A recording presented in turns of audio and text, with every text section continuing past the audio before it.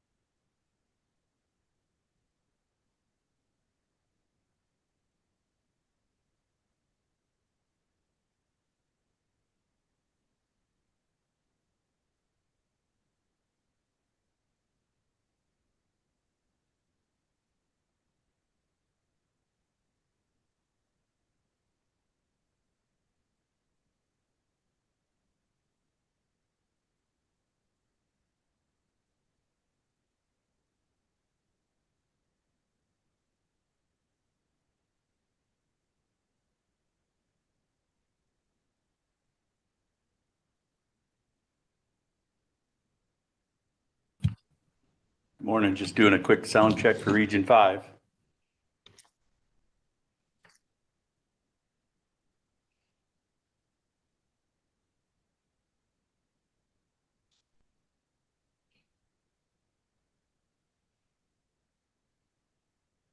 We have sound working at 5. Hey, Mike, I can hear you in Region 4. All right, thanks. Morning. Morning.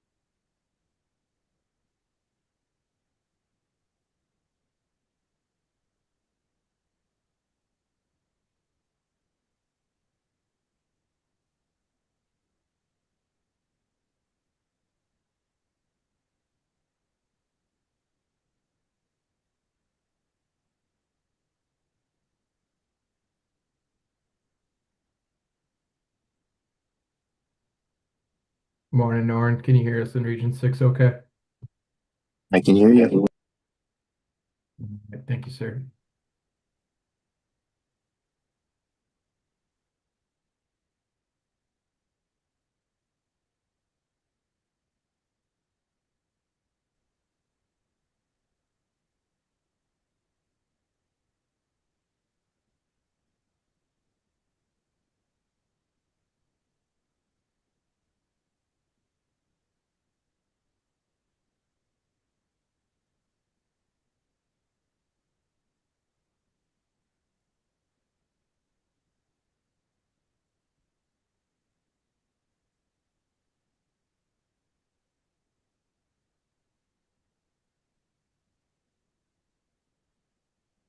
Morning, this is Region 3. Can you hear us? I hear you. Thank you.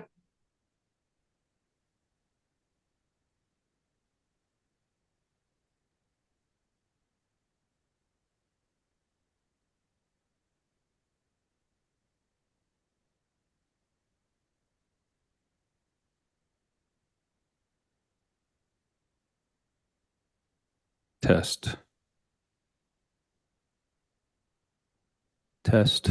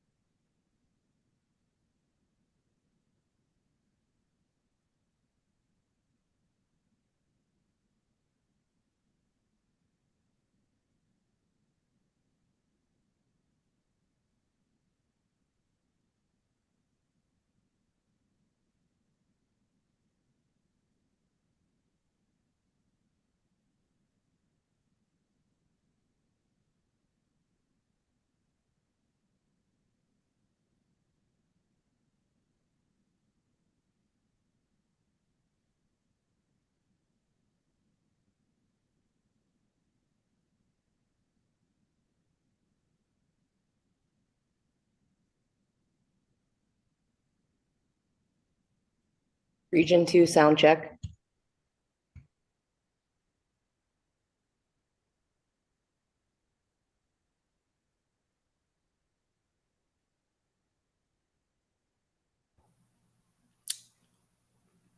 You're coming in clear here, Region 2.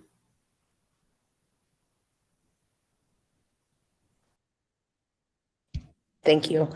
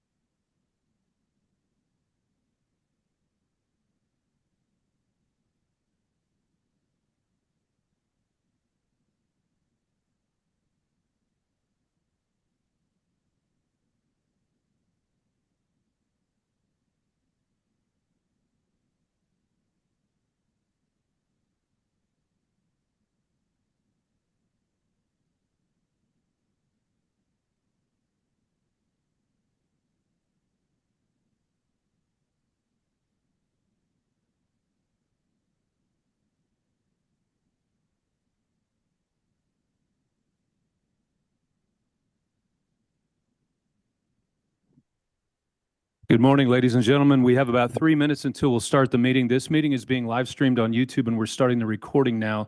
The equipment in this room is extremely sensitive, so please be mindful of that during side conversations. Thank you.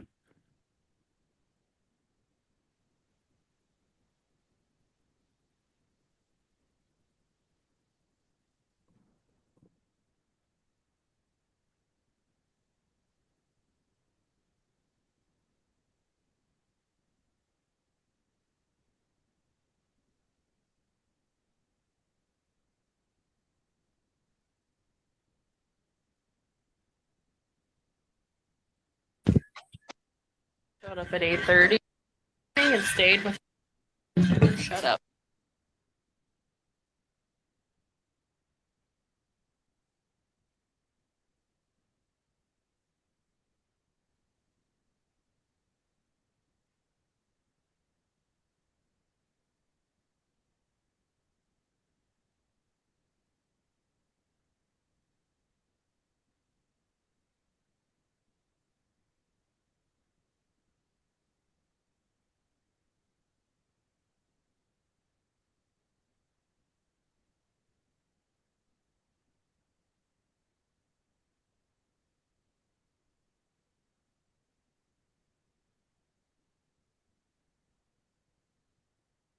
All right, everyone, I'll call the meeting to order. Thank you, everyone, for coming.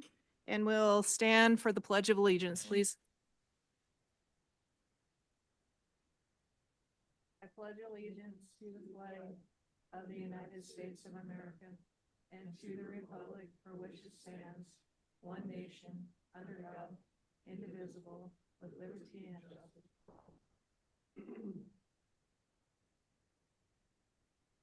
Okay, next on the agenda is the approval of the minutes from our June 12th meeting.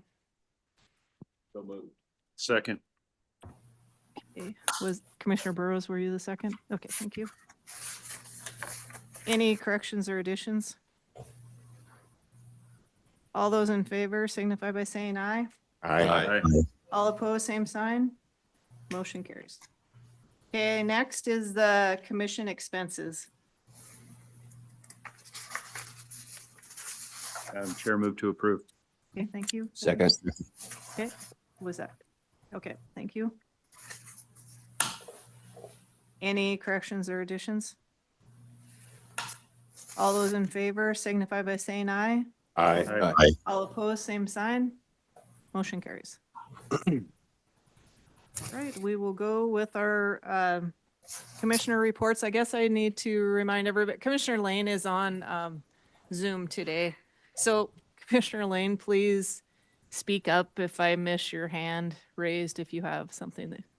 Okay, thank you. Do you want to go ahead and start with your report then, please? Sure. Thank you, Madam Chair. Here in Region 7, I'm going to start with ComEd. Currently, Bighorn, Richland, and Carter counties are under Stage 1 fire restrictions. So also the FWP sites are under Stage 1 restrictions with no campfires or smoking allowed. Region 7 wildlife biologist Ryan DeVore recently completed a 2-year wildlife-friendly fence project near Hammond, working with 3 landowners and 7 partner agencies. This project stemmed from a 3-year pronghorn migration study and helps to reconnect a key north-south, migration corridor of 100 miles between Montana and Wyoming. I think that was a huge win there. Moving quickly into fisheries, river flows across the state declined rapidly in the last 3 weeks. In Region 7, the Powder, Tongue, and Yellowstone rivers are approaching record low flows. Without significant rain showers, river flows will remain low or decline for probably another 2 to 3 weeks, if not longer. This will challenge the ability to recreate on the rivers. Fish are concentrated in deeper pools, and higher water temperatures will add stress to the population. 31 pallid sturgeons with transmitters migrated upstream to the intake diversion dam during the 2026 migration period. 74% passed successfully upstream through the bypass channel. Monitoring of spawning activities in Yellowstone River failed to find a spawning aggregation, and only 1 known female pallid sturgeon spawned in 2026. And she spawned in the lower 10 river miles of the Yellowstone River. And despite a few males migrating to the Tongue and Powder River confluences with the Yellowstone, tributary flows were inadequate for pallid sturgeon use. Regional fishing staff will complete an EA and public comment period to conduct a wild fish transfer in October of adult white crappies from Spotted Eagle in Miles City to the Tongue River Reservoir. If anybody has any questions, I'm just going to try and keep this quick, but yellow perch abundances at Baker Lake have also reached adequate levels to support yellow perch stocking needs at other wild fish transfers. Moving into maintenance real quick, they got many projects completed this summer. Just to name a few, was a fuel pump replacement at the Tongue River Reservoir Marina, and then spillway repairs at the Gartside Dam. And as far as the admin, they've been busy prepping for the upcoming hunting season. They're also getting quite a few calls from non-resident bird hunters asking about the 10-day wait period. Most are at least somewhat satisfied with the explanation, but still not happy with it. And then they continue to monitor the fire restrictions in the counties and trying to notify people to make sure and check ahead of their hunts or their trips to make sure that there's no potential conflicts. Moving in enforcement, Region 7 game wardens have spent the summer primarily focused on water safety enforcement and angler compliance. And also they've been dealing with, as vegetation dries out and they move into fall, game wardens are working on a handful of black bear conflicts around the region. And just a quick note, Region 7 currently has warden district vacancies in the Glendive, Baker, and Miles City and Jordan areas. 2 of the wardens are working through training requirements and are to be assigned to the Sydney and Colstrip districts. Access program staff are busy getting ready for the hunting season. Sign-in boxes and on the BMAs are set up and ready for August 15th archery antelope opener. And they're also working on elk hunting access agreement, public hunter matching, and also making sure that public access land agreement projects are set up. And moving into wildlife, annual pronghorn survey shows strong growth within the regional trend areas, with all but one survey area above the long-term average and one trend unit being at a historic high count. So that is great news. Parks and Rec, the Rosebud Battlefield 150th celebration occurred in June. This was well attended, and the celebration highlighted the history of the park. So that's a great news to hear. And lastly, the groups that I met with virtually were the Park County Environmental Council, Wolves of the Rockies, Greater Yellowstone Coalition, Bear Creek Council, National Parks Conservation Association, Wild Livelihoods Business Coalition, and then Doug Smith and Quinn Harrison. Thank you, Madam Chair. All right, thank you. I don't know who's taking care of the volume, but could you turn the volume up just a teeny bit for the people that are online? Thank you. Commissioner Gagnon, you want to do your report, please? Yeah, thank you, Madam Chair. Individuals that I communicated with in the past couple of months, Montana Outfitters and Guides Association virtually, Greater Yellowstone Coalition virtually, Wolves of the Rockies in person. Also had communication with multiple individuals really from across the state concerning the fur bearer regulations, including both wolves and bobcats, individuals from really the eastern part of the state with comments about the Roosters for Recruitment program, as well as other members of the public about the bobcat quota, specifically in Region 7. In communication and education, there's been a retirement with an aquatic education contractor, and Region 5 is looking to fill that role. With fisheries, the Region 5 staff supported the recently held in July Montana Woody Invasive Species Tour and helped by providing boats, boat drivers, and participating in a speakers panel.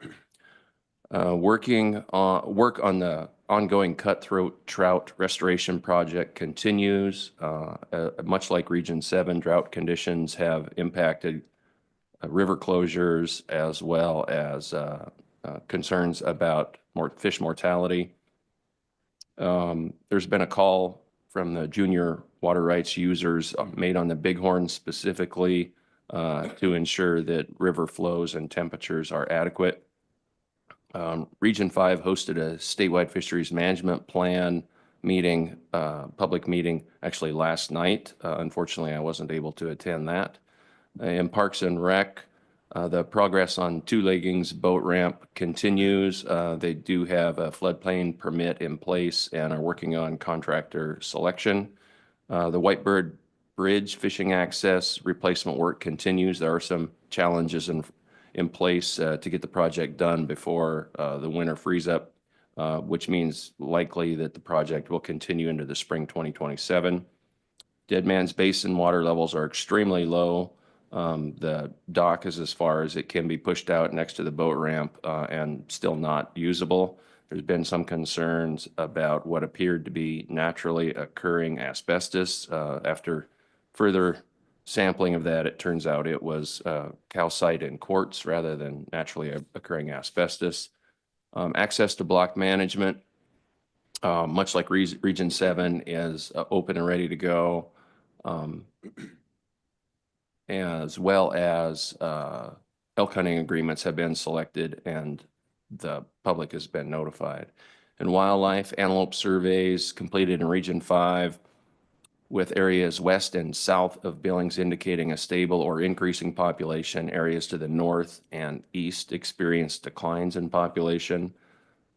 Region 5 bear specialists and wardens have been responding to multiple bear conflicts in Carbon County and areas specifically adjacent to Red Lodge.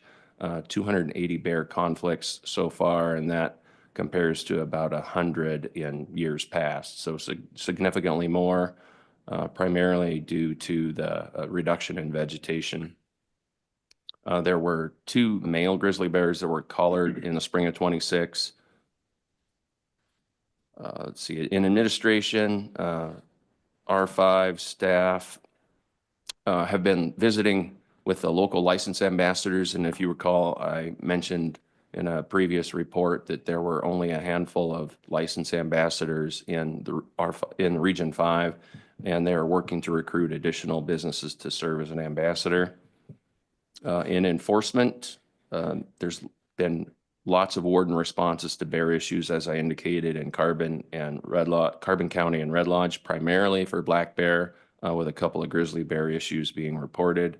Wardens also participated in the annual Yellowstone River boat float, with approximately 195 boats being contacted, multiple verbal warnings for personal flotation devices that were not available, and the wardens loaned mini PFDs to the boaters. Madam Chair, that's all for me. Thank you. Commissioner Wargo? Thank you, Madam Chair. Quick update from Region 1. In the wildlife category, on July 28th, FWP and partners vaccinated 888 bats in a little over 2 hours in an effort to protect the colony at Libby Dam from white nose syndrome, a disease that has decimated numerous bat populations across the county. 43 people from 8 agencies and groups helped with the effort. This was the largest bat vaccination event ever conducted and a huge success. Kudos to Shannon Hilty, FWP bat biologist, for organizing the event.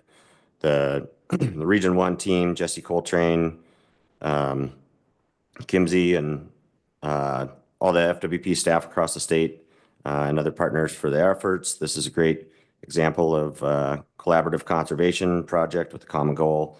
If effective, this and similar efforts could be a turning point in our battle to protect populations from being decimated from white nose syndrome.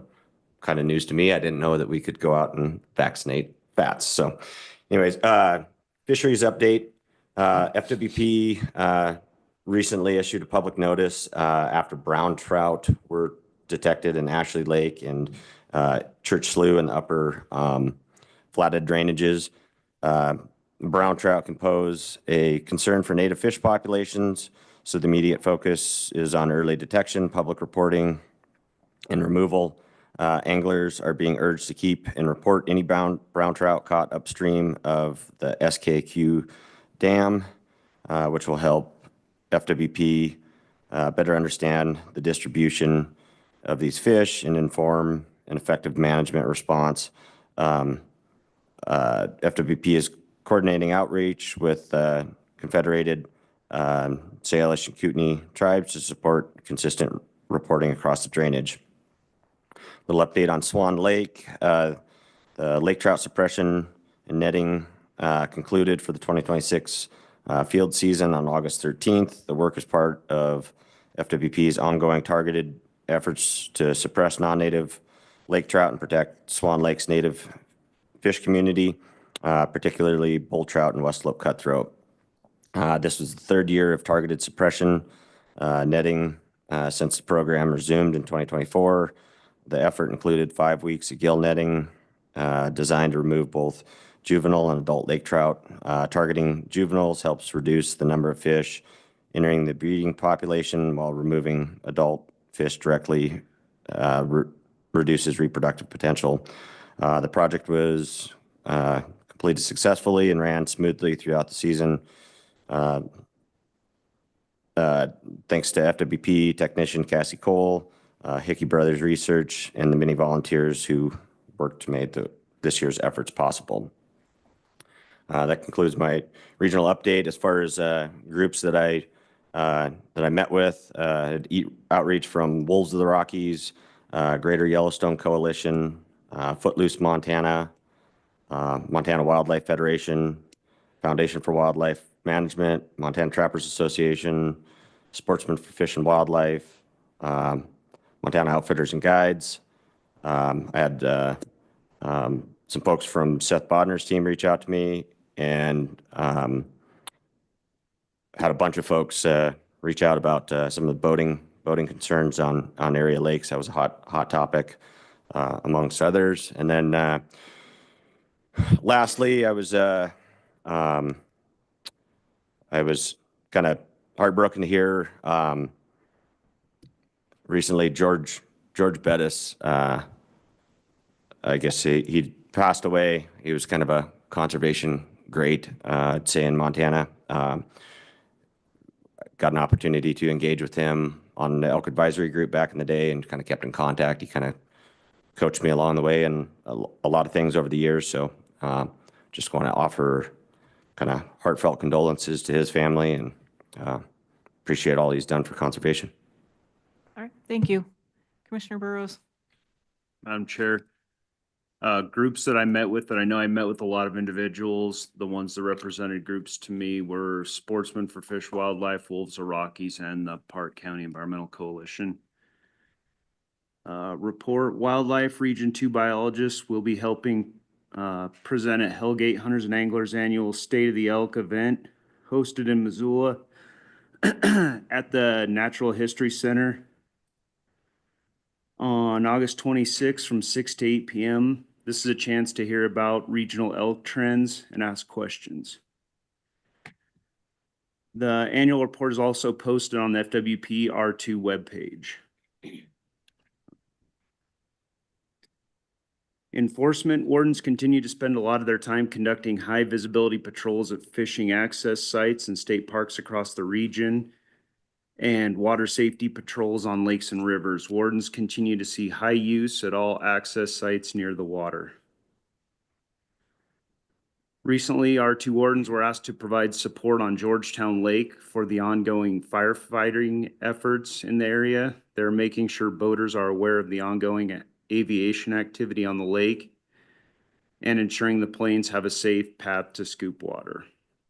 Wardens recently completed 2 long-term wildlife cases that resulted in successful outcomes. Esther Weimer pled no contest to multiple misdemeanor charges, along with 1 felony charge for unlawfully killing and possessing 11 game animals from Missoula County, Deer Lodge County, and Idaho. She's ordered to pay restitution over $5,000 and lost her hunting, fishing, and trapping privileges for 10 years, which includes no accompaniment of others in the field for 6 years. Jonathan Elm pleaded guilty to charges related to license fraud and 4 counts of unlawful possession that included 3 bull elk and 1 black bear.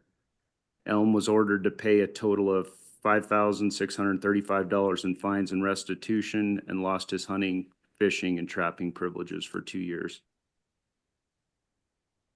On the access side, staff have begun opening block management areas for 2026 hunting season while working with landowners to address fire danger concerns. FWP is reminding hunters this season to double check BMA rules, as a few BMAs have changed permission structures and hunters should plan ahead. For Parks and Outdoor Rec, it's been a busy summer at state parks and fishing access sites, but now the season is slowly winding down as people prepare for school and some are deterred by the heavy wildfire smoke. Sire Bridge fishing access site boat slide is under repair and expected to be fixed in the coming weeks. It remains open during daytime hours with some minor delays for boaters. It's the gateway to Albertson Gorge, Whitewater section of the Clark Fork River, and sees heavy use from commercial and private trips. The wood ramps helps boaters launch down the steep riverbank, and repairs will keep the structure in safe condition for years to come. The river closure on the lower Blackfoot River and the Bonner area is still in place through later this fall. Compliance has generally been good, but staff have observed some people violating the closure. The Missoula River Ambassador Program, a collaborative effort with FWP, Clark Fork Coalition, Missoula County, City of Missoula, Missoula Conservation Districts, and University of Montana Transportation that focuses on river etiquette and safety, will be done for the season on August 28th. FWP staff, in coordination with the ambassadors, serve thousands of river users at local access points around Missoula. FWP sites in Missoula, Mineral, Ravalli, and Granite are in stage 2 fire restrictions following the lead of those counties. communication, education. ComEd is hosting a variety of public programs in September in honor of Bear Aware Month. The first event on September 1st is a Bear Aware training at the Missoula FWP office led by ComEd and wildlife staff. FWP will give a short presentation on bear safety and conflict prevention, followed by a chance to train with inert bear spray and the robo-charging bear simulation. ComEd will then help state park staff at Travelers Rest State Park with a Bear Aware event on September 26th. FWP is also offering drop-in Bear Aware office hours this summer and early fall where the public can stop by, get information on bear safety, and practice with the inert spray. All these events are typically very well attended. Hunter, bow, and trapper ed classes and field days are scheduled for many R2 communities between now and the beginning of hunting and trapping season. It's been a busy year of classes with thousands of students certified already. Thanks to the help of Region 2 education technician Ryan Binga and nearly 100 active volunteer instructors in the region. For fisheries, the Missoula meeting to discuss the statewide fisheries management plan and associated EA is set for August 26th at 6:30 at the FWP office. End of report, Madam Chair. Okay, thank you. Commissioner Brooke? Thank you, Madam Chair. Groups I met with, Greater Yellowstone Coalition, Yellowstone Park Foundation, Nature Conservancy, Greater Yellowstone, Wolves of the Rockies, Burke County Environmental, Bear Creek Council, the Ruby Valley Strategic Alliance, which is a group of outfitters and ranchers in Southwest Montana. I also went on a range tour with them on conifer encroachment, and there was representatives from Farm Bureau, Wool Growers, Wilderness Association, outfitters, Madison Valley Ranch Group of Madison ranchers down in the Madison. To start my report, we've already started elk game damage hunts in Region 3. I think we're up to maybe 10 ranchers that have applied already for harvest of antlerless elk that are down on their properties. Vanna Bocadori, who is one of the regional wildlife biologists out of Butte, is retiring, and I'm really going to miss her. She's been a great resource to me throughout the time I've been on the commission. Mule deer populations are stable to modestly increasing across much of Region 3. Following the drought in 2020 to 21 and the severe 2022-23 winter, which reduced fawn recruitment and in some places adult survival, the last 2 winters have improved overwinter survival and increased the number of young deer in many areas. While some hunting districts still remain below long-term averages, the overall trend is encouraging. The current forage conditions offer an important opportunity for mule deer recovery. Chronic wasting disease remains a significant wildlife health concern along the Gallatin River corridor.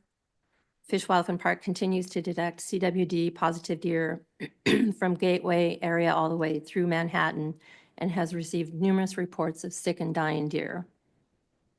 Continued surveillance is critical to understanding the disease's distribution and potential population effects, and hunters are indispensable partners throughout the harvest sampling, reporting, and compliance with current CWD regulations. Human black bear conflicts in the Bozeman area highlight the need for proactive attractant management. Intentional and unintentional feeding, including unsecured garbage, livestock feed, bird feeders, and other residential attractants have brought bears into close contact with people. This year, 9 black bears have been removed and 6 cubs relocated in the Bozeman area alone. Securing attractments and reporting bear activity early can prevent habituation, improve public safety, and reduce the need to remove bears from the population. The Region 3 Block Management Area Program expanded public access opportunities for the coming season. The program added 5 new landowners across 4 new properties, creating more than 20,000 acres of additional access. Bannock State Park hosted the 50th anniversary of Bannock Days on July 18th and 19th. The event was well received, strong attendee enjoyment and engagement. The anniversary provided an important opportunity to celebrate Montana's heritage, connect visitors with the history of Bannock, and highlight the role of state parks in preserving and interpreting significant historic resources. Annual tours to the base of Anaconda Smokestack were held August 8th and 9th. during Smeltman's days. FWP partnered with ARCO and the Fields Friends of the Stack to provide the tours, which were nearly sold out.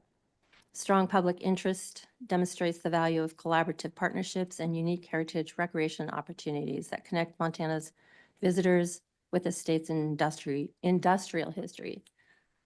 Also, we are on Hoot Owl, and everybody who's fishing should check Hoot Owl restrictions on the rivers. I think we lifted a couple Hoot Owls, and we also lifted a couple closures just this week.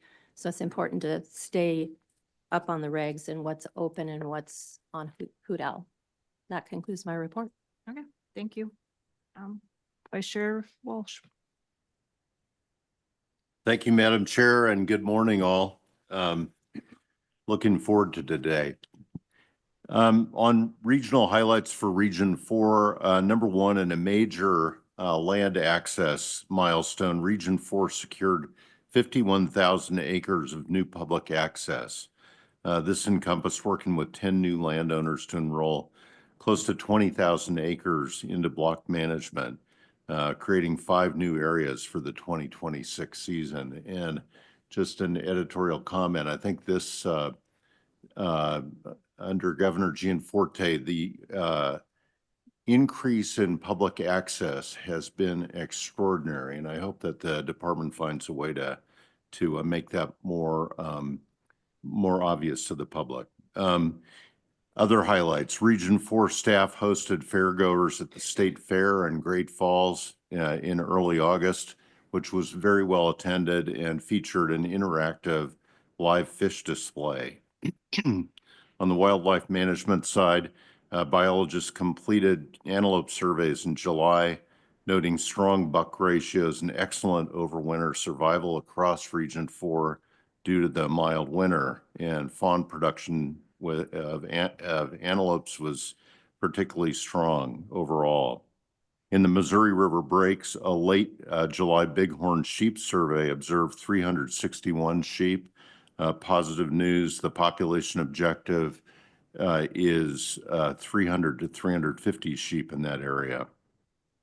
Region 4 staff successfully trapped and banded over 225 mourning doves as part of the annual statewide effort. At Freeze Out Lake, targeted ditch cleaning, improved coordination with irrigation districts, and 7 inches of recent rain greatly improved water levels. After entering spring with 5 of the 6 ponds at Freeze Out mostly dry, 4 ponds are now at full pool capacity. On Parks and Rec, on the Smith River, Camp Baker transitioned to self-registration in late July. Those who follow this know in June and July, the rains ultimately saved the season after an initially bleak outlook in May. All following on drought and water status, in response to low reservoir conditions, crew members recently pulled the docks at Martinsdale and Newland reservoirs. Also on drought, through August 10th, the Missouri River Canyon Ferry Reservoir is now at 86%. Sun River, the Gibson Reservoir, is 45% capacity. Willow Creek Reservoir is at 39% capacity, and Hoot Owl restrictions have been in effect on the Sun since July 11th. Smith River flows below Eagle Creek dropped to 69 CFS, falling below the 25th percentile against a normal median flow of 90 CFS. And Hoot Owl restrictions have been in effect since July, were implemented on July 22nd. The Marias River Tiber Reservoir remains in good shape at 93.45% full pool. Groups that I've met with since our last meeting: Wolves of the Rockies, Yellowstone National Park, Greater Yellowstone Coalition, the Turner Foundation, and California Waterfowl. That's my report. Okay. Thank you, Commissioner Walsh. For Region 6, I guess to begin with, our area got an inch and 2/10 of rain last week, which was much needed. We were very dry with all the hot weather and wind, and just 5 miles from us, our neighbors got hail and another inch of rain 2 nights ago. So we're doing better for, I think the reservoirs probably got some runoff, and so that's good news. For the fisheries, the Glasgow Region 6 will be hosting a public meeting on Wednesday, October 26th at 6 p.m. for the opportunity to comment on FWP's statewide fisheries management plan. There will also be an opportunity for the public to get answers to questions or concerns that they may have about fisheries within Region 6 or the state at large. Fort Peck Reservoir has been excellent fishing for walleye, smallmouth bass, and lake trout. While the 2026 Chinook salmon fishery is slower than it's been in the past several years, anglers are enjoying very large fish in the range of 20 to 30 pounds, which still makes Fort Peck a destination for anglers from across Montana as well as many other states. Under the wildlife, the biologists completed the aerial antelope surveys in July. Antelope densities in Region 6 were 36% above average and the highest observed since 2003. They observed 45 bucks to 100 does, which is near average. Fawn doe ratios were 52 fawns per 100 does, which is 13% above or below average. Although the fawn doe ratio was slightly lower, there was a larger number of juvenile bucks seen this year, indicating a high level of recruitment from the past year. And I can just say from on the ground, that's what we're seeing in our area too, is the antelope seem to be back. So it's great to see. Hunter Ed is ramping up as we head into the fall. Trapper Ed Field Day coming up in Havre on August 22nd. Working on mule deer communication plan to include video interviews with biologists and hosting a mule deer informational meeting on September 30th. The location is still to be determined, so check with the region for that meeting if you're interested. Region 6 is doing a Bear Aware event in Havre for the Havre National Night Out event. And Region 6 plans to host a youth outdoor event in Glasgow on September 16th ahead of the Youth Pheasant Weekend. I did approve a damage hunt in Region 6 also. As far as access goes, the block management technicians are starting August 19th and will be out in the field by August 21st. Elk hunting access agreement, hunter matching is being finalized with landowners enrolled in the program. I spoke to only individuals mainly this go around. The only group that I spoke to, and it wasn't in my capacity as a commissioner, but it was with my, wool growers, and it was about the 4D rule. But a lot of the questions I was able to answer because of my interaction in the commission, so I will disclose that. And that concludes my report. Director Clark, please. Thank you, Madam Chair. Good morning, everyone. I'd like to start by acknowledging that this will be Eric Wickman's last meeting. Thank you, Eric, for your service. You've done a fabulous job. Jessie May, sitting at the far end of the table, will be assuming those duties, and she's with us today. So I hope you guys will take an opportunity to get acquainted with Jessie. And again, thank you, Eric. You've done a great job moving the commission forward, and I know you guys will miss him, as we will at the department. Eric has accepted a position with another agency, so we will miss him as well. Secondly, I'd like to acknowledge that the change to IPALM and IPALM 2.0, our modeling process to estimate wolves, has been refined. You'll hear more about that topic from the staff as we get closer to the agenda, but with your permission, Madam Chair, and the indulgence of the commissioners, I'd like to invite Molly Parks to give a presentation on IPALM before we start the wolf season setting, if that works for you all. That would be great. Thank you. Okay, so Molly, you're up. Okay, Molly's in the back. All right, thanks. I'll run through some regional updates and then I'll get to headquarters. Region 1 recently welcomed Leo Rosenthal as the fisheries manager and Amy Grote as recreation manager. succeeding recent retirees Mike Hensler with more than 38 years of service and David Landstrom with 29 years of service. Leo brings valuable continuity to the fisheries manager role through his previous work with FWP in Region 1 Fisheries, and Amy brings extensive regional recreation and parks experience, most recently serving as the Flathead Lake District Recreation Manager. We're excited to have both of these in leadership positions and grateful to Mike and David for their many years of service. We also welcomed Malia Freeman as Region 1's Communication and Education Program Manager in May. Malia has already brought energy and strong communication skills to the regional outreach and education public engagement efforts.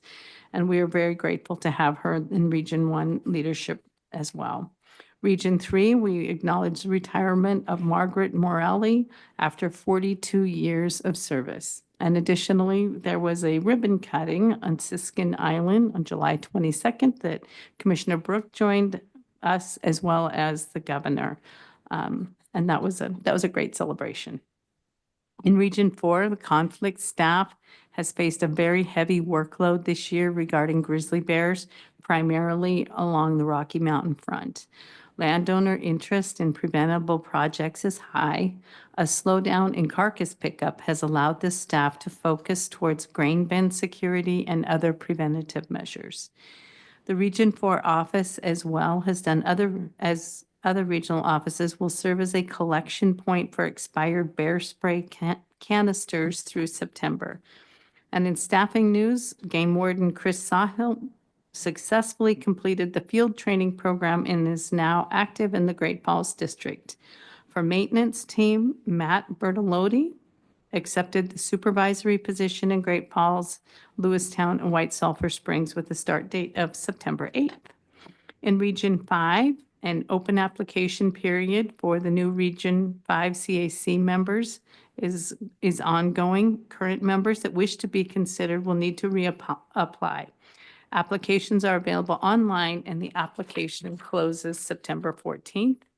In Region 6, we welcome Noah Seacrest, the Region 6 non-game technician, as well as Chase Rolfe to the maintenance crew in Havre. I'll transition now to the headquarters. We call it Region 8. It's not technically a region, but in the Land and Water Unit, we are accepting comments for the Hannah Ranch Conservation Easement. This is a little bit of a divergence of the traditional conservation easement. This is a 99-year easement as opposed to a perpetual easement. So the comment period, the comments have been robust. On the water side, very busy with litigation. Depositions are currently underway. And we are likely to see call recommendations on Milltown, and we're as the parameters are closing in. And we're working hard at the Upper Missouri and its tributaries, looking hard at those. So it's been a year. It's not as bad as some years have been for call.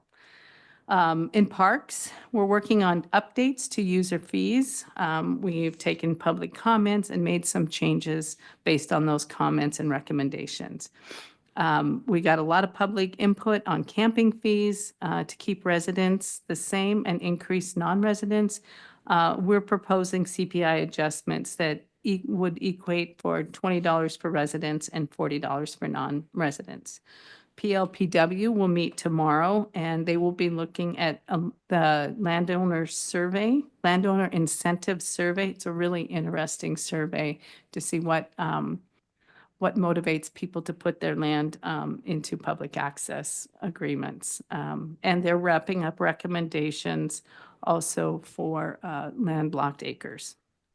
In licensing, archery and antelope opened on Saturday. And we are deep into the recommended, the RFP process for redoing our licensing systems. That's been a heavy lift for the agency as we look to purchase an online, an over-the-counter COT system for redoing our licensing system. In ComEd, the Hunt Camp, Protect the Hunt campaign started last week. The incentives the staff have solicited are great, some very impressive packages. And the goal is to try to get 20,000 people to go through the Hunter Landowner Stewardship Program. Bear Aware Month is September, and we are collecting, I think we've heard from some of the other regions, we're collecting expired bear spray cans for disposal. There's a disposal site outside our headquarters building as well, where people can drop off bear spray that has become expired. The pheasant stalking will start with Youth Weekend, September 19th. And in the wildlife, Mule Deer Plan will come out in November with public meetings in December. And in fisheries, we're focused on upcoming virtual and in-person public meetings to roll out revisions to the statewide fisheries management plan. The first meeting will be Friday virtually at noon. Hoot owl restrictions are starting to lift, as I believe Commissioner Brook mentioned, with much relief with cooler temperatures. So headquarters, July 14th, we announced the proposed revised 4D to the grizzly bear management. Secretary Burgum and 3 governors joined Fish, Wildlife, and Parks and Chair Robinson. We followed that with several town hall meetings. We've held one in Dillon and one in Shoto to discuss the changes to the 4D. The comment period for 4D for that proposed rule closed August 17th. So we'll be sorting that out. We plan to have one more town hall meeting in October in the Flathead area. We also met with the CSKT Tribal Council, and we were able to tour their fish processing plant, and it was really interesting. The agency is very busy working on legislation preparation and bills and budget for the 2027 session. We also hired a new chief of enforcement. I would like to, with your indulgence, Madam Chair, may I invite Pete Golacki up to introduce himself. So Pete Golacki is our new chief of enforcement, and as many of you know, we've had some scrutiny on our enforcement division. So if you don't mind, I'd like to offer Pete an opportunity to introduce himself. Thank you, Director Clark. Madam Chair, Commissioners, my name is Pete Glowacki. I recently stepped into the enforcement chief role. I look forward to the opportunity of working closer with you and at your service, I would say. Thank you. Thank you. Thank you. And we additionally hired a deputy director. Jeff will be transitioning back to chief legal. Thank you, Jeff, for wearing 2 hats for a long time. We hired Trevor Watson, and he joins us from DNRC. He is a former FWP employee. He started his career with FWP, and he served he worked for Fish and Game in Oregon and Washington, came back to Montana, worked at Fish, Wildlife, and Parks again, and then transitioned to the Water Resources Division at DNRC, and he will be coming back to FWP as our deputy director. So we're excited to have him on board. It'll be after Labor Day when he begins. Thank Great. you. Thank you.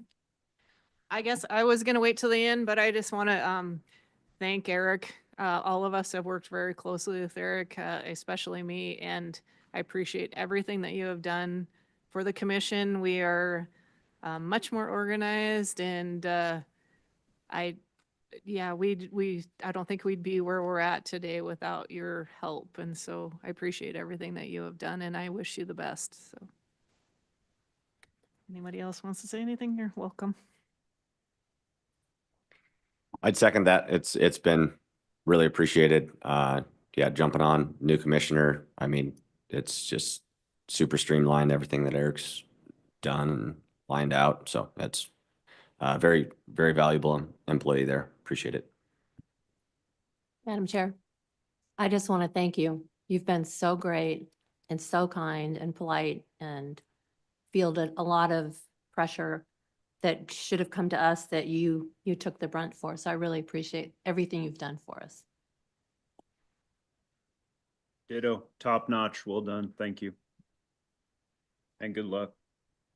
Yeah, good job. Good job. And congratulations and every success in your new role. Please give all your notes to Jesse. Eric, Great job, echo everybody's comments, and I greatly appreciate everything you've done to help me on board in the past few months. Look forward to hearing from you in the future and how life goes for you. So wish you the very best. Great job, Eric. Thank you.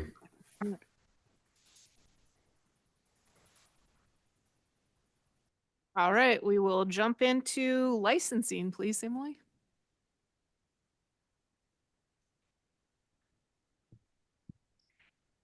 Good morning, Madam Chair, members of the commission. I'm Emily Cooper. I'm the licensing chief with Montana Fish, Wildlife and Parks. Your first agenda item today is for the auction licenses for next year for 2027.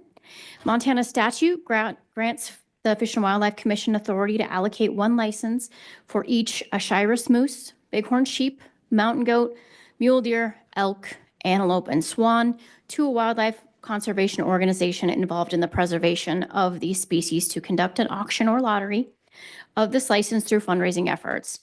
FWP solicits interest in proposals on behalf of the commission, and the commission selects the organization to be awarded each license. Solicitations are sent to organizations who have expressed interest in the past through FWP press releases, posting our website, along with other social media platforms. Proposals are collected from June 1st through July 15th of each year. Of the funds raised by each organization for these auctions and lotteries, no less than 90% of those funds are returned to FWP to be used for the benefit of each respective species. Organizations may retain a maximum of 10% of those funds to pay reasonable auction expenses. For 2027, applications for the elk license were received from Rocky Mountain Elk Foundation, Grand Slam Ovis, Big Sky Dallas Safari Club. For mule deer, Big Sky Dallas Safari Club, and the Mule Deer Foundation. For bighorn sheep, Wild Sheep Foundation, Grand Slam Club Ovis. Mountain goat, Wild Sheep Foundation, Big Sky Dallas Safari Club International Great Falls Chapter, and Grand Slam Ovis. For the Shiras moose, Wild Sheep Foundation, Moga Educational Institute, Big Sky Dallas Safari Club, and Grand Slam Ovis. For antelope, the Wild Sheep Foundation, North American Pronghorn Foundation, Moga Educational Institute, and Big Sky Dallas Safari Club. There were no proposals received for the swan license this year. Representatives from some of those organizations are present today to answer any specific questions on those proposals. Happy to stand for questions, Madam Chair. Okay, thank you. The way I would like to do this is I want to take each one of them individually as an individual motion, but then I'll go out to public comment as a whole of all of them.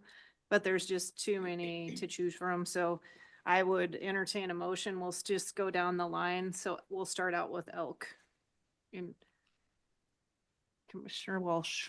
Madam Chair, I move the Fish and Wildlife Commission approve Rocky Mountain Elk Foundation be awarded the 2027 elk auction lottery license. Second. All right, is there any discussion on that? Or are we good? I mean, everybody's okay with that? We can move to the next one. Commissioner Walsh. Yeah, I move that the Mule Deer Foundation be awarded the 2027 Mule Deer auction lottery license. Second. Madam Chair, I have another motion. I move that the Wild Sheep Foundation be awarded the 2027 Bighorn Sheep auction license. Second. Yep. Anyone? Mountain goat? Go ahead. I move that the Mountain Goat, the Wild Sheep Foundation be awarded the 2027 Mountain Goat auction lottery license. Second. Got an additional motion. I move that Moga be awarded the 2027 Shiras Moose Auction License. Second. Okay, one And more. Madam Chair, finally, I move that the North American Pronghorn Foundation be awarded the 2027 antelope license. Second. Any discussion or questions for any of these organizations or for Emily?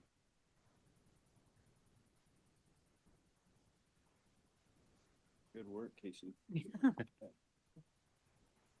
I do have a quick question on the Pronghorn thing. Madam Chair. Go ahead. On the Pronghorn Foundation, have they ever had one of these licenses for auction? No.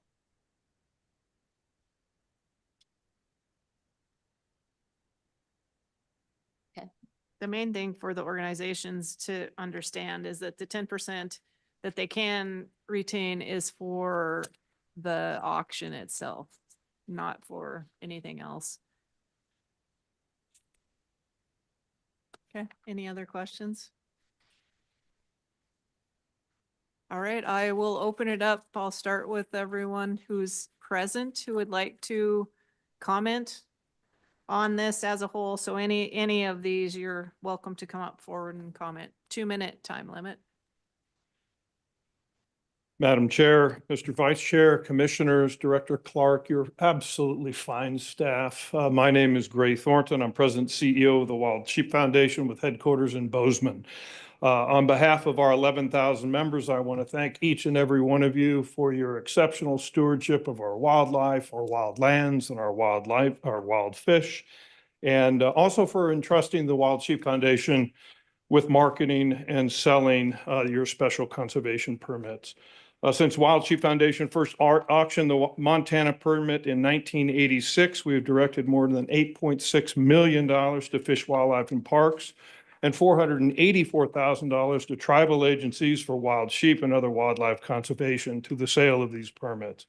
We've provided another nearly $800,000 in grant and aid project support for a funding total of $9.9 million. During our recent 2026 convention, we continued to set records, $610,000 for the Kalani Doll sheep permit, the highest ever paid for a thinhorn sheep, and another $1 million for the New Mexico bighorn sheep permit. Most important to this room, we were very pleased to sell the Montana permit for $450,000, nearing a record. We sold 36 permits for a record $7.6 million. February 2027 is our 50th anniversary. We expect it to be a record breaker on all fronts. We did apply for a number of additional permits this year, in addition to the marquee that we offer, the Montana Special Bighorn Sheep License, just to ensure that there were applications in. I recall last year there was no application for the pronghorn. Thank you again for your service to Montana. Thank you for entrusting the Wild Sheep Foundation. It's a privilege to be here. Thank you. Thank you.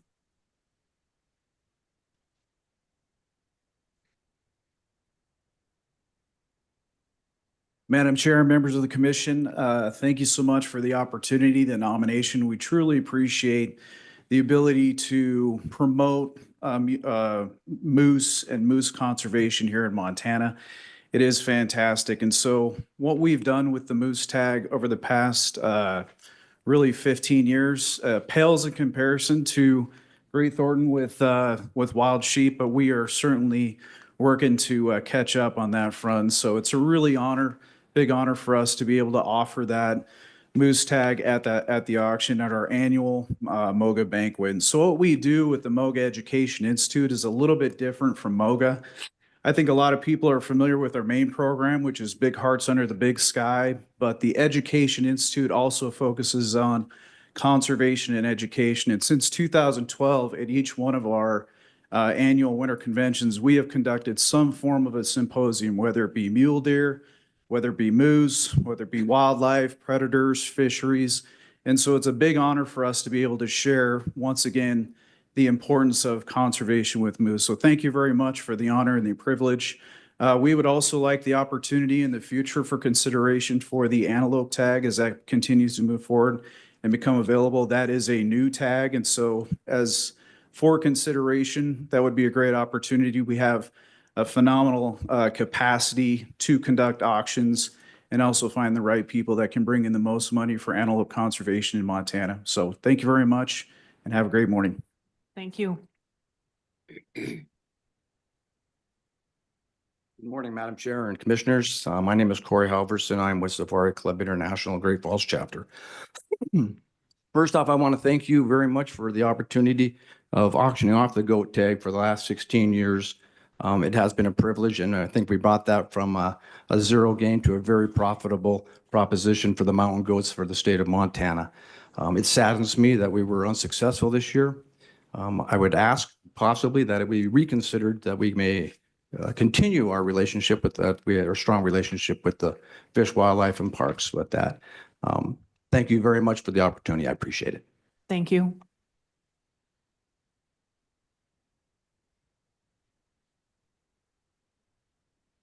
Hello, everyone. Madam Commissioner, or Madam Chair and Commissioners, my name is Alex Elantry. I'm out of Missoula with the Mule Deer Foundation. I just want to thank you all for giving us the statewide mule deer tag. In the last 2 years alone, we've done 90,000 acres of habitat work and spent $1.6 million in banquet revenue that's been raised by my counterpart, Chris Fortune, who couldn't be here today. He wants to express his gratitude as well. So thank you all for the tag. It's going to go to good use. We're going to use the revenue to continue improving critical mule deer habitat across the state. Thanks. Thank you. Good morning, Commissioners. Thank you for your time and thank you for your diligence and effort to maintain Montana's wildlife. My name is Josh Newstead. I'm one of the volunteers with the North American Pronghorn Foundation, and we're very honored to hear our consideration for this auction tag. I feel like our group has only been around for about 2 years, but our membership's already into the thousands.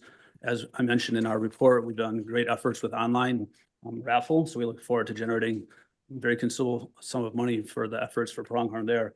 And we've already been fortunate enough to work with numerous biologists in Montana. As the Region 7 Director, Commissioner mentioned, in that fencing project, we worked with Ryan DeVore and Brett Dorak to do that. And we continued on our own time and efforts to keep helping the Pronghorn Foundation and populations in Montana. So thank you all. Thank you. Any other commenters?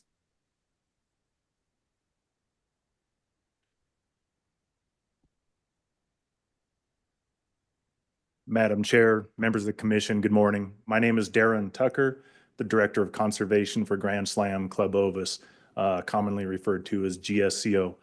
First off, thank you so much for considering our proposals, for this opportunity to be here.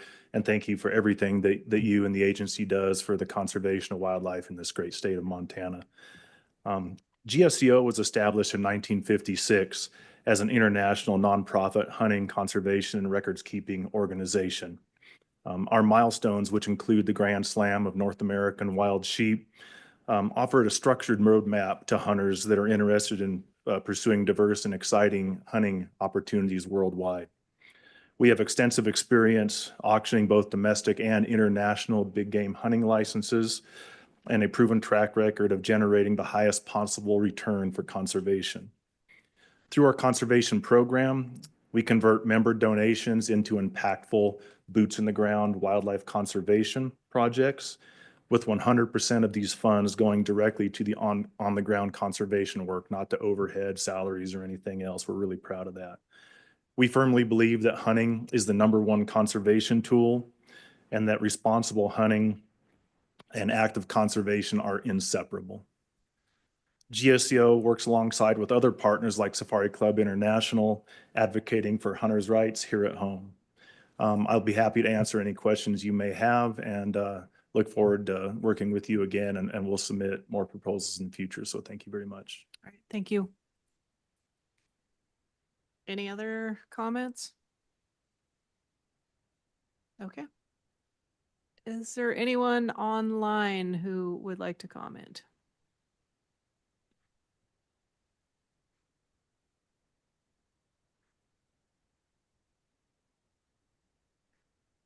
Can see a hand raised, but I can't. Oh, okay. Commissioner Lane, did you have a comment? I did. Thank you, Madam Chair. I just kind of wanted to reiterate, I know it's kind of viewed that this is just a way to raise money for FWP. And I think the North American Pronghorn Association is a good example of boots on the ground trying to create conservation objectives and projects. And so I commend all the groups that have been nominated here by Commissioner Walsh. And I just wanted to reiterate that this is going towards conservation and not into our coffers. So thank you. Okay, Eric, can you change it to the attendees so I can see who has their hand raised, please? Or whoever's handling that? There we go. Nope. The panelists are what's being shown right now? Bennett, could we bring up the attendees list, please?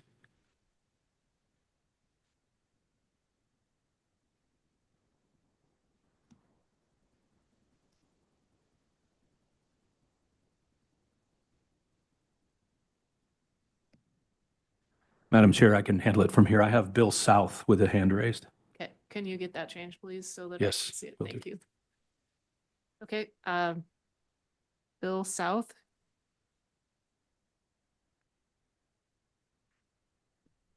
There we go. Can you hear me? Yes. Yeah. Hey, I just want to make sure this is the right point to discuss. I wanted to talk about the wolf limits. Nope. Is this? No, that is not where we're at. That's way down on the agenda. It will Okay. most likely Oh. be after lunch. Yep. Okay. Thank you. All right, thank you. It doesn't look like anybody in the regional offices. Okay. Any other questions or comments before we go to a vote? Commissioner Burrows. Could we just clarify on the motion? I got most of them. What was the motion for the mountain goat? It was the Wild Sheep Foundation also, so both the Bighorn Sheep and the Mountain Goat was Wild Sheep Foundation.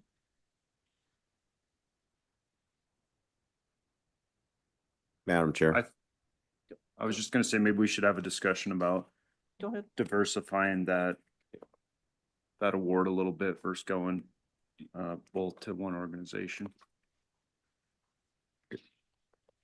Madam Chair, I'll just point out our goal here is to raise as much money as we possibly can for the department. And what factored into my motion there was the fact that Wild Sheep is hosting their 50th anniversary auction this year, and they have proven to be excellent at raising funds for the sheep license in the past. I just think they'll raise more money than the other organizations that applied for this. Madam Chair, yeah, I had a question. Do we, maybe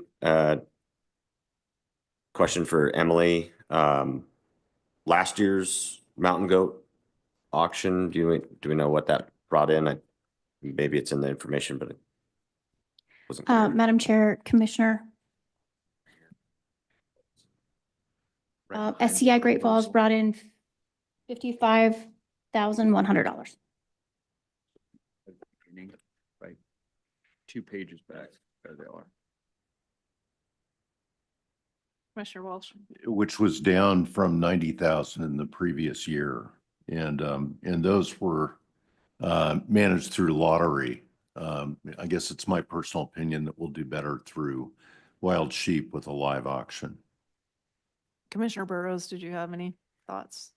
Maybe we could hear from Safari Club on why. So I know that I think that's what happened with mule deer is if you look at mule deer numbers and talking to Chris Fortune out of there, they went from in, I believe, 2024, they had the auction. 25, they went to the lottery, or I mean the raffle, and then I think they went back to an auction. So I think there's been some after backcountry hunters and anglers tried the raffle style and were kind of successful. It looks like maybe a couple groups have tried it without the same success that they had. So Yes, sir. Yes, sir. This is Corey Halverson again with SCI. What's happened with the actual raffle side of things is the legalities of it got in the way of actually being as successful as groups would like to have been.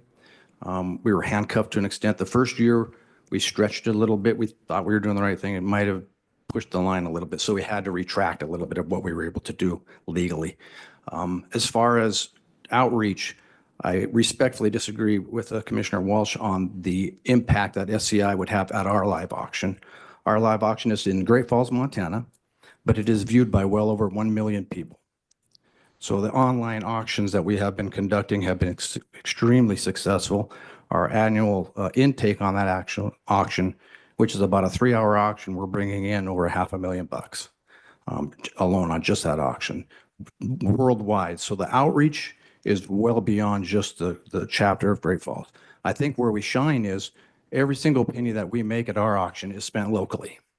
The whole night of our fundraising, 30% of it goes back to national, 70% of it stays in the state of Montana. And as you look through our proposal, you'll see that year after year after year, we have consistently teamed up with Fish, Wildlife, and Parks and donated tens and twenties and thirties of thousands of dollars.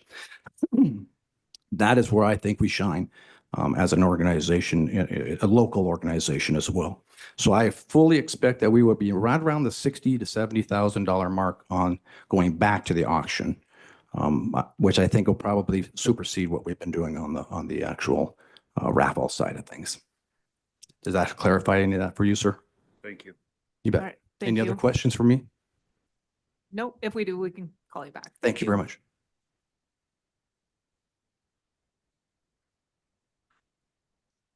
Madam Chair, maybe a question for Wild Sheep, if they wouldn't mind kind of, we heard from SCI on what they think.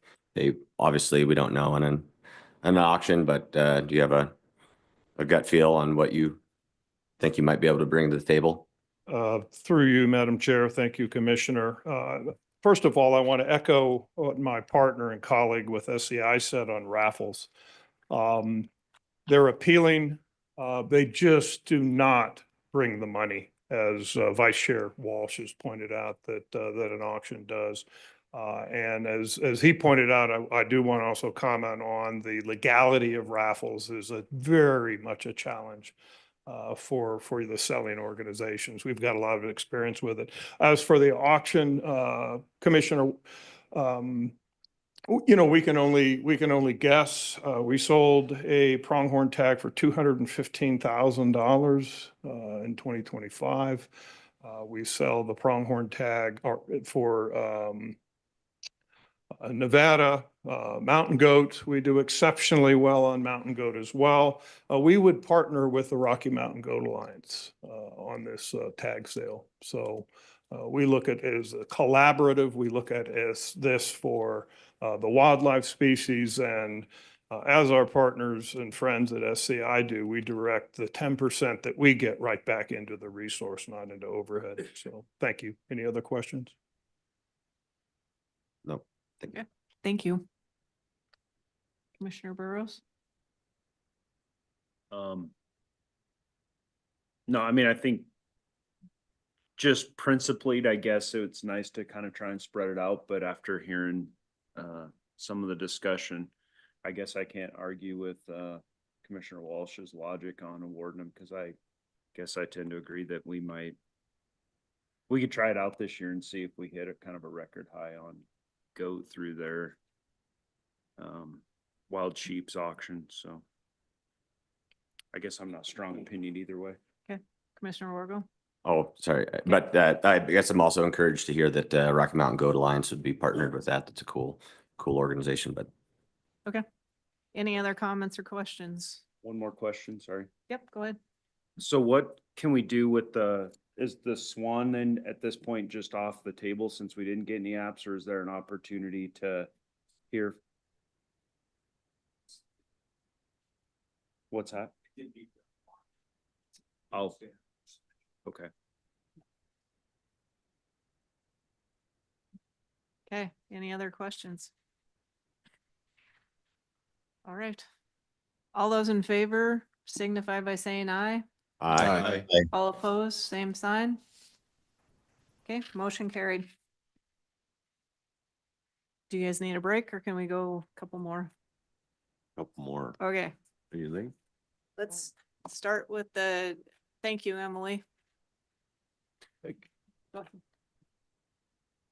Very quick question. I just reflecting on the RFP for the licensing, If the public wants to provide feedback for that, do they feedback to you or someone in systems? Madam Chair, Vice Chair Walsh, that's not open for public comment. It's a RFP process through the Department of Administration. Okay. The reason I bring that up is we have hunters in the state who hunt in many states. So I know Randy Newberg has a strong point of opinion about as does Steve Vernell, about states that do a better job than our state. And maybe I'll channel those to you. Thank you. Go ahead. Good morning, Madam Chair, members of the commission. My name is Michelle McGree. I am the Fisheries Division Habitat Bureau Chief. So this summer included a June with widespread beneficial rain. It was followed by some modest periodic rainfall and warmer than average temperatures that affected stream temperatures and stream flows. Compared to 2025, hoot owl restrictions were delayed by about 1 week. And so far, they've been removed about a week or two earlier, meaning they have been in place for a shorter duration this year. Of the 23 water bodies under fishing restrictions, 9 remain in regions 3 and 4, as noted by Commissioner Brook and Commissioner Walsh. There are drought closures on portions of the Big Hole and the Madison. Mid-July to mid-August tends to be the hottest period for stream flows, so we expect the remaining restrictions to come off if we continue to have cooler air temperatures and shorter days. Low flows are the biggest concern this time of year, and we expect to have a few more closures potentially due to dropping stream flows. This season, in terms of water call, the water program staff have been tracking in-stream flow and made calls on junior water users to stop diverting water in several streams, including the Gallatin, Smith, Shields, Bighorn, and Tongue. As noted by Director Clark, staff are constantly monitoring stream flows in many more water bodies that could see some flow drop in the coming weeks. With that, I'm available for questions. Any questions? Thank you. All right. Excuse me, we'll move into the future fisheries improvement program. Madam Chair, members of the commission, my name is Bailey Duxbury. I'm the Future Fisheries Coordinator. You guys hear from me twice a year. We have a meeting in December and one in June. Today, I'm here to propose that all 15 of our submitted projects get full funding in the amount of $564,939.48. This is the third of our 4 funding cycles and would leave $363,987 left for the next cycle. I'd like to give a big thank you to our 14-member panel that we have. They have a very diverse background ranging from anglers, agricultural industry, forestry, and various other backgrounds that help make this program a big success. Of the 864 projects that have been completed under this program, 237 have happened in Southwest Montana. 11 of the 15 in this cycle are in Southwest Montana, and of those projects, about 95% have been focused on tributaries or cold water streams. Besides that, I am happy to answer any questions you have. Are there any questions? Madam Chair. Commissioner Brook. I was wondering if you could comment on why some of these projects, like, for example, the Gallatin River restoration, that they request 54 and you're approving 12. Yeah, so a big part of that project is it was a mixture of access and not as much in-stream habitat that we would like to see. A big part of this program is for in-stream habitat and improving habitat for fish. Nothing against the project. It's just more of a kind of an access and improving access and reducing kind of soil erosion on the terrestrial side. We did approve some funding for that terrestrial habitat improvement though. Okay, thank you. Yep. Any other questions? Madam Chair. Commissioner Gagnon? On the Parsons Slough irrigation change, there was a comment that it required additional water lease and application. Has that been completed, I assume? Yes. Thank you. Any other questions? Okay. All right. Thank you. Is there anyone present who would like to comment? Madam Chair, I believe we need a motion. Great. Thank you. I would. Madam Chair. Okay, go ahead. I move the Fish and Wildlife Commission approve the Citizen Review Panel funding recommendations for the summer 2026 funding cycle of the Future Fisheries Improvement Program. Second. All right, now we're on track.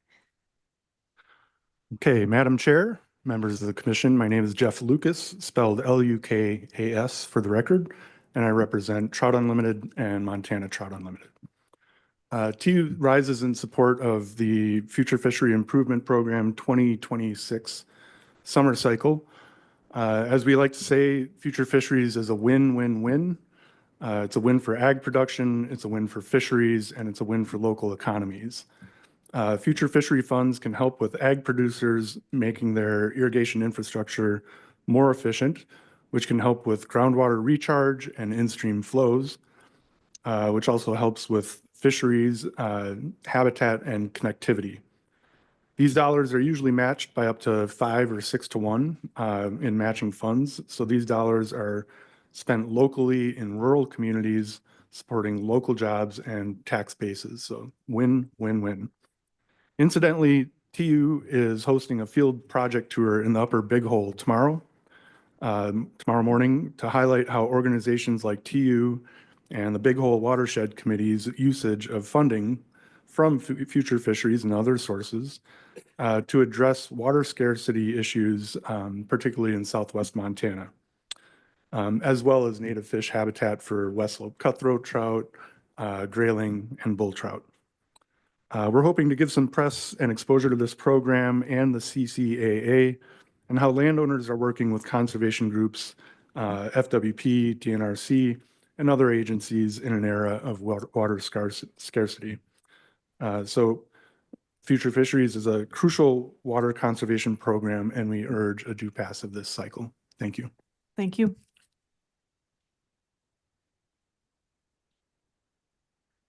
Madam Chair, hello, members of the Commission Director, Frank Selassie, representing Montana Wildlife Federation.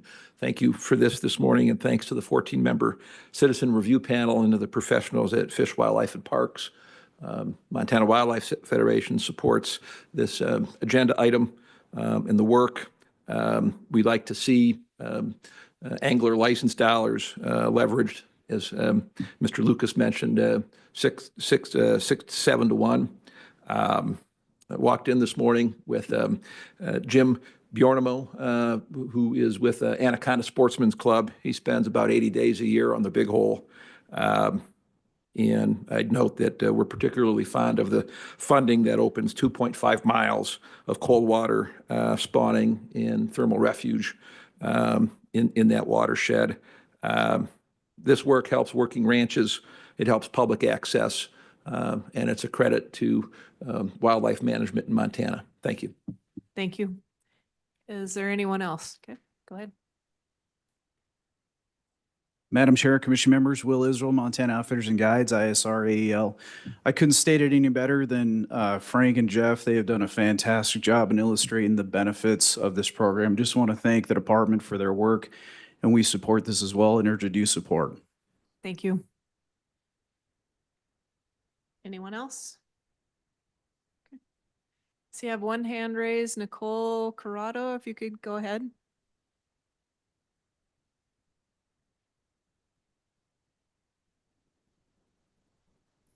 Nicole.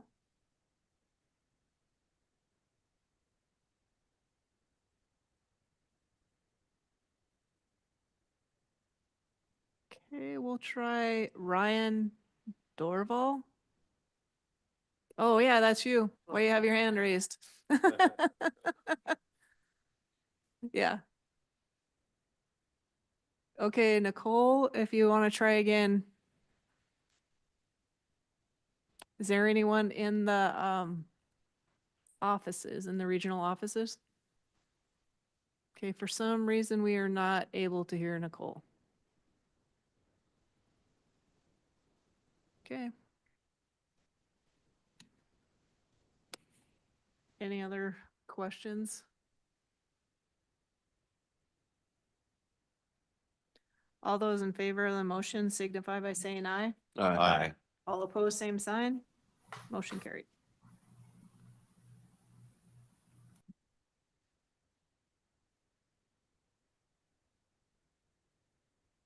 Good morning, Chair Robinson, members of the commission. Adam Strainer, Fisheries Division Administrator, here with the final fisheries agenda item.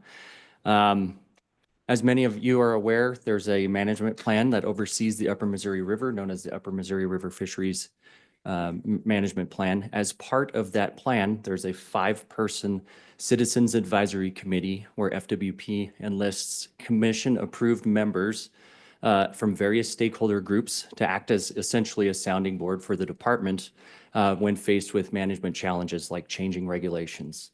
Recently, Pete Cardinal, one of our sitting 5 members, stepped down after over a decade plus worth of work on the Upper Missouri River CAC. And so today I'm here to present a recommendation for a new panelist. We recently conducted interviews or outreach for and received 4 applications to be a new member of the commission and of the committee. And today I'm here to recommend Jeremy Garrett be appointed as an unaffiliated cold water angler to the 5-person CAC. With that, I'll stand for any questions. Thank you. Commissioner Walsh. First, could you thank you, Madam Chair. And Adam, could you please give us some background on Mr. Garrett? Sure. And also, I just personally want to thank Pete Cardinal for his extraordinary service. Yeah, thank you, Chair. Commissioner Walsh. So he brings a flair of, he's an outfitter as well as a general cold water angler. So I think this may speak better to your question or comment. What we're looking for as a 5-person committee is balance. So currently, 1 person represents Walleyes Unlimited, 1 person is an unaffiliated warm water angler, 1 person represents the local local community business associations, and then another member is representing kids fishing. So when we have about 14 different stakeholder groups that you could represent, you could represent one of those groups. And we think that this person, that Jeremy brings added balance from the cold water perspective to that 5-person committee. I would entertain a motion. Madam Chair. I move the Fish and Wildlife Commission appoint Jeremy Garrett to fill the vacant seat of the Upper Missouri River Reservoir Fisheries Management Plan Citizen Advisory Committee. Second. Thank you, Commissioner Burrows. Okay, any other questions? Madam Chair, is Jeremy here? No, All right, thank you. he is not. Is there anyone present who would like to comment? I don't see any hands raised. Okay. All those in favor of the motion signify by saying aye. Aye. Aye. Opposed, same sign. Motion carries. Land and water.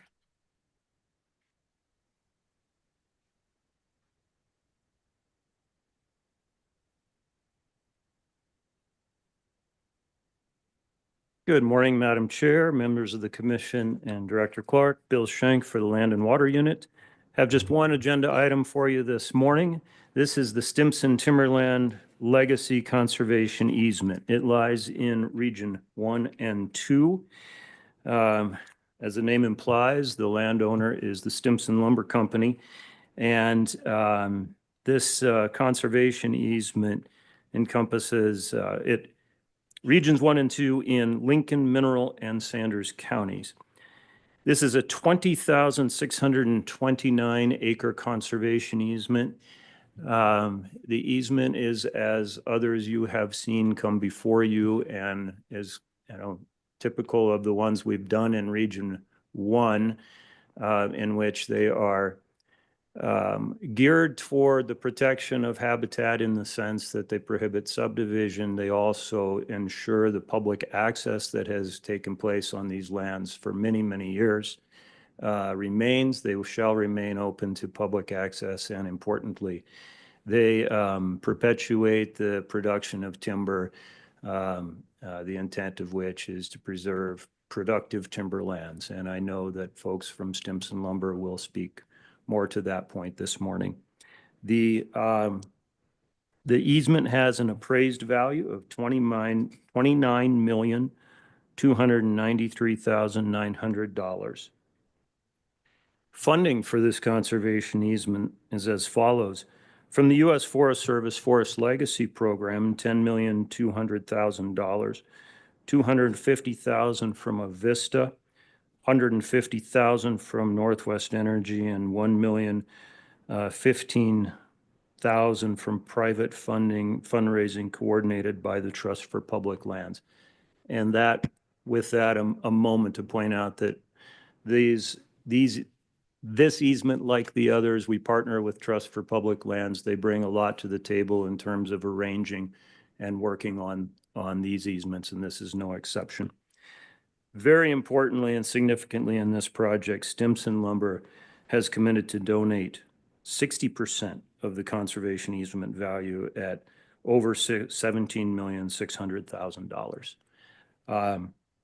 Public involvement process, as usual, a draft EA was available for public comment from May 8th to June 6th. There were public hearings held in Libby, Thompson Falls, and Superior. And the draft EA was made available to other entities, including Environmental Quality Council. Some comments were received, very positive comment, both on EA and to the commission. And with that, I will close and allow others to speak. Other questions? Madam Chair. Commissioner Brooke. So we don't approve or deny this, it's just going forward. Is that correct? Madam Chair, Commissioner Brooke, no, this is for your approval. The department's recommendation is that you do approve. And I should note that because of the substantial donative value, that means that the department is not having to put funds directly into this, which means you are the final approval. This is not a project that will go to the land board. One more question. Can you remind me who is Avista? Avista, Commissioner Brooke, Avista is the hydropower corporation. Help me out it's the corporation of hydropower production that was formed in part by the federal government. And I don't know, can you help me with that? Anybody? Stab at it. Yeah, Madam Chair, Commissioner Brooke, it's the large hydro utility and power system that runs the dams on that side of the state and going into the Bonneville system and that side. Right. Thank you. Commissioner Burrows. Great project and appreciate the generous donation by Stimson to this project. So with that, Madam Chair, I would move that the Fish Wildlife Commission approve the purchase of the Stimson Timberland Legacy Conservation Easement as proposed. A second. Any other questions before we go out for public comment? Okay. All right, thank you. I'll open up for public comment for anyone who is here. Good morning, Madam Chair, Director, members of the commission. My name is Barry Dexter and I represent the landowner, Stimson Lumber Company. Stimson is a multi-generational family-owned timber company with its roots that date back to the 1850s. For more than 15 years, Stimson has worked to place its Montana timberlands under working conservation easement. This easement is the final step, final building block in that process. When we complete this, the company's nearly 130,000 acres will be under working conservation easement in the state. Worth noting that through this period, Montana Fish, Wildlife, and Parks and the Trust for Public Land have been right by our side to make this a reality.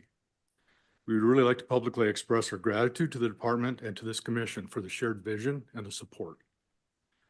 Stimson is an active manager of timberlands. We're not an absentee landowner. We work to keep our timberlands healthy and vibrant through harvesting timber, planting trees, thinning young timber stands, and reducing hazardous fuel buildups. We also work to improve fish and wildlife habitat and to reduce the spread of noxious weeds and brush through mechanical means, as well as an annual spray program. Why does it matter?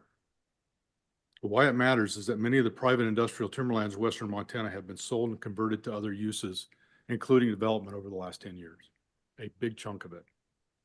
What remains of this traditional timberland is really important to preserve. These lands produce timber, they provide jobs, they maintain open space, they provide key fish and wildlife habitat, and they also provide the public with free, permanent public access. Again, Stimson deeply appreciates the partnership with FWP. We appreciate the shared vision. It's been a long time. We look forward to approval of this, and we want to thank you. And my colleague is here, Tyler Madison. If either of us can answer any questions, we are happy to. Thank you very much. Great, thank you.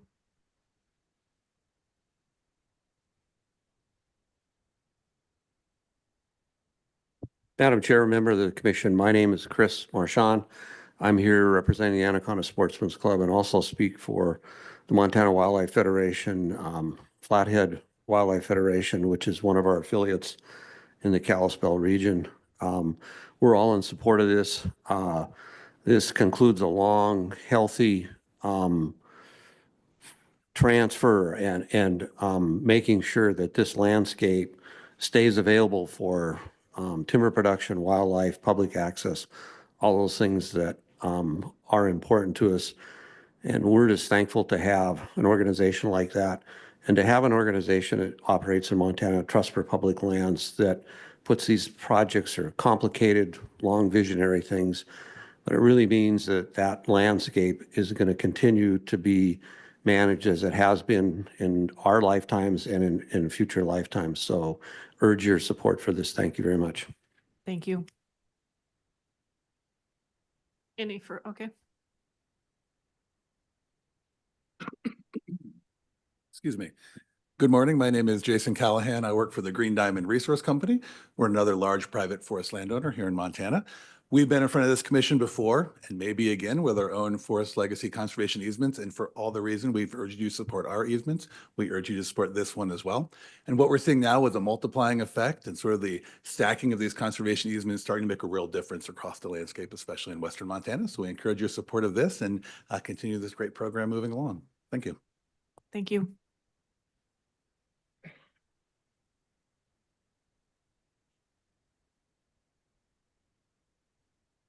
Madam Chair, members of the commission, Will Israel with Montana Outfitters and Guides. Just want to commend the team, Mr. Stimson, and their business that they've put together for many, many years, and all the 14 conservation easements that have now moved into public access. And so also want to commend the U.S. Forest Service. The Forest Legacy Plant Program is phenomenal. That is, those are appropriated funds that come through Congress, and they're being implemented. One of the big challenges right now is backlogged easements. And so it's really good to see one actually coming to fruition and becoming usable for the public and our ability to get out there, hunt, fish, and also still be able to utilize those lands for minerals, for timber harvest, and good things like that. And I want to highlight that part of the issue that I think we are challenged with right now in Montana is our ability to conduct timber harvest and that impact that it has on Montanans, especially our lumber mills, especially our local rural economies. And so I want to continue to focus on that as an opportunity for us to continue to work as Montanans and as leaders to find solutions that allow us to be able to effectively harvest the timber and better manage our forests. Thank you, Madam Commissioner. Have a great day. Thank you. Madam Chair, members of the commission, Jeff Lucas with Trout Unlimited, spelled Lukas for the record. TU and MTU rise in support of this easement. I think it's pretty unique that the commission has the opportunity to approve this yourself rather than the land board. I think it's a testament to the great work that Trust for Public Land and FWP have done, and it's a reflection of the extreme generosity from the Stimson timber family. As someone that recreates, fishes, hunts, and forages in that area frequently for a big portion of the year, there's a lot of great habitat there. The recreational opportunities are incredible.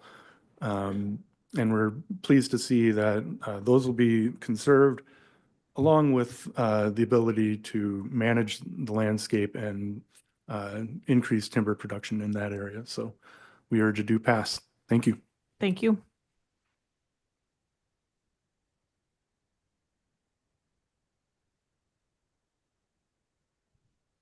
Madam Chair and members of the commission, my name is Sam McSherry. I'm a representative for the Trust for Public Land. And this project, the layered benefits really do speak for themselves. So this project really highlights the commitment by Stimson Lumber Company to protect Montanans' way of life and really these cherished lands, waters, and wildlife. So I want to thank Stimson for the vision and for their partnership, as well as this partnership really appreciates the support and leadership by the governor's office, you, Director Clark, as well as Fish, Wildlife, and Parks, the Helena Shop, and Region 1. We would not be here today without the village that is supporting this project. So thank you, and thank you for your time. Thank you. Okay. All right, Nicole, I'm going to give you one more chance. Okay, why does Ryan's hand keep coming up?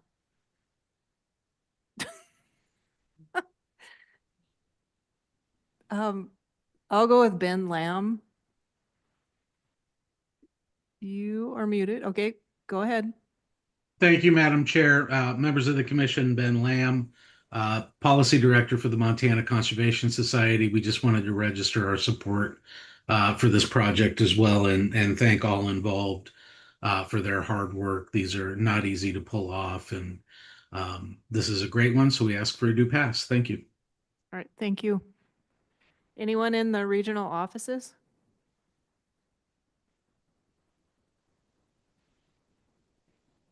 Hello? Okay, go ahead. Yes, hi.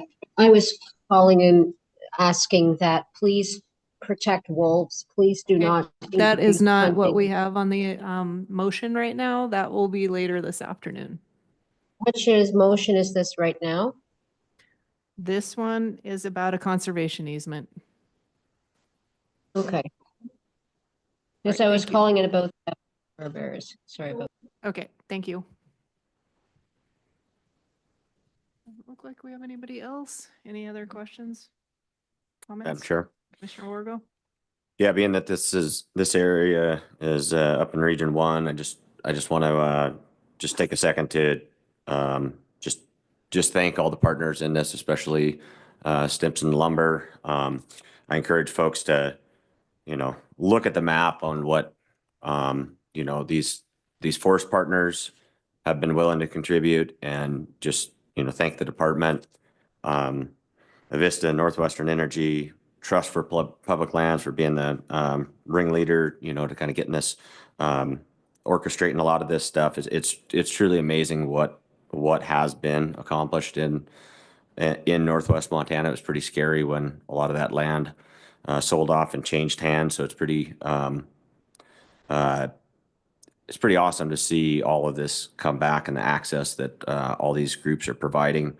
And then just like they stated, the ongoing commitment to active management, and being one that recreates up in this area, the contrast between these actively managed lands and the surrounding land is pretty stark. And, you know, I believe all of our wildlife benefits greatly from having these active partners. So I just want to express my thanks. Okay, thank you. Anything else before we take a vote? All right, all those in favor of the motion signify by saying aye. Aye. All opposed, same sign. Motion carried. We'll take a short break, 10-minute break, maybe. Come back 9:50.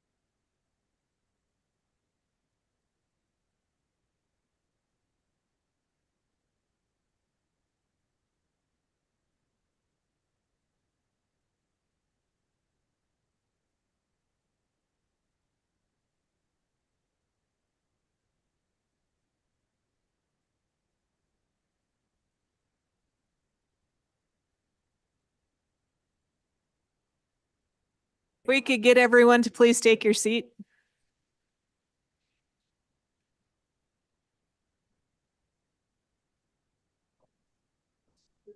We're going to get started.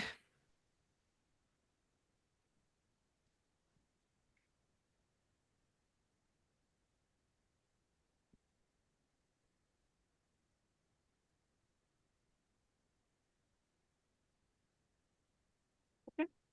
Thank you, Renee. Go ahead. Good morning, Madam Chair, members of the commission. For the record, my name is Renee Lemon, Lemon. I'm the administrator for Parks and Outdoor Recreation.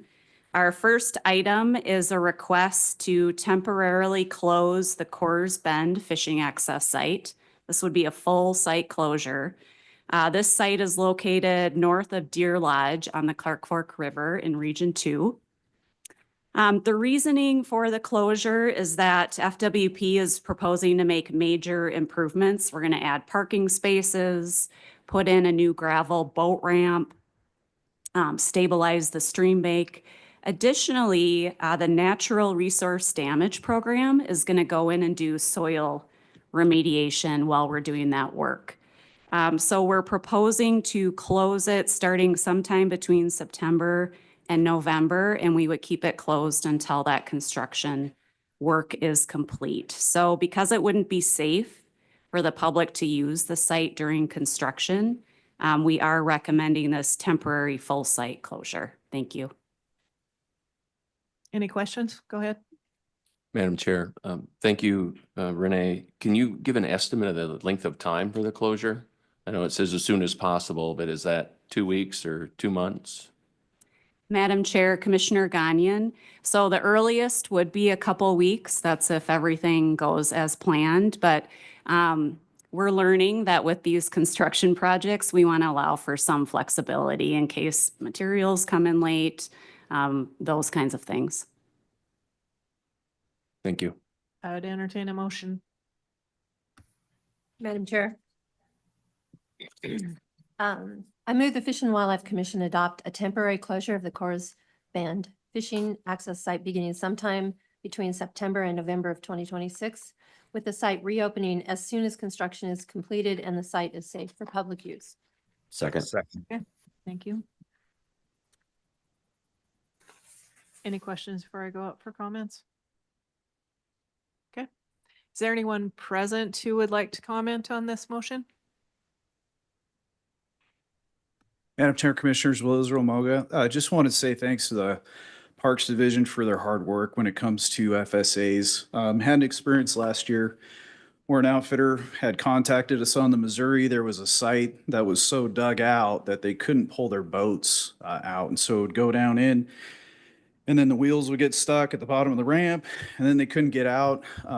Shared that message with the Parks Division, and it was fixed within a week. And so we have a lot of trust. We appreciate their hard work, and so we urge you to pass. Thank you. Any other comments? I don't see anyone online. I'll just wait a minute.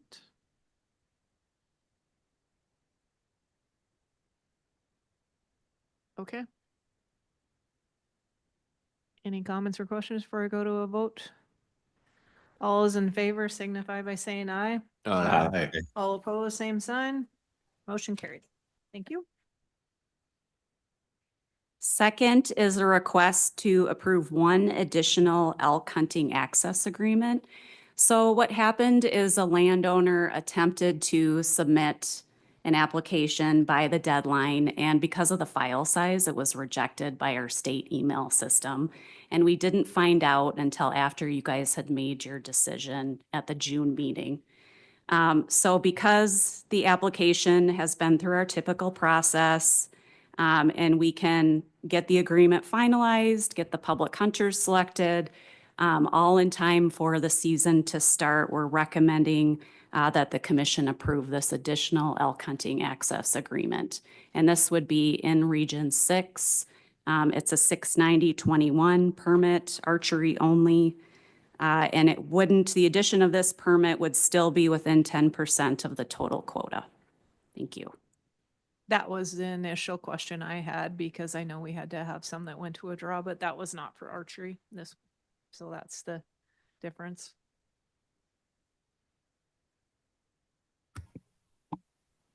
Madam Chair, I move the Fish and Wildlife Commission approve the 2026 Blacktail Breaks EHA agreement as recommended by the department.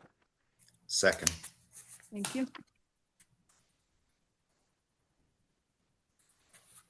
Okay, any questions before I go up? Is there anyone present who would like to comment to this motion?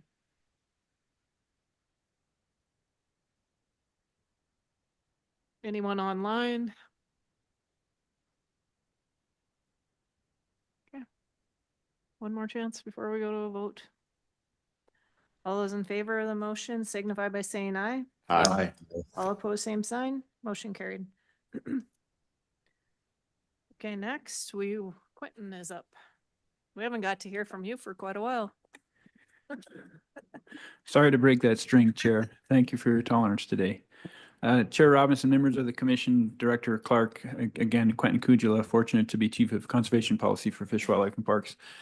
Topic, to the Chair's point, is Roosters for Recruitment. I'm in this role presenting today. Just a little bit of background here as to why I'm presenting this topic. It's in a transition between two work units within Fish, Wildlife, and Parks. This project has lived in the Special Projects Unit. It's been transitioned to the ComEd, Communications Education Division. And so just in that interim space, I'm stepping forward here just to offer a brief oversight of the program and the motion in front of you today.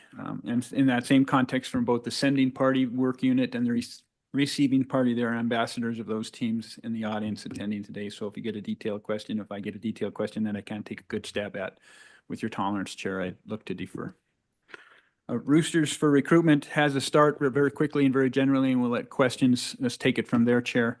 Roosters for Recruitment has a start with an appropriation out of the 2021 legislative session. First birds hit the ground in 2022. It is a collaborative contract arrangement with Department of Corrections. They raise the birds, so there's been some infrastructure development down there, pens, incubation, obviously a work cycle to put the birds in the pens, and then Fish, Wildlife, and Parks has picked up the task from there to deliver those to release sites. At Roosters for Recruitment, it has a target. I think the director in her opening remarks identified the first point, that bird product shows up on the landscape. That's for the Youth Pheasant Day, September 19th this year. But the releases will continue into the fall until weather precludes a release of those birds that are pen raised and introduced in front of the gun, specifically to harvest. A lot of parties recognize, including Fish, Wildlife, and Parks and the industry itself, that pen raised birds don't have the survivorship that wild birds do. And that's why we try to put as many releases out there in close proximity, both time and space, to the harvest opportunity. Again, the idea from the youth standpoint is adding harvest to their first, or some of their first experiences. With an understanding, with an assumption that enhances their appreciation for the activity and leads to a lifelong pursuit. That's the concept. But obviously, as those releases continue into the general pheasant season, other hunters, established hunters, veteran hunters, longtime hunters also get to participate in those releases.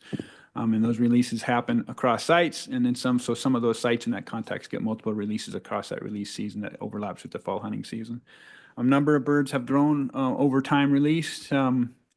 The decision here today, let me back up a little bit. That first appropriation identified state lands. Those are the release sites we've been working on, both WMAs, fishing access sites, department lands, and also some DNRC parcels have been there. This is a request not to add dollars, not to add any really substantive change to the program, but to add private land and public land to the list of potential release sites.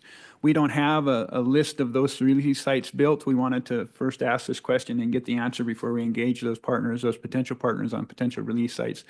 We're thinking very broadly if we do get a green light to proceed here with that expanded land use type or land ownership type for release sites, to start programmatically, that is to say, start reaching out to, for example, block management cooperators, see if there's any interest there. That would be a real, we go there because those relationships are already in place. We identify those land ownerships, those cooperators, and obviously the public access piece is already spoken for. So we'd look to build on that, but I want to be very clear, we don't have a list of sites today. And rolling forward, if we do get an approval to include those landowner types, it would be a transition year, and we probably should expect to see that starting to show up more next year than this year if that approval does come, just given the status of this ask and the timeline that we have remaining in front of us. So the request, all that being said, the request in front of the commission is we have approval from a previous adoption by the commission to run through this release season, through the 26 release season on state land. This request is for that 26 release, for this release period, to add federal and private land as an opportunity for release sites. And then we also asked to run that out to 2031, all three of those ownerships. The other option on the table, that just to put a context in, is if nothing happens, there's a release approved for 26 for this season on state lands, and then there would be a question mark about what would be next, given the approval that is and its termination based on the timeline of the previous adoption. With that, I'll stop for questions, just letting questions guide the conversation from there. And thank you, Chair. Commissioner Walsh. Madam Chair, Mr. Kujala, what do you see as the deadline for this, for private landowners who'd like to participate in the program?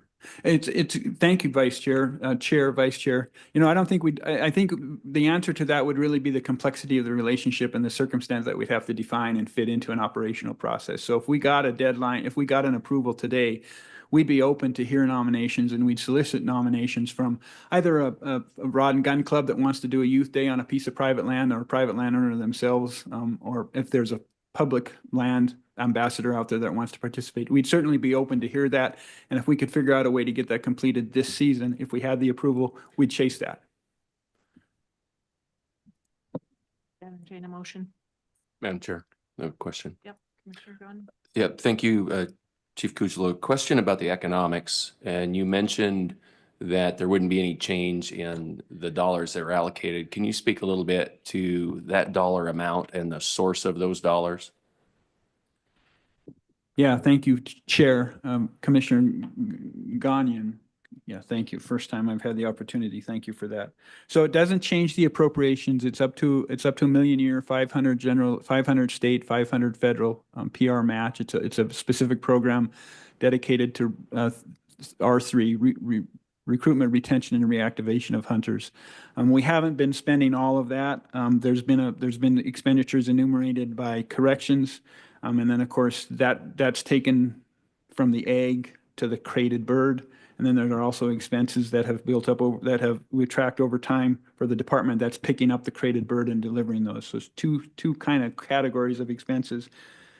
I can just run through, year one expenses range from 455,000 of corrections to 523,000 in year 5, which is I should stop at calendar year 25, 552,661. So, and then there are also infrastructure commitments there that we're still accounting for and paying for. We look for some of those to fall off. This is year 5, and some of those that we're allocating across those first 5 years would fall off next year. So that price per bird would fall. I can speak a little bit to price per bird, and I'd offer some metrics that this would be the overall cost price per bird. That is to say the corrections cost, egg to bird, to crated bird, and then the department's cost, crated bird to release site. And if you look at the overall cost per hatched bird, in year 1 was $46.46. The overall cost, that was the per hatch. The overall cost per planted was $95.12. In 25, the overall cost per hatch bird is $17.26, and the overall cost per planted bird is $68.42. So we've made some headway. That is to say, we reduced those costs as we've ameliorated costs over time, as we've spread out costs over time, and as we've moved away from the need to put additional infrastructure in place. That being said, we did add a little bit of infrastructure last year. A bit of a holding facility, think distribution hub in Miles City at the correction site there. So to deliver multiple shipments of birds to there so that local staff could then use that hub to release to nearby release sites. We didn't have health certificate access approval as quickly as we were looking to get it, just for process circumstances. No hiccup there other than just a timeline. And so we weren't able to put birds in that hub until that permit.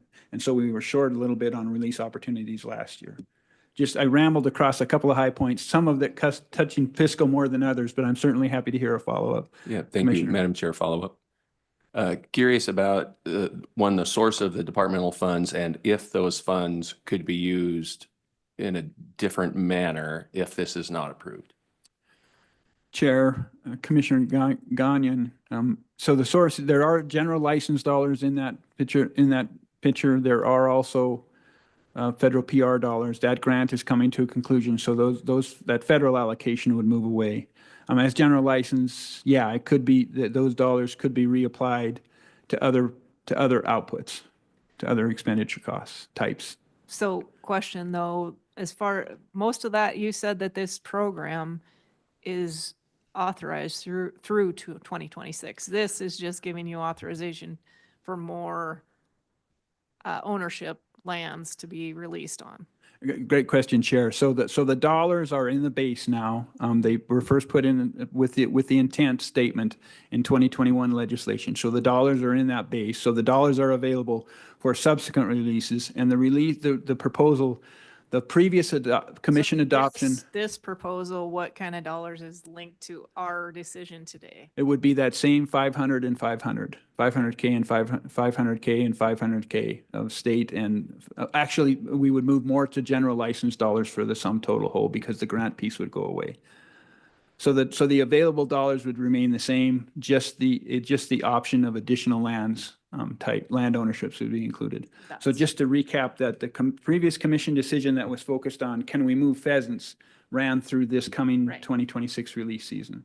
We're asking for same allocation from the base, moving off of that federal grant, moving to general license dollars to extend through 31 for all three of those land ownership types. But if this did not pass, you would still have this year's release available. Chair, Yes. correct. The previous commission adoption runs through 26. So we have an overlap of the 26 years as we sit, of the year 26 as we stand here in front of you today.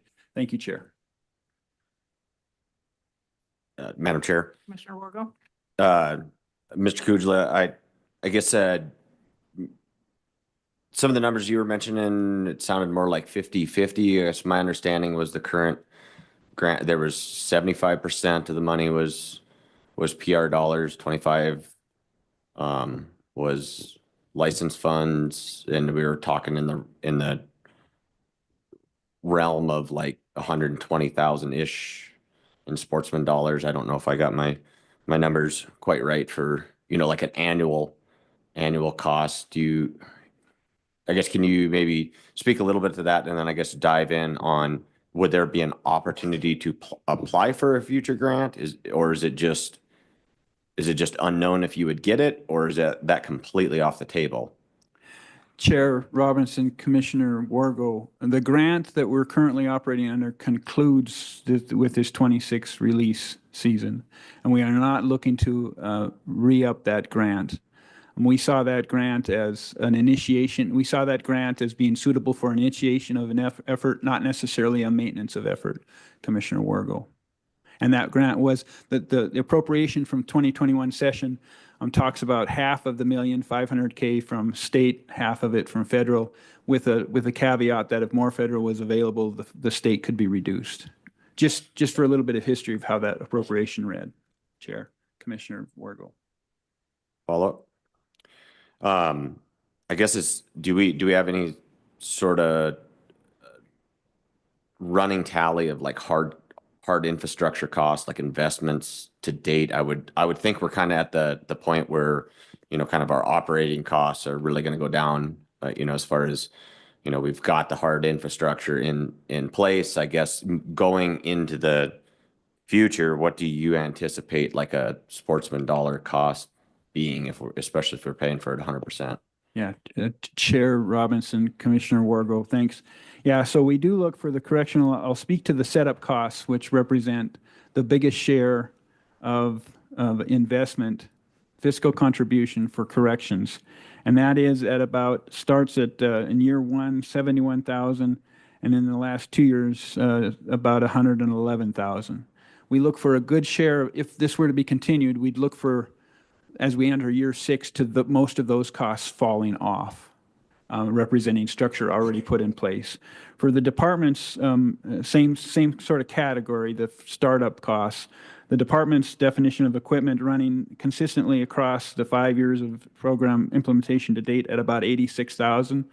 We'd look for that to stay in place because a lot of that is tied in equipment that we maintain ownership over, and we haven't handed over in an ownership context. So those costs would continue to be in the accounting column, leading to ultimately a price per bird. So we see some decline on the correction side as we reach year 5 of those costs over time, enter into year 6, they wouldn't be there, but others cost.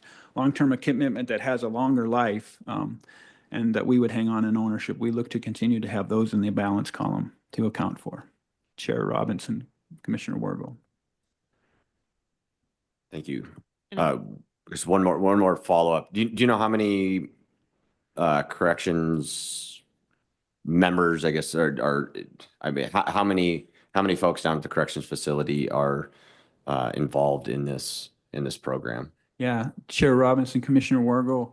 I'm going to answer that in a matter of scale with staff and correction folks incarcerated there. It's something on the order of a dozen or less. It's a team. It's an operational team, not large. Commissioner Chair. Thank you. Commissioner Burrows. Still just trying to wrap my head around the cost, because that was, I got a lot more opposition to this program than I thought I would in calls. I mean, we were going into a wolf season setting meeting, and all of a sudden my phone starts ringing and it's a whole bunch of people calling on this pheasant program, frustrated with, one, conditions at the prison, but two, a lot of the comments focused around cost. And they were using this private bird cost that we could put the money into some other mechanism to get birds out there, roosters for youth hunters, and saying that this program is magnitudes more. Isn't it just as simple as dividing this total allocation by the number of birds? I mean, isn't that the cost per bird? Chair Robinson, Commissioner Burrows. Yeah, that is functionally what we do. That's exactly. So what changes is both of those variables change from one year to another. Number of birds raised, number of birds released. And then again, to the earlier conversation, some of those costs falling off the balance books because we've accounted for them as startup pieces. So where do those cut? Because the funding is static, correct? Chair Robinson, Commissioner Burrows. Yeah, the cap on the funding, the allocation is a static allocation. Yes. It doesn't increase. We haven't been using all of those $1 million. Oh, you're not? No. I'm sorry, Chair, Commissioner Burrows. So what would be the proposal? Do we have a number? How many dollars are going to be spent in 26, and how many birds do we estimate to release or raise? I don't know how you calculate your cost. If you do it per bird released, probably is the more reasonable way to do it, divided by total cost into the program, and therefore we can get a true cost per bird. So projections for 26, how much do we anticipate to spend, and how many birds do we anticipate to release? And so that, Chair Robinson, Commissioner Burrows, it's a great question. If we were to get if we didn't get an approval to do releases, we wouldn't have a next year. This year we have available to us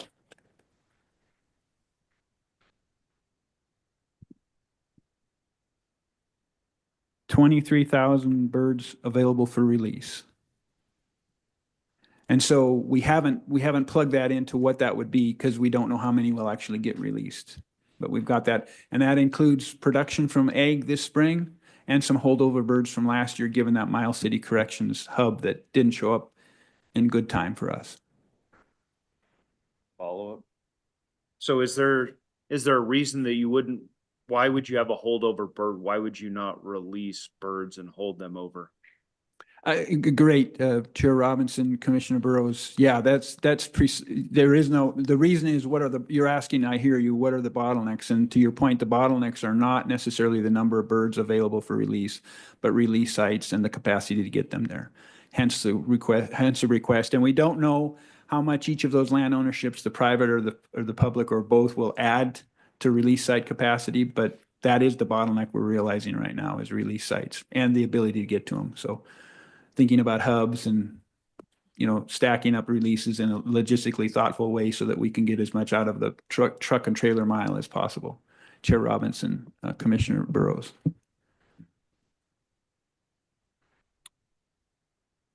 Chair. Commissioner Wargo. Thank you, Madam Chair. I guess, Mr. Kujala, can you dive into, I guess, some of the suitability of release sites and where you're seeing the bottleneck on the release sites? Is it like habitat driven? Chair Robinson, Commissioner Wargo, it certainly is habitat driven. I mean, when you just look at the map of ownership, I mean, obviously there's a whole range of habitat types across there. And so it's a local assessment of, is this going to host birds? And remember, we're keeping our eyes open for the hosting the birds, to the point of them being available, not for long-term persistence, but for use as birds hunted in short order. By youth first and then by other hunters as well. So it is a site assessment, and that's part of it. It is also, there is a qualitative assessment too of, given how short, to be very, very candid, how short you want the birds in front of the gun as quickly, you want the distance in time to be as short as possible there. And so we also have a look to how available the property is, how available the release site is to numbers of hunters. If it's a long ways away, would expect light hunter participation, not necessarily, we've been thinking that it's not necessarily a good place to put a lot of birds because most of them are not going to last a whole long time in the context of relative to what a wild bird would survive, if that answers the question. So it's a qualitative assessment, including both habitat, land ownership type. To date, we've been focused just on private. We've been given permission for just state land, but it's also proximity to hunting centers, communities, et cetera. So we have multiple releases, relatively large number of birds ultimately put on places like a Canyon Ferry close to a Helena. Mm-hmm.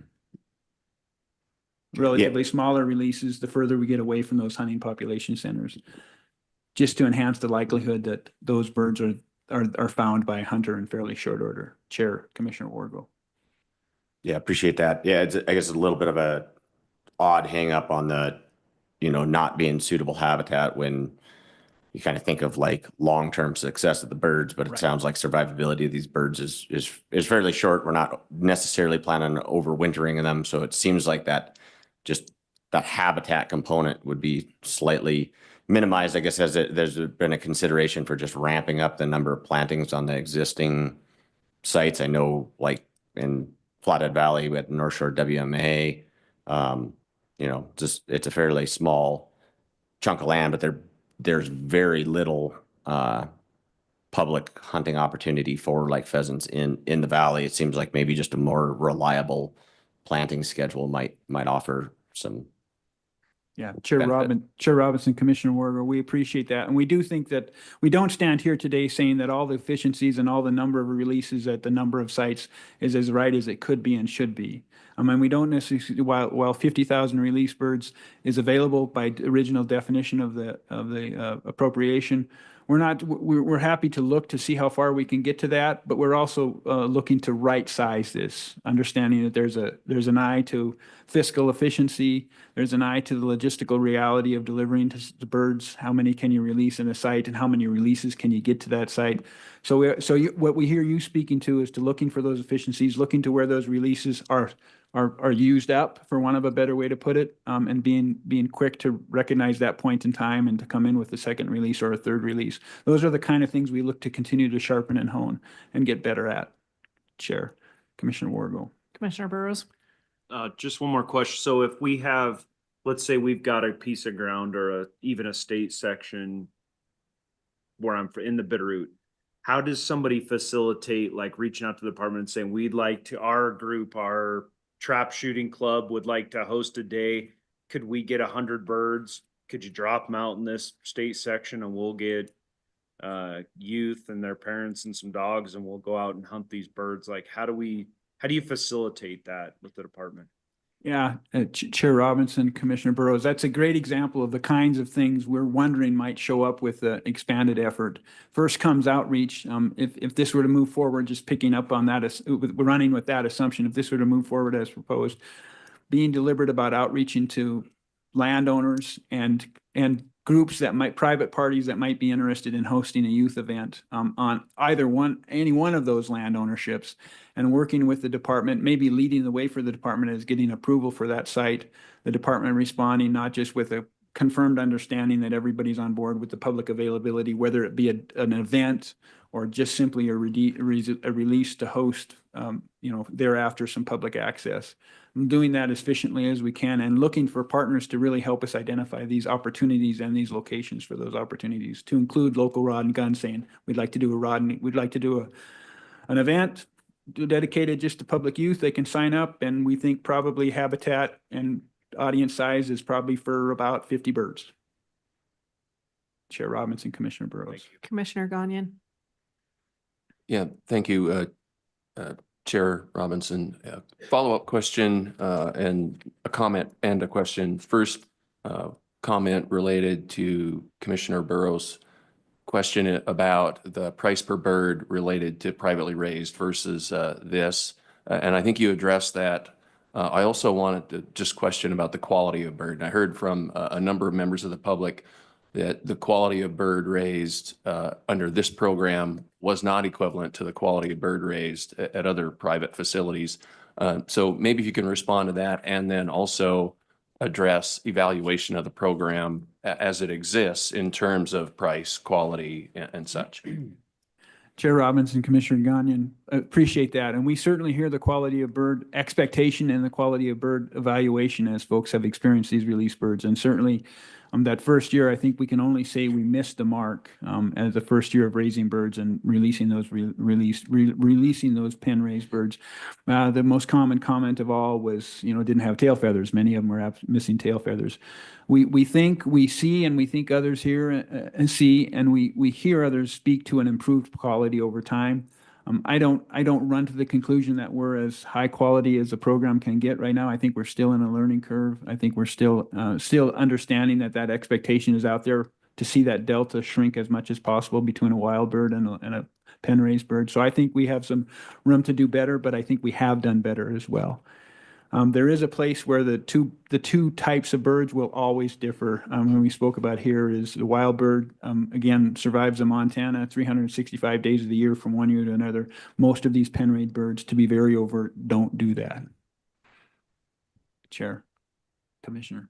Commissioner Burrows. Sorry, lied. One more question. Why do we have a 5-year? It looks to me like our options are end it after 26 or through 2031. Why is there a different option on the table, or? Chair Robinson, Commissioner Burrows, we were bookending what we thought to be the end of, and perhaps there's another end you could envision, but we certainly did not mean to preclude something inserted between those two ends of alternative one, alternative two. Certainly we understand that. We see that as discretion that the commission could come up with as a motion beyond So what we could the. give a 2020, not like a 3-year approval for this, and see how it works through the end of 29. Chair Robinson, Commissioner Burrows, yeah, I think that's fully within your authority, and we'd be happy to come back and talk about whatever quality distinction we could make from here to there, and whatever price per bird was from here to there, and whatever number of release sites was from here to there. I don't think we see anything magic in 5, and we understand the scrutiny and the concern from the public. Chair Robinson, Commissioner Burrows. Madam Chair, I'd move that the Fish Wildlife Commission approve pheasant releases on state, federal, and private lands that contain suitable release sites for 2026 through 2039. 39? Sorry, 2029. Is there a second? I'll second. Okay. So to be clear, that this is only 2 more years of funding because 26 is already funded. Chair Robinson, again, the great question, great clarification. We would see this first as 2 more years with additional land ownership options for release sites for the movement and release of pheasants. The appropriation is already in place as a piece of our base. Chair. So it would be 3 years. Yeah. Okay. Yeah, 27, yeah. 28, 29. Yep. Yeah, and just, so Yeah. fall of, we read it as, great question, we read it as fall of 29. I'm sorry, I missed the question, Chair. Any further questions? Madam Chair. Go ahead. Mr. Kujala, the holding facility, so you have the birds at the prison, and I've seen the pens, and they're like big football fields where the pheasants are. When you move them to the Miles City location, are they held in a similar environment, or is it a smaller pen? Chair Robinson, I understand the density of birds, the dimensions are comparable. I don't know if they're exactly the same, Commissioner Brooke. And so when they're moved from the prison to Miles City, how many days does the bird leave that facility till the day it's like released into the pen at Miles City? Chair Robinson, Commissioner Burrows, it's a great question. We'd looked at, and I can't give a specific day. I suspect the day changes across weather patterns, bad days for releases. You got 6 inches of snow, that sort No, of stuff. excuse me, I meant how many days is the bird not from one facility to the other? Is it? Yeah, so Chair Robinson, Commissioner Brooke, we'd look for the birds to be penned and trucked 1 day from the prison to Miles City. And then we would look for those birds to be as efficiently and as quickly moved to release sites from there as logistics allow and other circumstances like weather events. So we'd look to minimize that. And I can't say just exactly what those days would be, given that a 2-day snowstorm would make, given pen-raised birds, we probably would not release on those kind of days. So it might push something out a little longer. Chair Robinson, Commissioner Brooke. Thank you. Great question. Any further questions? Madam Chair, one follow-up. In terms of the timing of release, regardless of whether it's from the Miles City facility or elsewhere, how is that publicized and marketed to the public so that they know that these birds are now on the landscape? Yeah, Chair Robinson, Commissioner Gagnon, that it's a dynamic process. And so to be very, very clear, there are some release sites that a public release doesn't catch up with folks in public announcement. We try to do that. You know, there's word of mouth. There's notification for WMAs, places that we're sure there's events that will lead, that there's a geography that will identify leading up to the Youth Day. So we do what we can in the context of a dynamic scheduling process that takes place. But I think it's good for everybody to recognize there are undoubtedly some releases for circumstance that don't get a specific notice to the public. But the public access is part of the arrangement with whoever the landowner would be. Chair Robinson, Commissioner Gagnon. All right, thank you. Thank you, Chair, Commission. Go ahead and come on up for comments.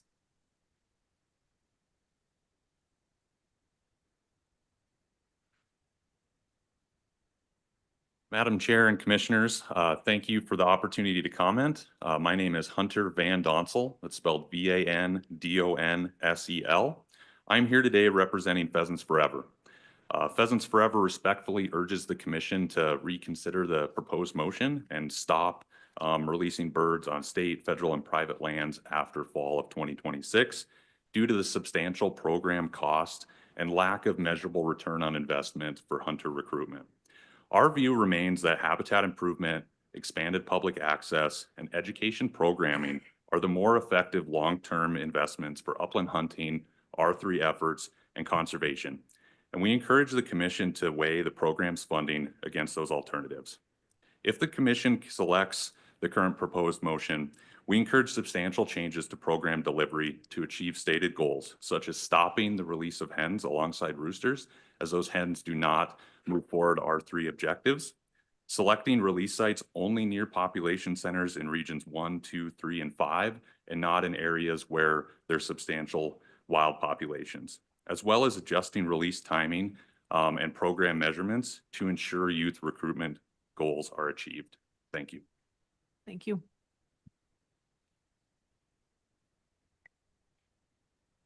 Madam Chair, members of the Commission, FWP Director, and Quentin. My name's Frank Solossi, S-Z-O-L-L-O-S-I, representing the Montana Wildlife Federation. We oppose a Roosters for Recruitment pheasant release program and encourage you to adopt the alternative that would sunset it after 2026. Our concern is straightforward. It's an expensive, short-term substitute for the habitat and access investments that sustain wild birds and create durable hunting opportunity. After 4 years of releases, FWP acknowledges in its own decision notice that there's no analysis of this program's effect on hunter participation, satisfaction, or success.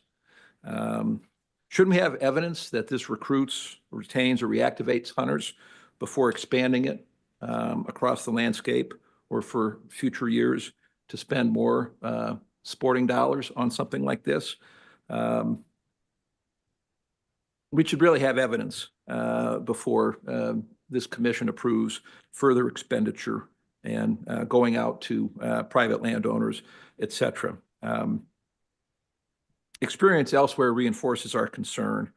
States with some of America's strongest wild pheasant traditions have learned that stocking is no substitute for habitat.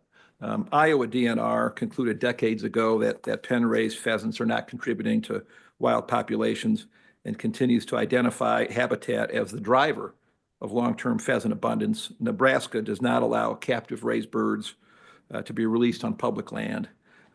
Montana's own recent legislative history points in the same direction. In 23, at FWP's request, the legislature eliminated the requirement that the Upland Game Bird Enhancement Program spend money on releasing pheasants. And in 2025, hunters agreed to hire Upland Game for license fees to put more money into conserving and enhancing upland bird populations. Those are the investments that we support. We encourage you to support. R3 matters enormously. I just end with shooting fish in a barrel doesn't create anglers. Thank you. Thank you, Commission. Shannon Manus, Representative, House District 70. I want to just touch on Mr. Kujala's point, and I don't want to discuss the validity of the program because the money's already there for a certain amount of time. But my request would be that for while this is still going, I think the addition of the private land option will greatly benefit and allow some more of that use and recruitment to be able to get those birds out. So if you keep the program going or not, but I know it's funded for a little bit of a while, I think just adding that private ground option for however long the project does remain alive will help. So whether this motion goes or gets amended, I would request that adding private land for whatever time period would go, because that would be a great benefit. So thank you. Thank you.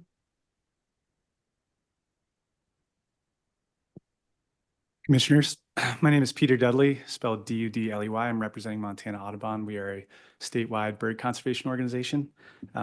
We are here opposing this increase in the releases just because we think that there could be better data collected on the efficacy of these conservation dollars. We also, looked at the programmatic environmental assessment and some of the concerns with terrestrial avian species. We saw as more of a potential long-term if this program continues and increases in its releases. So there were important impacts on native species mentioned in that EA, such as effects of local predator populations and how that might impact native birds. But also I've seen research where pheasants can impact native birds through nest parasitism. If these birds aren't expected to make it through the winter, that may not be a concern. But if we're releasing quite a few more birds, that could be an issue. So we just would like to see a little bit better data on the impacts of this program before we jump up. And I think that this has been a controversial program, and I think there's been a lot of talk around it because that number that we all saw was 5 times what the releases have been. So hearing 23,000 from the department is a little softer on the ears, to say the least. But that is our opinion, and thank you. Thank you.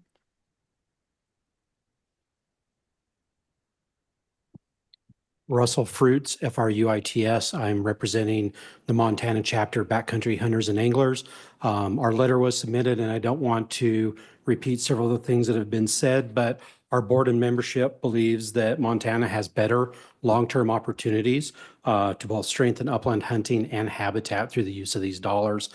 We also think that the R3 program would be better supported, honestly, through different hunting opportunities than canned hunts for youth.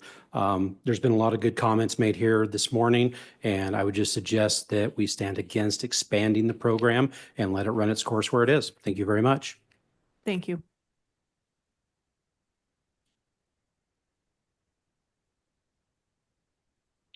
Chairman, members of the commission, my name is Chris Marchand, Marchion. I'm here representing the Anaconda Sportsman's Club, and we oppose this program. We appreciate the department gave us the opportunity, the prison department gave us an opportunity to do a tour of the facility last year, and it was really beneficial to see what's gone out there. What the prison done has been pretty professional in what they've done and what they've been able to do with their facility. But still, we oppose the concept of putting these birds out there. I think this program was originally billed as promoting youth hunting, but the more we expand this program to other public lands and to private lands, the less the youth participation there is. And the youth participation, there's no way to, we haven't measured it, and there's no way to really regulate it. I also think I have a question about when we put pen-raised birds out there in habitat that we think is suitable, and if it has wild birds in there, that reintroducing or putting out substantial populations of domesticated birds, it has an effect on those wild populations. And I would think one of the things it does is that when you put these pen-raised birds out there, they're certainly more vulnerable to predators. And once predators focus more on those pen birds, you're also going to have more predation on the wild birds. So there is an interaction with our wild bird population. It's not nothing. I don't want to say everything negative about this, though, because one of the things, living in Anaconda, been around the prison all my life, and we do support the concept of trying to have programs that would be beneficial to the prison population for those folks when they get out. And we think there are other opportunities out there. And the thing that I would suggest is that we have wildlife management areas that could use more habitat manipulation on them. And they have crews out there, that fire crews, and a lot of habitat manipulation. We have 3 WMAs that are less than an hour. So I would consider trying to go to that. Thank you. Thank you.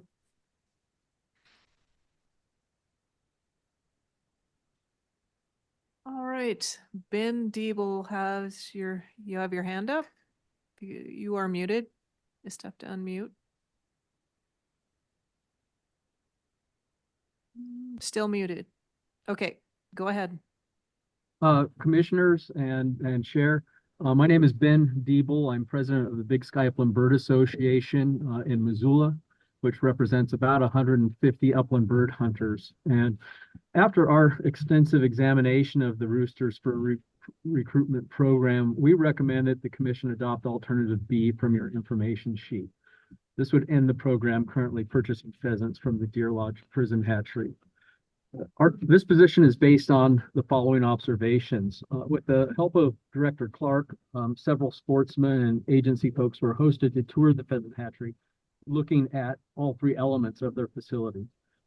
And while the biosecurity plan for the hatchery and brooding barns seemed to pass husbandry and disease control standards, the exterior flight pens that we've already heard discussed, where birds spend their final weeks of growth before release, are failing in terms of biosecurity. This negates all the prior weeks of biosecurity measures in other parts of the hatchery, because we observe wild birds like starlings, house sparrows, and blackbirds entering and leaving the pheasant flight pens at will through the large nylon mesh used to roof the pens. These wild birds are feeding inside the pens on pheasant feed, freely defecating throughout the concentrated pheasant flock, as are flocks of feral pigeons, doves, and even ravens perched atop the pens. This is all happening in an era where we have a pandemic of diseases like avian flu. And even the state vet, on phone calls we've had with her, has told us that there's no remedy at these flight pens as designed. We also have come up with an estimate that because we've now spent $2.5 million on the release of 40,000 pheasants, that's $62 a bird. Half of these released birds are hens, meaning each rooster costs about $125. But only about half of these roosters, according to FWP, are harvested, meaning the federal funding partner and FWP is spending something north of $200 each per rooster that gets bagged. Consider that the private sector's pheasant shooting preserves will sell their birds to hunters for $35 each. Your time is up. Thank you. And they were never given the opportunity to bid on the state's pheasant production contract. Thank you for the opportunity. Yep, thank you. Okay, Thomas, not sure how to pronounce your last name. I'll let you do that. Go ahead. You are muted. Okay, go ahead.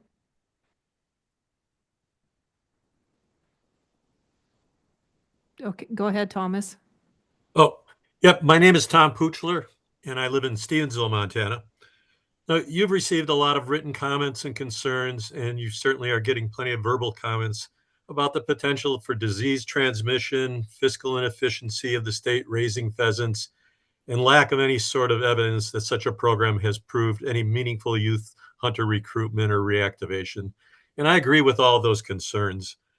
I believe that for all the concerns brought forward to you in written and oral comments, that the state of Montana should not be promoting and encouraging the release of pen-raised birds, and that the proposal to expand the current program to private and federal lands is inappropriate.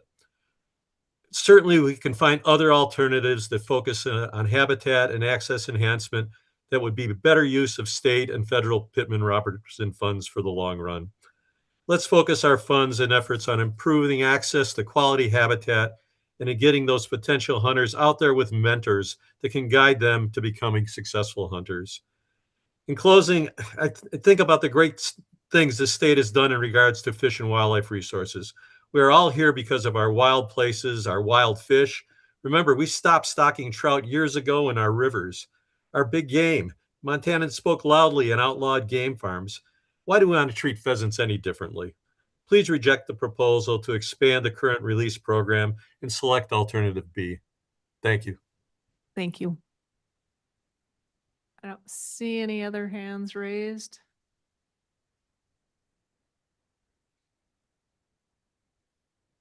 Any questions or comments? Madam Chair, Commissioner Brooke. I think I have a question for Mr. Kujala.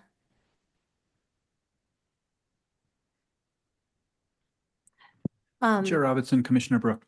Thank you. My question is, does the commission have any authority on ending this program?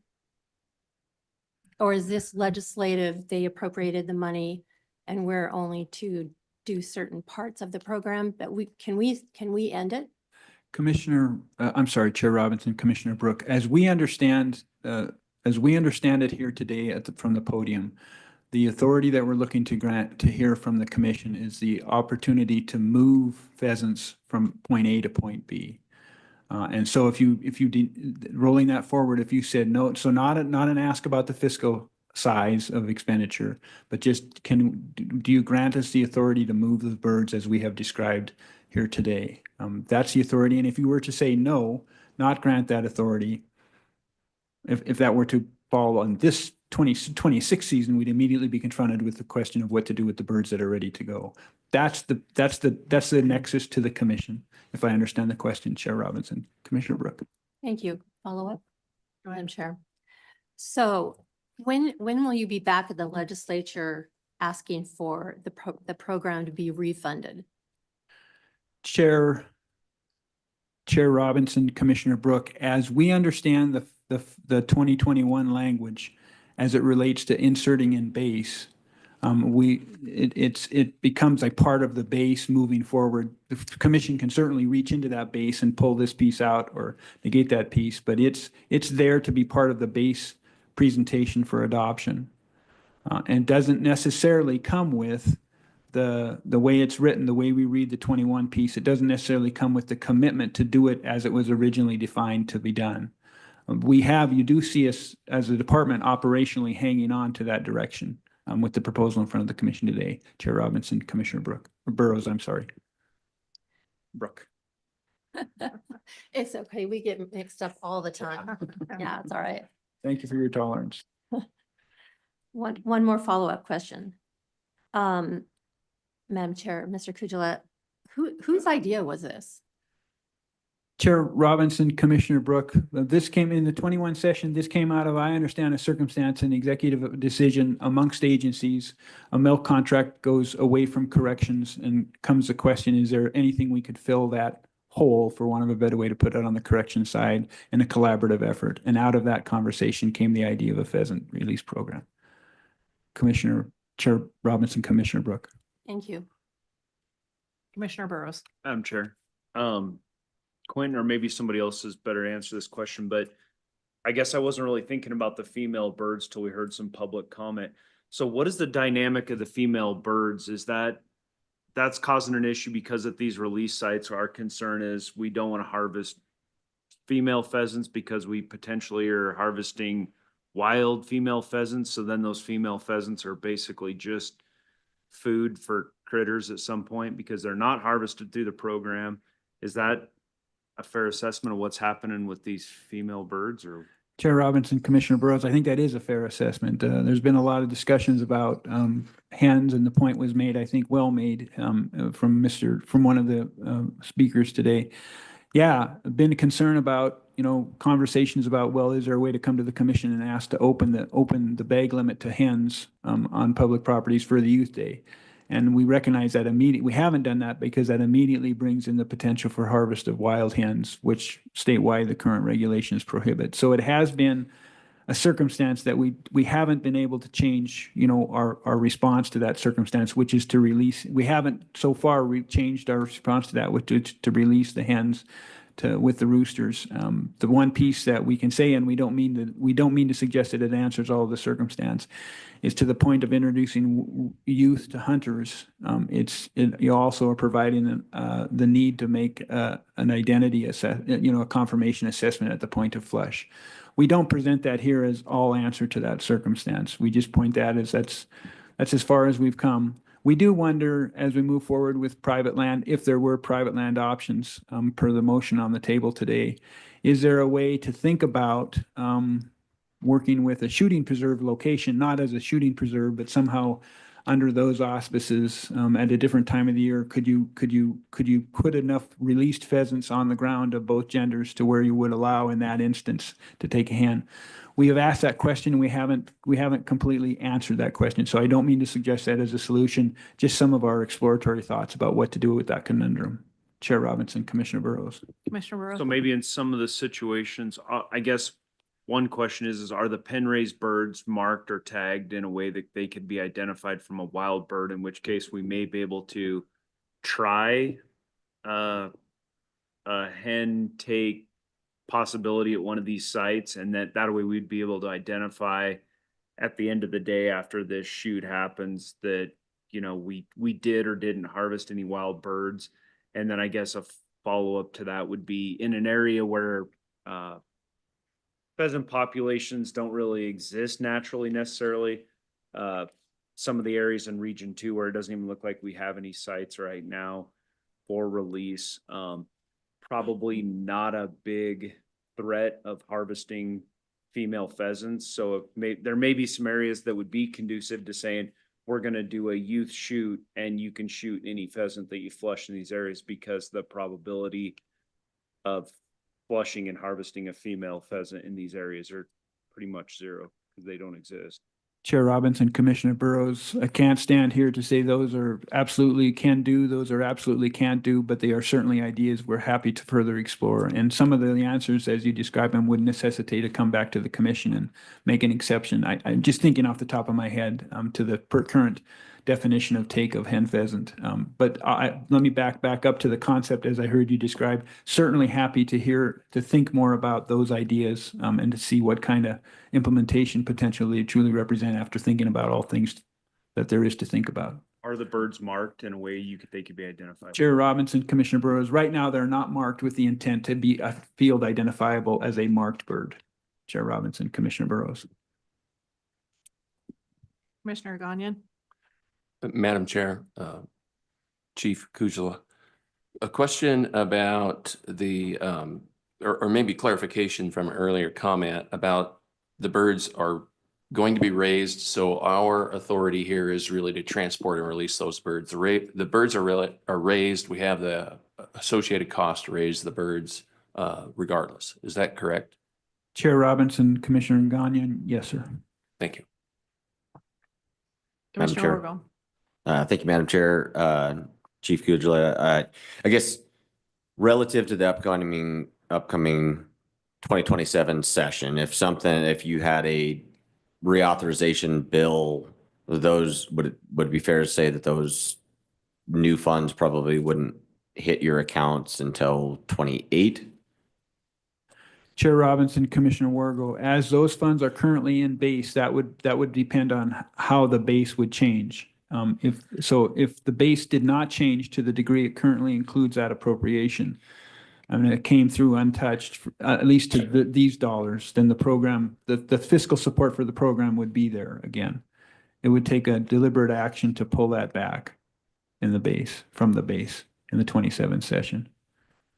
I guess I'm kind of wondering on ability to parse these funds out, and maybe, I don't know, I guess I feel like having this discussion without some of the folks in the legislature that came up with some of this stuff in the first place, a little bit difficult. It would be, I mean, just personally speaking, it might be nice to, authorize this through the point where, the legislature could take another bite out of this apple and kind of weigh in.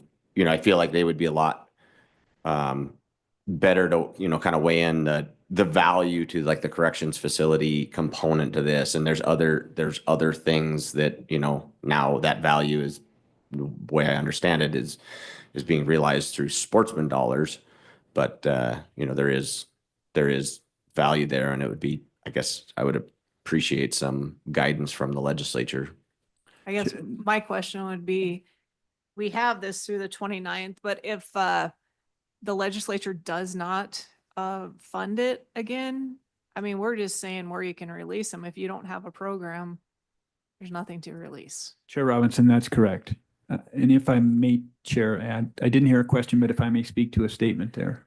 Yes. On visiting legislation. On the business case end, between sessions, your comments, Commissioner Wargo, Chair Robinson, make me think of our earlier conversation that talked about finding the right size from the standpoint of production, from the standpoint of cost per bird, from the standpoint of total expenditure, from the standpoint of efficiency of getting to release logistically so that we're not killing birds in transport. Meeting places with number of releases and size of releases. We're still in exploration to that. And that's our response to an evaluation is we think there are rooms to refine things, make them better. And we think that would help any such conversation as you allude to. Chair Robinson, Commissioner Wargo.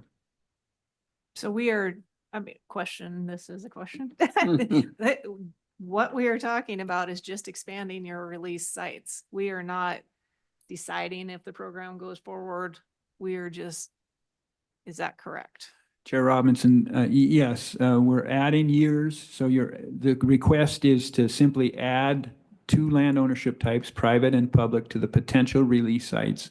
And then to do that for, as the motion reads, through 29, through the release season of 29. We are not deciding if this program will continue to 2029. We are saying if it does continue, then you have the option to release in these different ownership lands. Chair Robinson, I think that's a fair statement. I think that's an accurate statement. Madam Chair. Commissioner Burke. Mr. Kujala, so if you guys identify some federal land and private land, does that come back to the commission or is that your discretion? Chair Robinson, Commissioner Brooke, we see that as discretion within the motion here. Okay. If we're on that land type, the green light would be given for us to proceed and take that from a land ownership to a specific site location. We see that as discretion within the motion. Chair Robinson, Commissioner Brooke, thank you for the question. Commissioner Gagnon. Yeah, thank you, Madam Chair and Chief Kujala. We heard some public comment about the impact of this program on youth hunters and others and the lack of data to support that. Is there an intention to gather that data in the future, or does it exist currently and we just haven't seen it? Chair Robinson, Commissioner Gagnon, I think what you've heard is as accurate. We've struggled to find a metric, to identify a metric, and then from there see if we've moved the needle in the context of recruitment.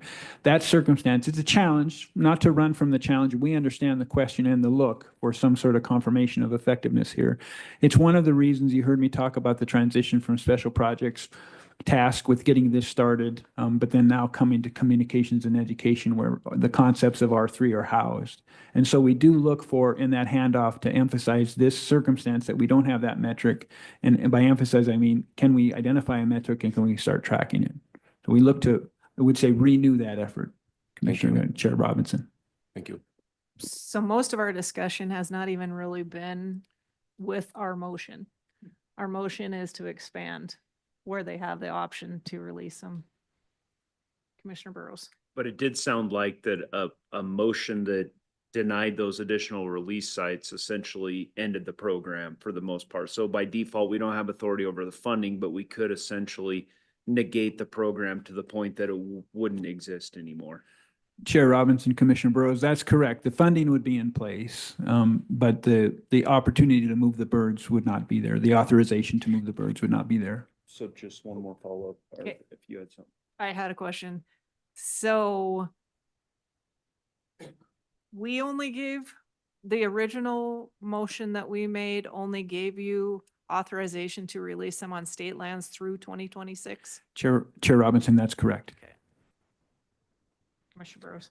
Just that, I think dropping the number of years gives us time to evaluate over the next couple of years of this program. I hope the department's heard some of the criticisms.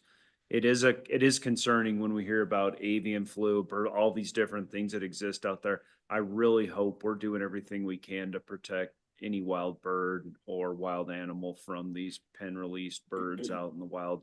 And I really hope there's not going to be some sort of issue with that. I hope you'll take these criticisms back and we'll hopefully make the program better, because I think it could be a really good program for this recruitment of youth hunters. So thank you. Chair Robinson, Commissioner Burrows, we do hear the comments and we look forward to the next time we can come to the podium with whatever there is to present transparently. Thank you. Questions? Madam Chair.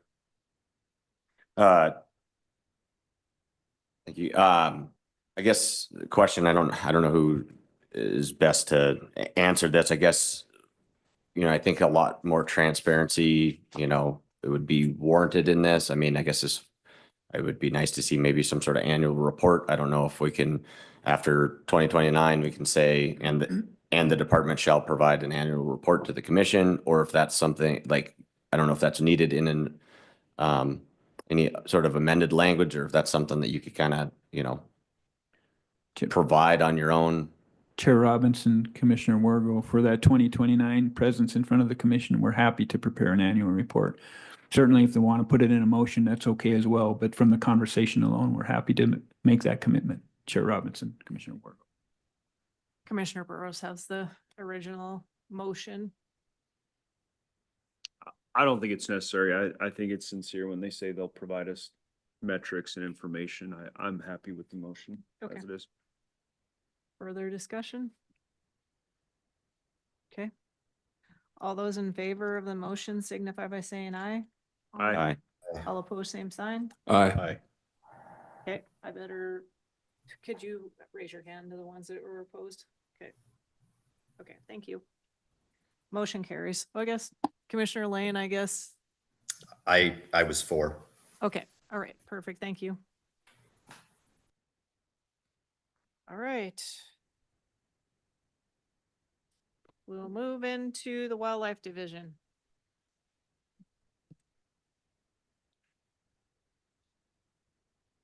Madam Chair, Commissioners, I'm Ken McDonald. I'm the Wildlife Division Administrator. Our first item up is approval of the North Shore Wildlife Management Area agricultural lease. This item is just basically, it's a one-year extension of an existing ag lease on about 350 acres of the 420 acre North Shore Wildlife Management Area in Region 1. The gist of this lease is, again, it's just a continuation. Producer farms, does about a 3 or 4 crop rotation with annual grains, followed by a fall planting of winter wheat. About 1/3 of the crop area is in different grains and then rotated each year. Under the crop share agreement, the producer does the farming and is allowed to keep 80% of the crop. The remaining 20% is left for wildlife, primarily upland birds and waterfowl. That equates to about 250,000 pounds of grain per year on this 350 acres. The 1-year extension uses terms of the existing lease and continuous cultivation, while FWP works on a longer-term lease and then advertises and competitively bids that longer-term opportunity. So today, we're just looking for approval of a 1-year extension of an existing lease, and then we'd be back next year with a longer term, probably an 8-year lease for that ground. Any questions? Entertain a motion. Madam Chair, Okay. I move the commission approve FWP's proposed 1-year crop share lease agreement with Miles Passmore of Missing Horn Ranch on the North Shore Wildlife Management Area as presented. There's a second. Okay, Commissioner Brooke. Okay. No questions. I'll go out for comments. Thank you, Ken.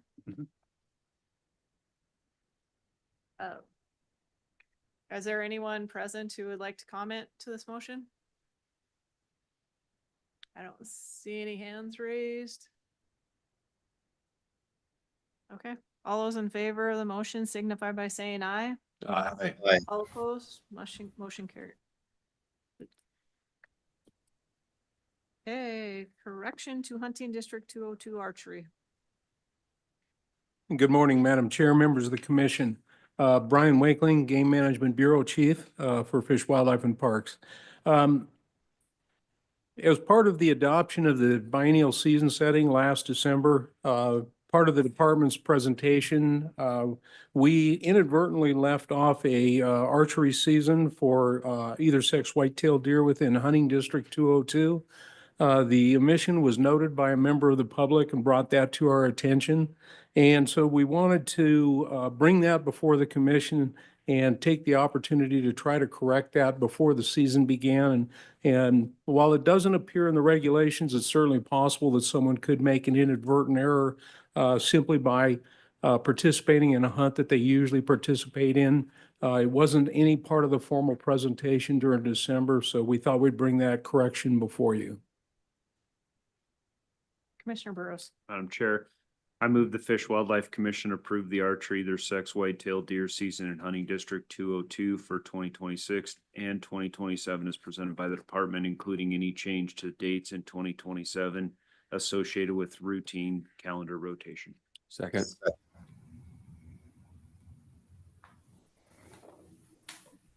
Who was it that seconded it? Okay, thank you. Any questions? Is there anyone present who would like to comment?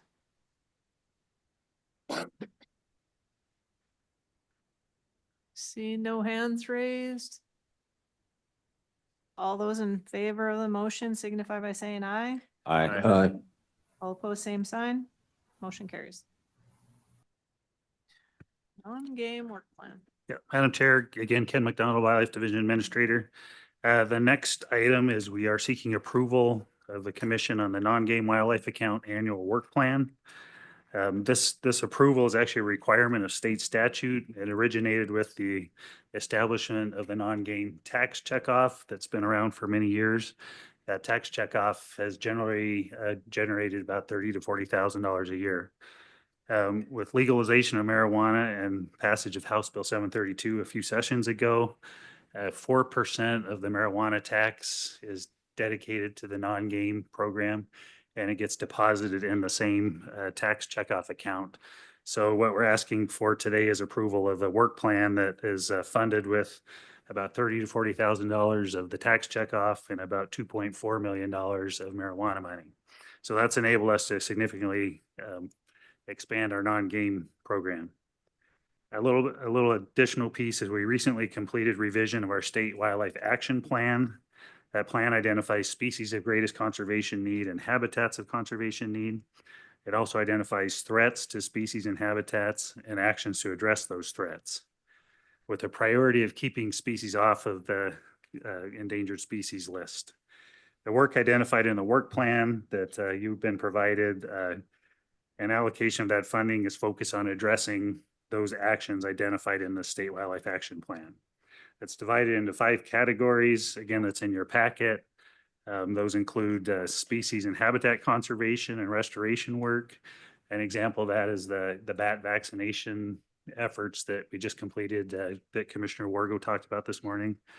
There's an inventory and monitoring piece. We've been doing quite a bit of that, focused on species that have been petitioned for listing. It includes pinyon jays, pygmy rabbits, western phalaropes, and some bumblebee species.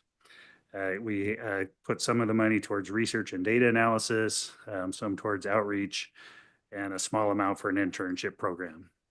So within these categories, there's significant funding. We've used some of that to hire staff, including some specialists like Shannon Hilty, our bat biologist, and then technicians in each region to help with some of the survey and inventory work. So that's a high-level overview of the work plan. We're seeking your approval, and if we can provide more detailed information, we're happy to do that as well. Any questions? Commissioner Walsh. Thanks, Madam Chair. Mr. McDonald, can you give us some examples of the outreach, non-game wildlife outreach? Sure. So Commissioner Walsh, Chair Robinson, probably one of the biggest is we're just in starting a program to improve our wildlife viewing areas. So in the past couple of years, we've enhanced a couple viewing areas. The most recent in Region 1, where an NGO had put a conservation easement on a wetland complex that gets a lot of shorebird use and waterfowl use, sandhill cranes, that kind of thing. So with some of this money, we developed that into a watchable wildlife viewing site, complete with a boardwalk and a elevated viewing platform. Some of the other work, signage, things like that, to make people aware of the non-game, and particularly where we have species in decline, kind of try and inform folks about that, and then some of the efforts to help address that decline. Mm-hmm. Commissioner Burrows. So like one of the top one here, the species and habitat restoration, you've got $1 million just kind of blocked there with a handful. We've got 4 different work plan items under there. It would be nice to see just a little more I would like to see a little more breakdown for the monitoring of the bats and the leopard frog, like what proportion of that $1 million. And I don't necessarily need it today, but it'd be nice to see $1 million broke down a little bit finer, especially since a lot of those don't really have a nexus to each other. There's a bat surveillance, a leopard frog reintroduction, and some other items in there that seem to kind of should be able to stand alone with a dollar amount associated with those. Sure, Madam Chair, Commissioner, we will get that for you. Commissioner Wargo. Yeah, thanks, Madam Chair. Ken, I guess looking at the last topic that we just had on pheasants, considering that dollar amount compared to this, and just kind of the amount of I guess passion that was expressed in that, and we're talking a lot bigger dollar amount here. I guess kind of curious, just as far as like inventory and monitoring, while very much we need to continue inventory and monitoring of keeping our finger on the pulse of things out on the landscape. How much can we look back at past inventory, and can some of this like $1 million, 953,000, maybe get shifted over into some of the habitat stuff, just doing the work on the landscape that we know provides benefit to potential endangered species, just as opposed to just going out year after year and saying, yep, they're still there or they're not there. Like, can we take a more proactive approach with that $1 million? Madam Chair, Commissioner Wargo, great question. And that's exactly what we're trying to do. So if you look at the category above, it's species and habitat restoration. So one of the things we're doing with this funding is putting a chunk towards habitat enhancement, habitat restoration. We're in the process of hiring a habitat biologist focused on non-game habitat and primarily focused on wetlands and riparian restoration and enhancement. So yeah, that's across the board. The department is in favor of, do as much as we can for habitat. The one thing with a lot of the non-game species is, for a lot of species, it's just we don't have a lot of information on them, and that's one of the things that gets pointed at in some of these listing petitions is, we don't even know what's there.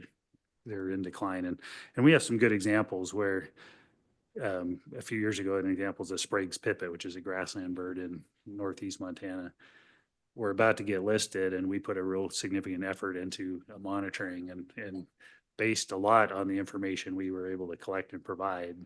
They were found not warranted. So the monitoring isn't just, we know what we got, but it's really focused on, a lot of it's focused on species we have no information on. So it's definitely a mix. And a big piece of the non-game program is we haven't had a lot of resources until recently. So we're playing catch up on some of the survey and inventory.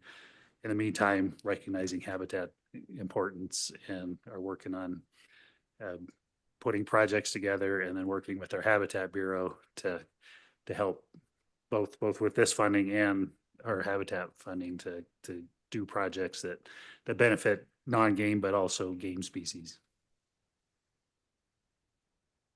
Any other questions? Madam Chair. Mhm. Can, one of the things I keep hearing is people saying they aren't seeing any porcupines anymore. Are you guys doing any work on porcupines? Madam Chair, Commissioner Brook, there is some effort underway. It seems to be a continental divide thing, west of the divide versus east of the divide. And so we were evaluating a research project to try and get a handle on that. And then so that's in the works, evaluating that, but then just looking at, again, setting up some surveys to understand. Any further questions? Commissioner Walsh. Yeah, I see BLM cited it in this and also the Forest Service. I'm just curious what kind of leverage you have on the 2.5 million that we're putting into this program. Madam Chair, Commissioner Walsh, what do you mean by leverage? I mean, are there, it strikes me some of these non-game species would be, getting back to an earlier discussion, eligible for grants from the National Fish and Wildlife Foundation or from federal agencies that would match the dollars the state is committing to this. Yeah, thank you for the clarification. Yeah, we work with, any partners we can, and, and particularly on the bird monitoring, both the BLM and the Forest Service have been pretty significant partners.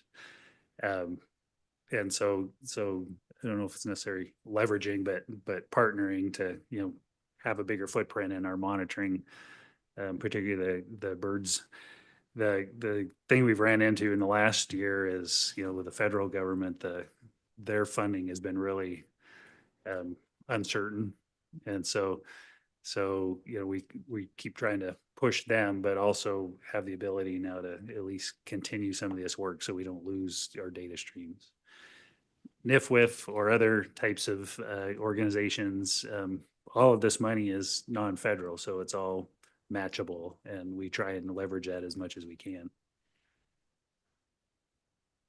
Any other questions? I would entertain a motion if somebody would like to make a motion also. Madam Chair, Commissioner Burrows? just one more thing to add to that list of the cost breakdown. If you could add that leveraged money, because I think that is important when we see 2.5 million turn into 10 million or whatever number we can turn that into. So it's just pretty bare bones. So I think you can see we're kind of starving for some information on this 2.5. It's a lot of money. And it'd be nice to see a little more detail on how it's leveraged, where exactly it's going, and not just see these broad categories, a little finer point put on it. But with that, Madam Chair, I'd move the Fish Wildlife Commission approve the proposed non-game wildlife account work plan for FY27 with an emphasis on reducing the effects of Endangered Species Act listings on landowners, recreationists, and other user groups. Second.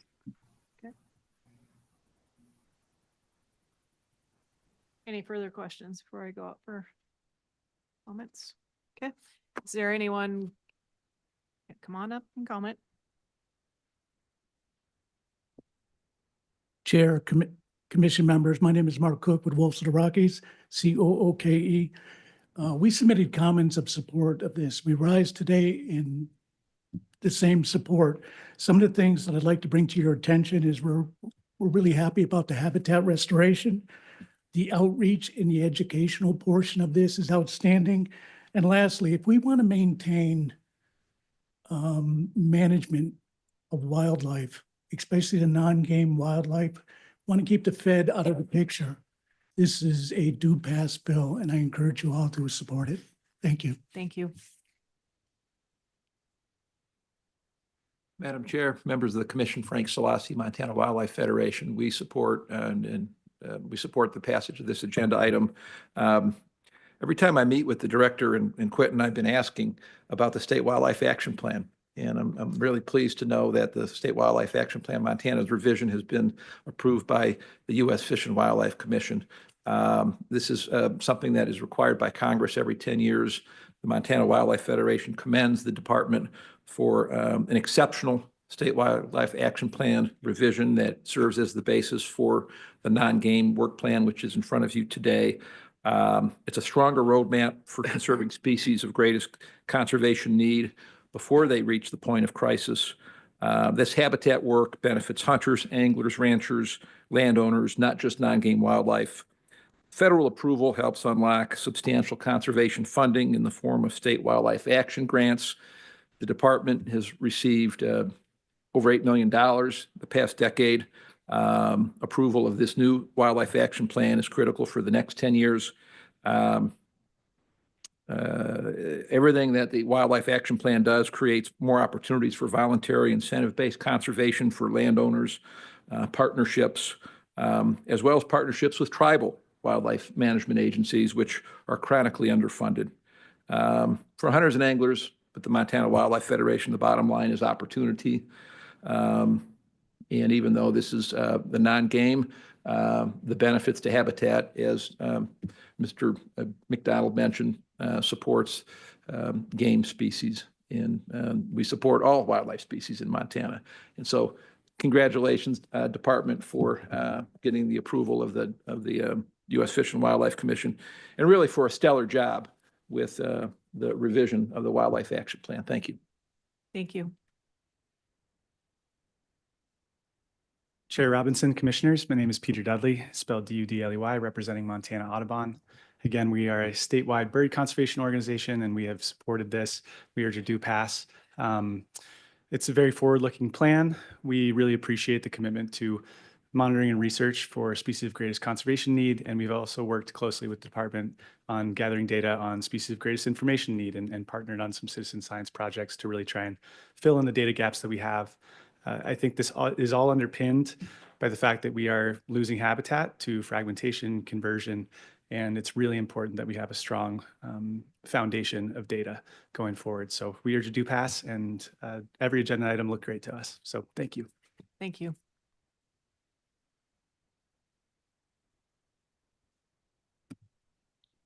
Madam Chair, members of the commission, Jeff Lucas with Trout Unlimited and Montana Trout Unlimited, spelled L-U-K-A-S for the record.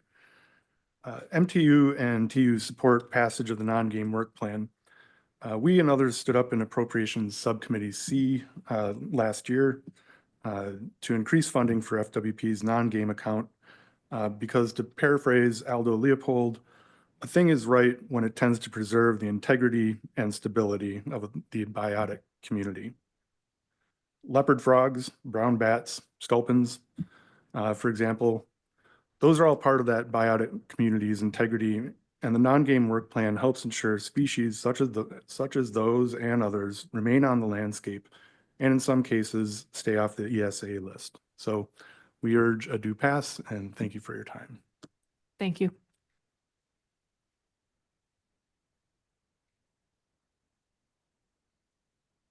Good morning, Madam Chair, Commissioners.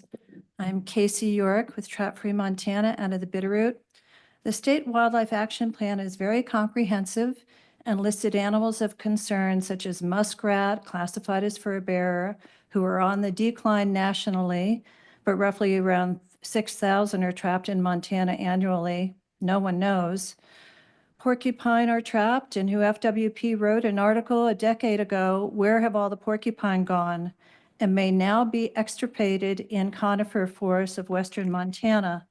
The rare spotted skunk, deemed a predator who receives no protections at all and is not even included in the annual estimated trapping reports. In fact, the SWAP failed to mention the legally, poorly and unregulated year-round and unlimited, unreported trapping of these species and all those classified as non-game, such as rabbits, plus predators.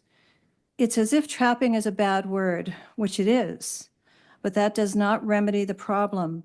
As habitat is key, the non-game work plan focuses on wetlands, and it's refreshing to see beaver identified in the SWAP. Yet the essential role of beavers fails to be supported. The very animals responsible for building and maintaining these critical habitats suffer an unlimited, unreported, and 5.5 to 9 month long recreational trapping season. This is akin to trying to improve a sports team while the team owner mismanages, cripples, and eliminates the coaches who guide and support the players. It is irresponsible and disingenuous to this program to continue to ignore the elephant in the room and its dire consequences, trapping, especially to those most vulnerable. Thank you. Thank you. Any other commenters? I don't see anyone with their hands raised. Okay. Any further comments or questions before we go to a vote? Madam Chair, quick question. I don't know if this would be best directed towards Mr. Hindoin. Species in need of management, i.e. are wolves, is that a game species, or would that fall under this umbrella at all? Madam Chair, Commissioner Wargo, no, that's just a statutory term created by the legislature. It's distinct from what you see here, the SGCN, species in greatest conservation need and thing like that. So the terms inside the SWAP or the State Wildlife Action Plan are not, to my knowledge, tied back to the legislative designation of a species in need of management. Would there be any ability for any funding? I guess, I have concerns about some of the collaring efforts and stuff and, maybe need to ramp up some of that. Is there any latitude with any of this funding for that, or no? Madam Chair, Commissioner Wargo, not that I'm aware of. I mean, I guess we could go back and look at whatever the ties for the specific, the box around what is non-game, but I think is assessed right now, it does not include, species in need of management that are actually, hunted, trapped, or pursued in some fashion. Thanks. Commissioner Burrows? Madam Chair, I don't know who can best answer it, but we've heard quite a bit now about where we've had some general conversations about porcupine, and then also beavers. I think with the unhealthiness of our forests, the fire sheds that we burn up every year, our lack of ability to store like late seed. It's a big issue in my part of the world where we continue to burn up forest, we lose that ability to hold late stream flows. And that's why I think we continue to see hoot owl creep up earlier and earlier and every year. I mean, we're probably going to get to the point where we start seeing hoot owl in June at some point in here, because now we're into July. I think it would be good to have a big picture conversation. I asked some of the questions about beaver specifically. It doesn't sound like we have mandatory reporting on beaver. Probably be a good thing to better understand beaver harvest and maybe start to look at these watersheds specifically. And do we need to trap beaver in there if there's not an impact? I can understand if we have agricultural impacts or infrastructure impacts due to beavers, but some of these and I don't know how prevalent it is, but backcountry trapping of beavers in some areas, I don't know if it's prevalent, but in some cases we may need to ask, why are we trapping beavers in some of these drainages, that especially if we have late stream water flow impacts. So when does that happen? When do we discuss Yeah, what agenda item does that fit under that you want to talk about that? Because I don't think it's this one, but yeah, on this afternoon, I think. Yeah. Okay. Yep.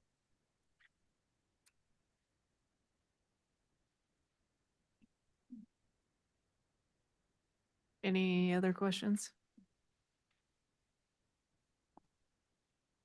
Commissioner Walsh. So call the vote, please. Oh. All those in favor of the motion signify by saying aye. Aye.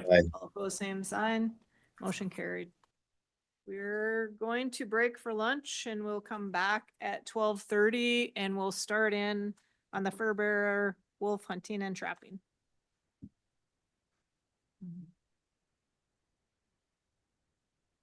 Yep.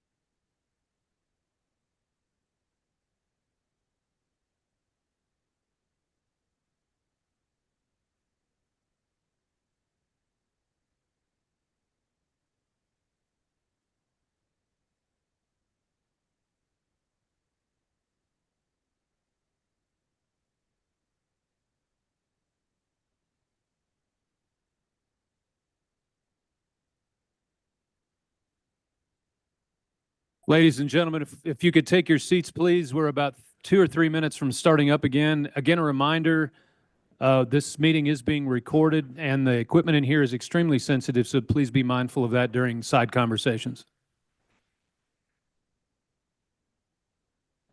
I guess also there are handouts with the proposed amendments that have already come forward.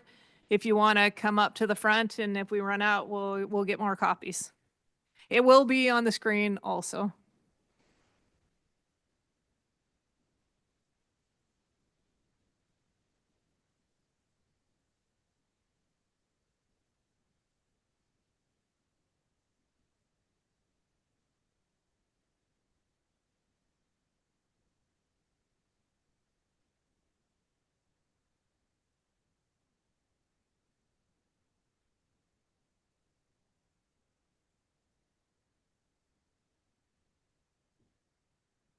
All right, I'll call the meeting back to order. Oh, good. So I am going to invite Brian Wakeling up to the podium, and we will start with our last agenda item.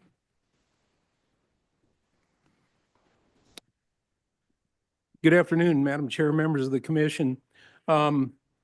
This topic, we're presenting our recommendations for both trapping and wolf trapping and hunting. Oftentimes we get a lot of focus on the wolf aspect of it, but I feel like it's important to point out that we're also looking at a much broader thing, and we don't want to lose focus of that.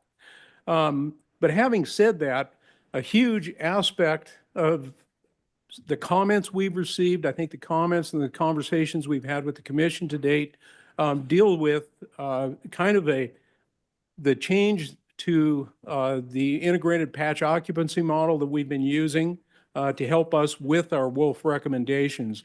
And so we thought it would be useful, and with the chair's permission, we have a presentation. Molly Parks, our carnivore coordinator, would like to go over the presentation and go over how they differ, why we thought it was important to carry things forward at this point in time. So with that, I'll turn it over to Molly, and when she's completed, then I'll come back. Okay, thank you.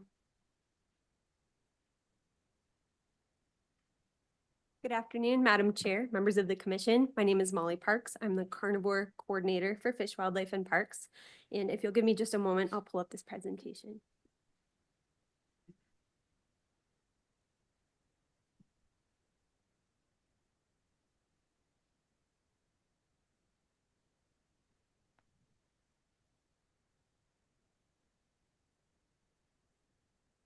Okay, great. So I've been asked here today to give you an update on our wolf population monitoring efforts, IPOM in particular. So we're just going to dive right in. So over the years, population monitoring in Montana has shifted. So when you think about a growing and expanding wolf population, thinking about that small recovery population that's grown over time, new data that's become available, new analytical methods that have become available, we've continued to evolve and adapt our methods. And IPOM is no exception. Since its beginning, IPOM has been designed as an adaptive framework. It's been designed to evolve and incorporate new information as it becomes available. So today, I wanted to walk you through high level how we have monitored our wolves over time, what do those methods look like, but then really dive into some of the updates on IPOM and then share some of our preliminary estimates. So starting in the early days of recovery, our wolf specialists spent a significant amount of time in the field documenting our wolf population. Trapping and radio collaring combined with field surveys, so things like track counts, den and rendezvous site visits, aerial counts with monthly flights, all these different methods helped us to get a picture of our total population. What wolf packs are out there? What individuals are in those groups? Where are territories located and how big are they? What do dispersals look like? And much more. But again, with that growing population, things got a bit tricky. So in the early days, we had collars on most packs. This helped significantly when you think about identifying new packs that are forming or identifying most individuals in those groups. But when our minimum count exceeded 500 wolves spread over 25,000 square miles of rugged and remote terrain, Counting every wolf and every breeding pair and every pack became increasingly challenging and impractical. So FWP ultimately moved to statistical models to estimate our population and document uncertainty around that number. But I do want to point out, we're still conducting intensive field monitoring. We still are radio collaring, we're still collecting field data, and we're still developing that minimum count at the end of the year. So IPOM, our integrated patch occupancy model, has the model we've been using in recent years to estimate our population. And I thought we'd take a quick walk through an example to illustrate how this works high level for folks who might not be as familiar. So IPOM is a combination of several submodels. So we're going to start with our occupancy model. So the occupancy model is helping us to estimate the distribution of wolves on Montana's landscape. So in other words, how much area are they using and occupying? So in this example, we're going to use simple numbers for simple math. That white dotted line there is going to be our area occupied, and we're going to say that's 10,000 kilometers squared. Now we have our territory size model. This is going to estimate the size of an average territory. If we know how large our territories are, we can estimate how many fit in our overall occupied area. So in this example, our territory size will be 250 kilometers squared. So if you divide the 10,000 by 250, we can see that 40 territories or 40 packs will fit in this area. Next, we have our group size model. This is going to estimate the number of wolves in each pack. And so if we take the number of wolves in each pack, multiply by our 40 packs there, we're going to see that we have 320 pack-dwelling wolves in this estimate. But we know not all wolves are part of a pack. We have loners, we have dispersers, wolves out looking for a home and family of their very own. And so we want to account for those individuals as part of our overall population estimate. So in this example, we have our, again, 40 packs from our first two models combined, times 8 wolves is 320. And we're just going to add in 20 wolves for our loner rate in this example. So it's really 340. Sorry, that small print up there. So this is a schematic showing essentially what we just talked about. This is how we illustrate IPOM and the submodels in our annual wolf report and our publications. But essentially, you can see how these models are combining to generate that statewide estimate. So we won't spend a lot of time here. I just wanted to show it for reference. So now that we've looked high level at how IPOM works, I wanted to walk through each submodel and share with you some of the updates that we've been working on over the last 2 years. So the occupancy model uses several data streams. One of those streams of data would be our hunter observations. So we survey folks that were out hunting in the fall during the 5-week general season, and we ask them, did you see wolves? Where did you see them? When did you see them? And how many? Now we also are using verified pack locations from our wolf specialists in the field in this model as well. However, in the original iteration of this model, the verified pack locations were really just used to confirm our hunter observations. And when we queried a series of occupancy model experts, we determined that was a bit of an atypical data structure. So we reworked the model. We're now giving more weight to our verified pack locations. And so those are going to be our primary data source. Hunter observations are now our secondary data source. But what you'll see is if you look at the figure here, the estimates are in a time series showing 2007 to 2025. The blue line is showing estimates from the original IPOM, and the updated model estimates are in orange. And you can see that these estimates overlap each other pretty closely. And you can see those credible intervals are shading in the lighter blue and orange as well. But they overlap and track each other pretty well. So at the statewide level, we have very similar estimates of occupancy. So now we have our territory size model. So again, we're estimating the size of an average pack's territory. So in the original model, we were looking at territory varying and being estimated on a broad, more coarse eco-regional scale, which is based on habitat types. But we know that packs compete for space, and we know that local pack density, along with other local conditions, can influence territory size. So we reworked this model and are now looking at territory size estimating on a much finer scale. We also have several years of collar data that have accumulated since this model was originally developed. So that new collar data was incorporated as well. So if you look at the figure here, again, the blue line will show the time series of estimates for the original model, orange will be updated. You'll see that for at least the last decade, we've been estimating about 450 kilometers squared for a territory size. However, under the new model, we're now more like 525 kilometers squared. And when you think about the size of those territories and how many fit in the occupied area, the bigger your territory, the less are going to fit in that overall area. Now we have our group size model. So the group size model was originally developed using group count data from our wolf specialists 2005 to 2018. Now this model was put in on the front end of development. It was not used as an annual input. So group counts after 2018 did not go into the model for more recent estimates. We also noted that when we developed this model, should conditions on the ground change in a way that our group size would be influenced, we would want to revisit and possibly recalibrate this model. So we went back in, we reworked the model so that our group counts are now an annual input. The more recent years of estimates are going in, and moving forward, each year's group counts will be going in. And we also updated the suite of variables that inform this model. And now we can see more of a declining trend in our group size, which is consistent with our field observations from our specialists. So again, in the figure, the blue will be the original estimates. And since 2012, we've been estimating about 5.25 wolves per pack. But with the updated estimates, we're seeing now more like 4.25 wolves per pack. And if you think about statewide implications here, let's say we have 150 wolves in the state. If you reduce each pack by just one wolf, we're already reducing our estimate by 150 wolves just right there.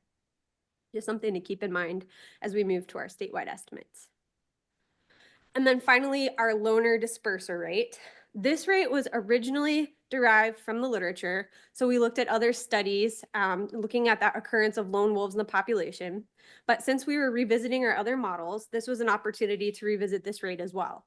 And so again, we've accumulated more collar data since these models were developed. So we used our Montana collar data and developed a Montana specific loner rate. So what's interesting is if you look at the rate under IPOM 1.0, the original rate from the literature, that came in at 1.125, but our updated rate came in at 1.11. So they're actually pretty similar. We just have wider variation around our Montana specific rate. And for anyone who's curious, this picture in the background is an example of a pretty impressive dispersal.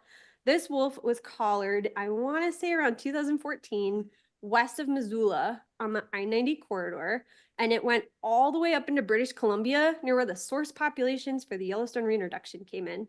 So just kind of a neat example. Okay, so let's take a moment to just think about what we just heard, what some of these updates mean.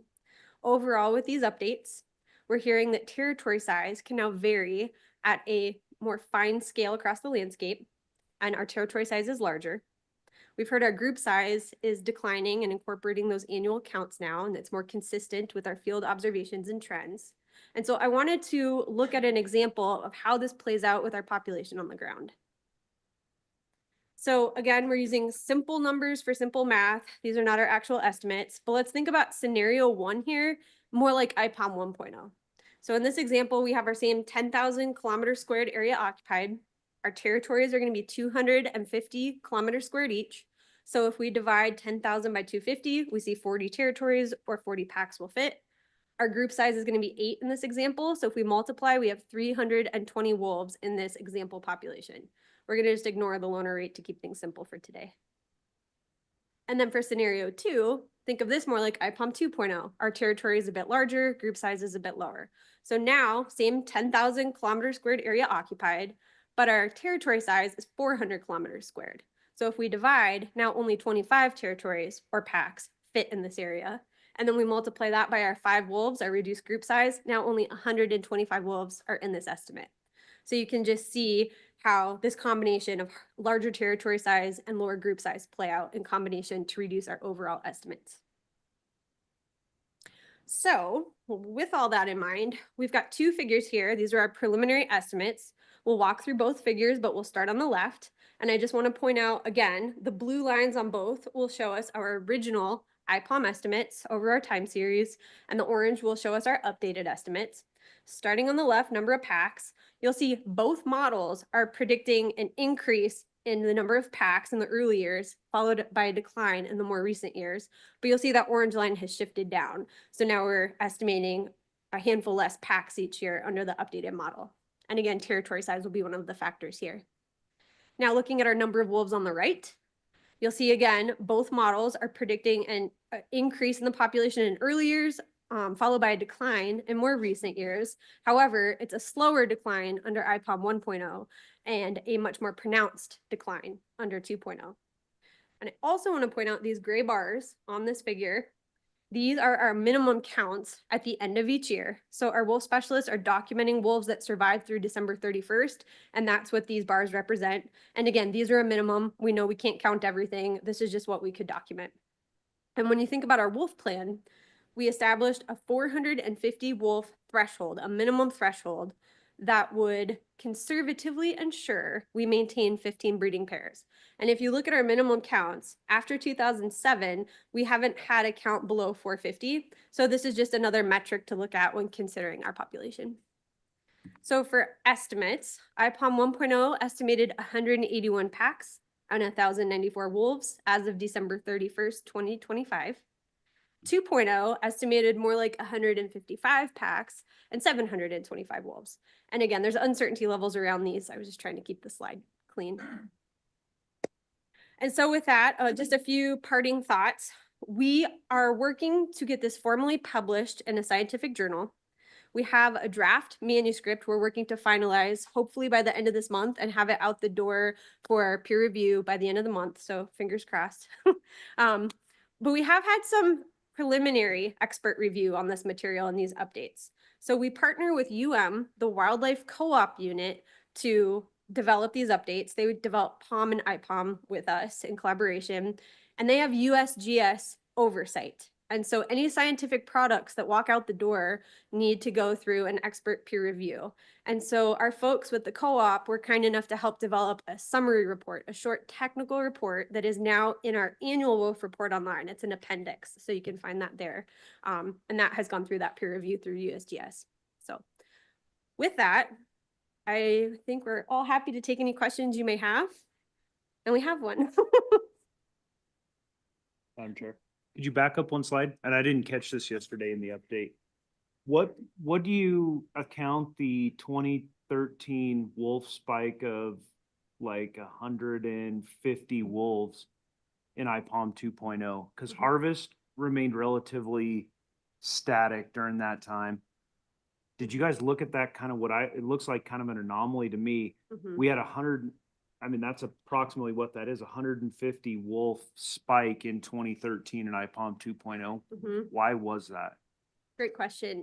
Madam Chair and Commissioner Burrows, I may defer that question if that's all right. Kevin or Justin?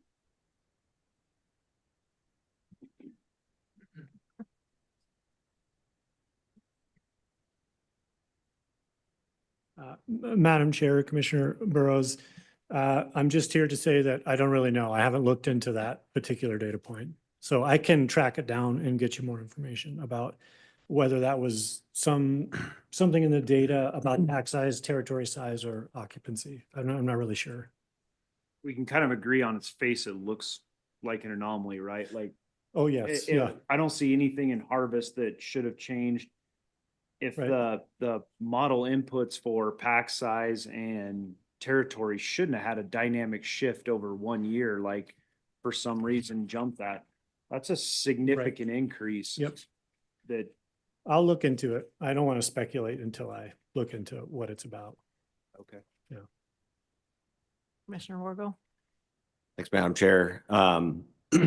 Does, I guess, question for either Justin or Molly, do you have ability to pull up the wolf management or the wolf report? Madam Chair, Commissioner Wargo, I can if you give me just a moment. Okay, I mean, if there's maybe another question, specifically that page 24 that we kind of looked at with the kind of the seasonal, I feel like it would be beneficial to just have a discussion on timing throughout the year and just kind of like the cyclic annual population stuff. It was something that I found very informative.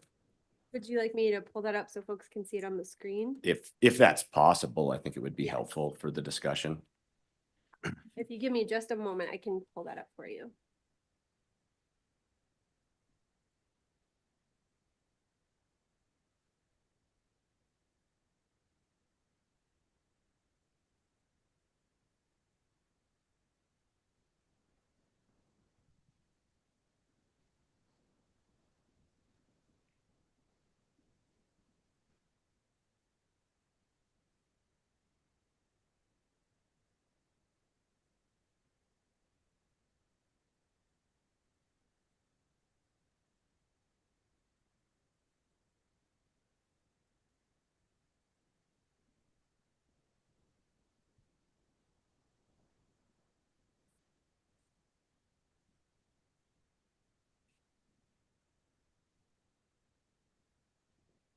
Okay, I was just, maybe, I guess question being, maybe you could dive in and explain this chart a little bit. Just, we have, wolves in general with their ability to throw a litter size that, exceeds many of the other animals on the landscape that, the recruitment pulse there is a lot larger than we would, typically see in other populations. And just kind of, I mean, in rough figures, there is, an annual population variance or, a surge after recruitment of about, 300 wolves. So I like really simple math. I've been kind of, in banging away at a keyboard and whatnot. It's something that or my calculator, I kind of was running into issues on trying to do simple math to say 725 minus this, minus that, or whatever. And just if you would, you'd probably be a lot more articulate about explaining that to the group and then just kind of talking about the December timeline and whatnot. I think it would be beneficial for the conversation. Thank you, Madam Chair, Commissioner Wargo. I will start with explaining these two figures here. And if I get the umbrella hook, Brian may pull me off the stage and take over.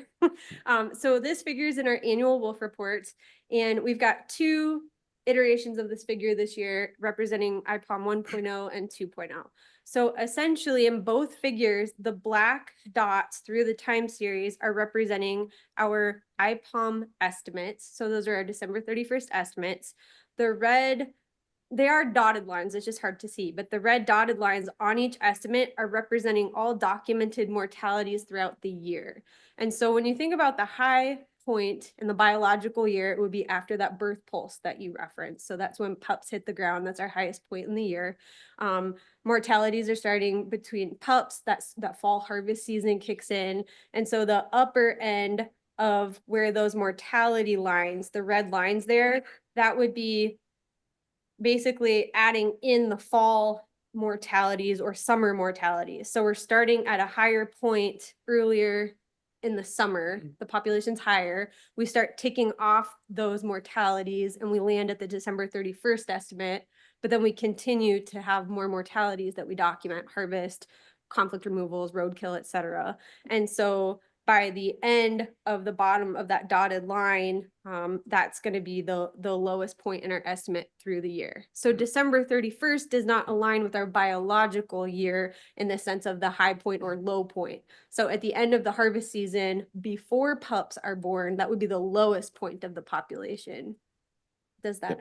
Yeah, no, I appreciate that. It was just, kind of a, IPOM estimate minus harvest is probably not sound math. It's a bit more complicated, unfortunately. Okay. Yeah. Thank you. Any other questions? We probably better move on unless you have burning question. Okay. All right. Thank you. Thank you. Hold this.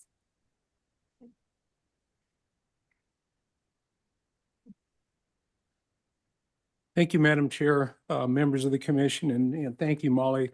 I think the one thing that we've all learned, the most challenging part about this is it doesn't lend itself well to simple math. It's got a lot of complexities as Molly kind of outlined. But going back to the overall topic, there's several other things, and what I'm going to do is walk through the cover sheet real quickly.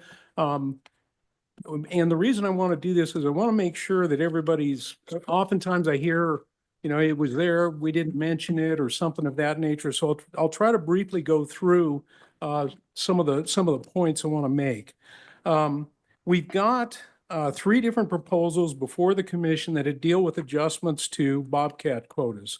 In Region 1 and Region 7, we're recommending some reductions. In Region 5, we're looking at an increase to the bobcat quota, kind of a moderate one. We're also looking to make some adjustments to total otter quotas. That's when you run the 2 words together, of changing the total quota from 4 to 8 while retaining a 2-person bag limit. We're also, when we get into the wolves, we're recommending a quote of 15 wolves for Senate Bill 200. So Senate Bill 200, what we've done in the past is we've had a quota of 100, but we have not seen in recent history, Senate Bill 200 take between 3 to 6 is what we've been seeing, and it's never exceeded 12. So we believe a 15 is a reasonable quota for Senate Bill 200. This is where folks can take this if there's threat to human safety, livestock, or their dogs. That adjustment doesn't stop us. If we do start to see that increasing over the next few months, it's certainly possible for the department to come back to the commission and ask for an adjustment. So this isn't a final end all, but it's consistent with what we've been seeing. In the past 2 years, we've lumped the Wildlife Services take in with Senate Bill 200. And that really was never the intent of Senate Bill 200.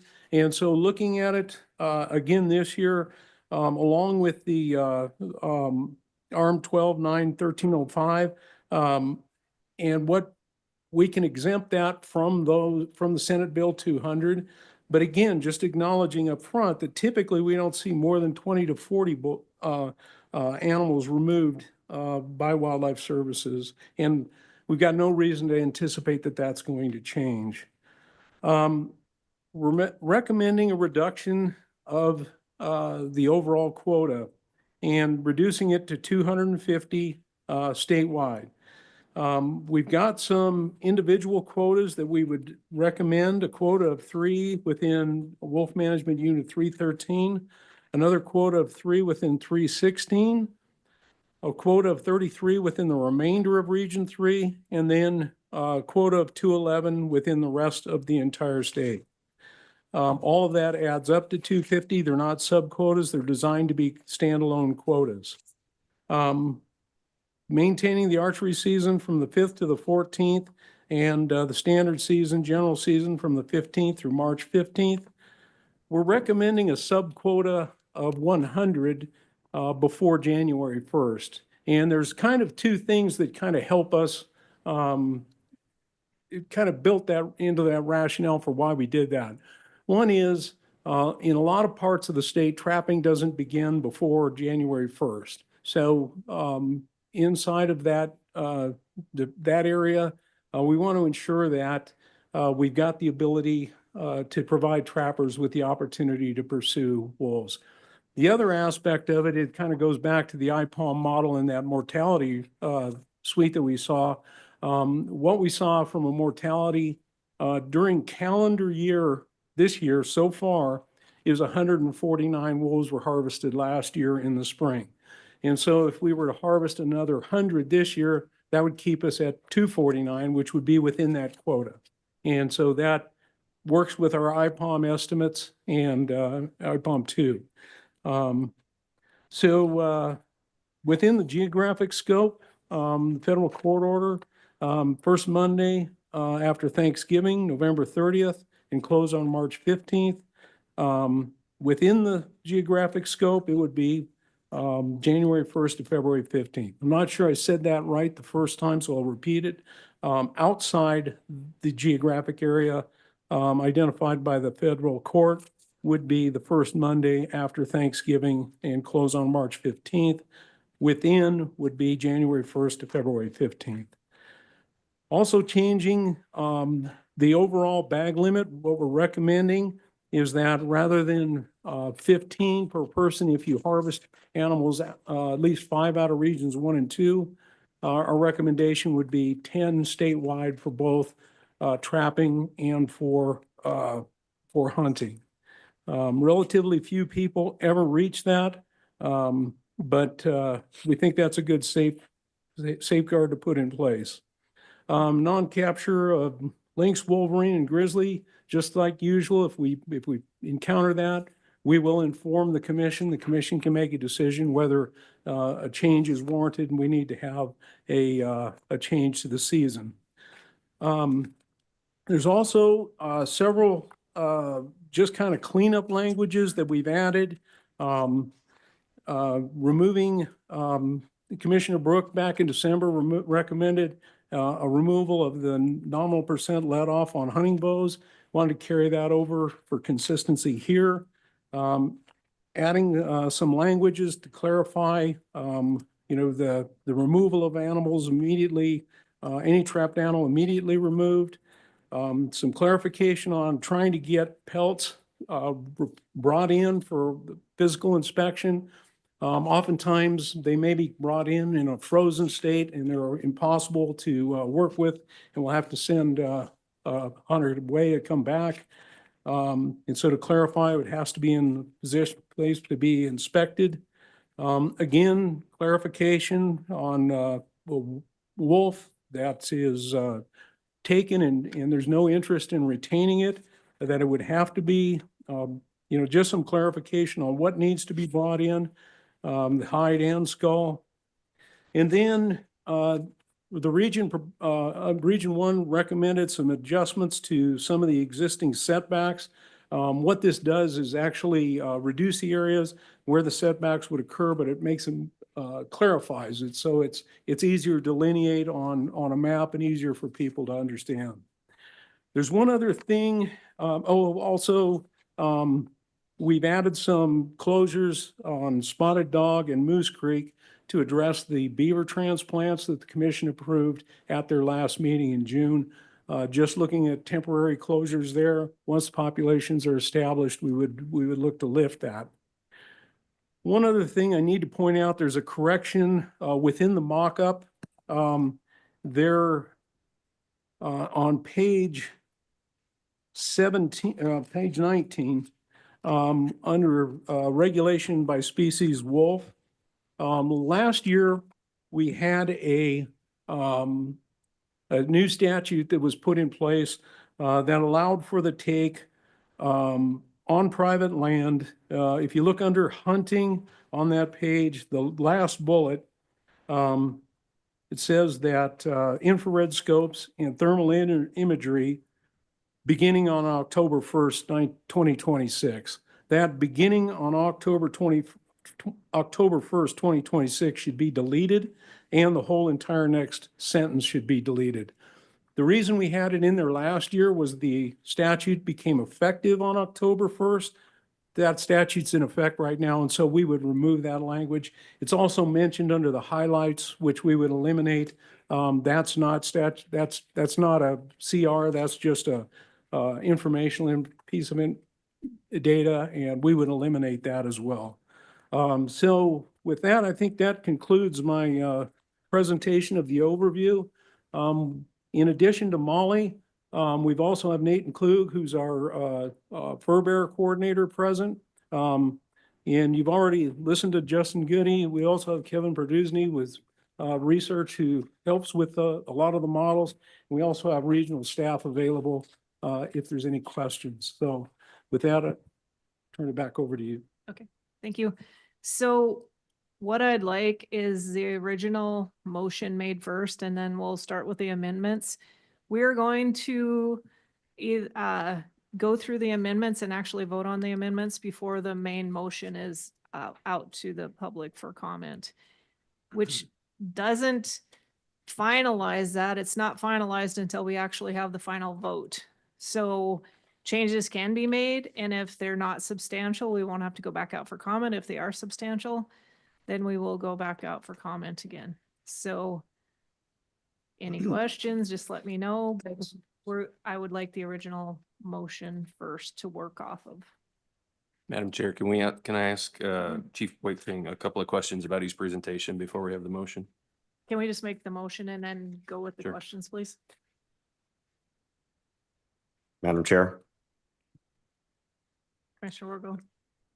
I move the Fish and Wildlife Commission adopt the fall 2026, winter 2027 fur bearer and wolf trapping and hunting seasons in quotas as presented by the department and in the regulation mock-up with all other aspects regarding prior seasons and regulations included, except for those influenced by routine calendar rotations. There's a second. I'll second. Okay, Commissioner Walsh, thank you. Okay, Commissioner Gagnon, please. Thank you, Madam Chair. Chief Wakeling, you mentioned with the beaver temporary halt on trapping there, and you mentioned it was temporary. What would be the criteria to remove the temporary status? And to remove that, does that come back to this body, or would you have the authority as a department to remove it? Madam Chair, Commissioner Gagnon, essentially it's highly dependent upon how rapidly beavers would become established. And so what we would look for is, I think Tory Ritter in his prior documentation that we provided as part of the previous presentation regarding those transplants outlined a lot of the characteristics of what a healthy, sustainable population would be. And so what we would look at is some of the criteria that's associated with that, looking at what those populations, how those populations are performing. And it may be 2 to 3 years. It's hard to say at this point because these are reintroductions. Oftentimes reintroductions will have some difficulty, and there may be some period of time where we need to be doing some augmentations. Thank you. Commissioner Burrows. Why do we have beaver closures in here? Is it a population? Is it a habitat? Why, like, for example, Missoula County, 9 mile above Pine Creek, why do we not allow beaver harvest in that drainage? I have not looked at that recently to know. Nate, I'm not sure if you have a better idea, or maybe we should refer to one of the regions. You could defer to the I'm not even certain what region that would be Region 2. Region 2. Region 2, or could you come on to answer a question, please? I know the wildlife manager has been on leave. I'm not sure if she's back yet. I'm not trying to catch anything specifically. I'm just wondering, we looked through this list and Broadwater, Deer Lodge, Gallatin, we have these little specific drainages closed to beaver trapping. I'm just wondering if that's a beaver count or we're not seeing beavers in there, or is that a infrastructure drainage? Why do we have beaver closures? Region 2 is on now. Did you hear the question, or do you need the question repeated? Hi, I did hear the question, but we are checking to see if any of our wildlife staff are across the way and can come over to answer it. So if we have a moment, we'll get back to you on that. Okay, so we'll come back to it. Please let us know when someone's there. Will do. Thanks.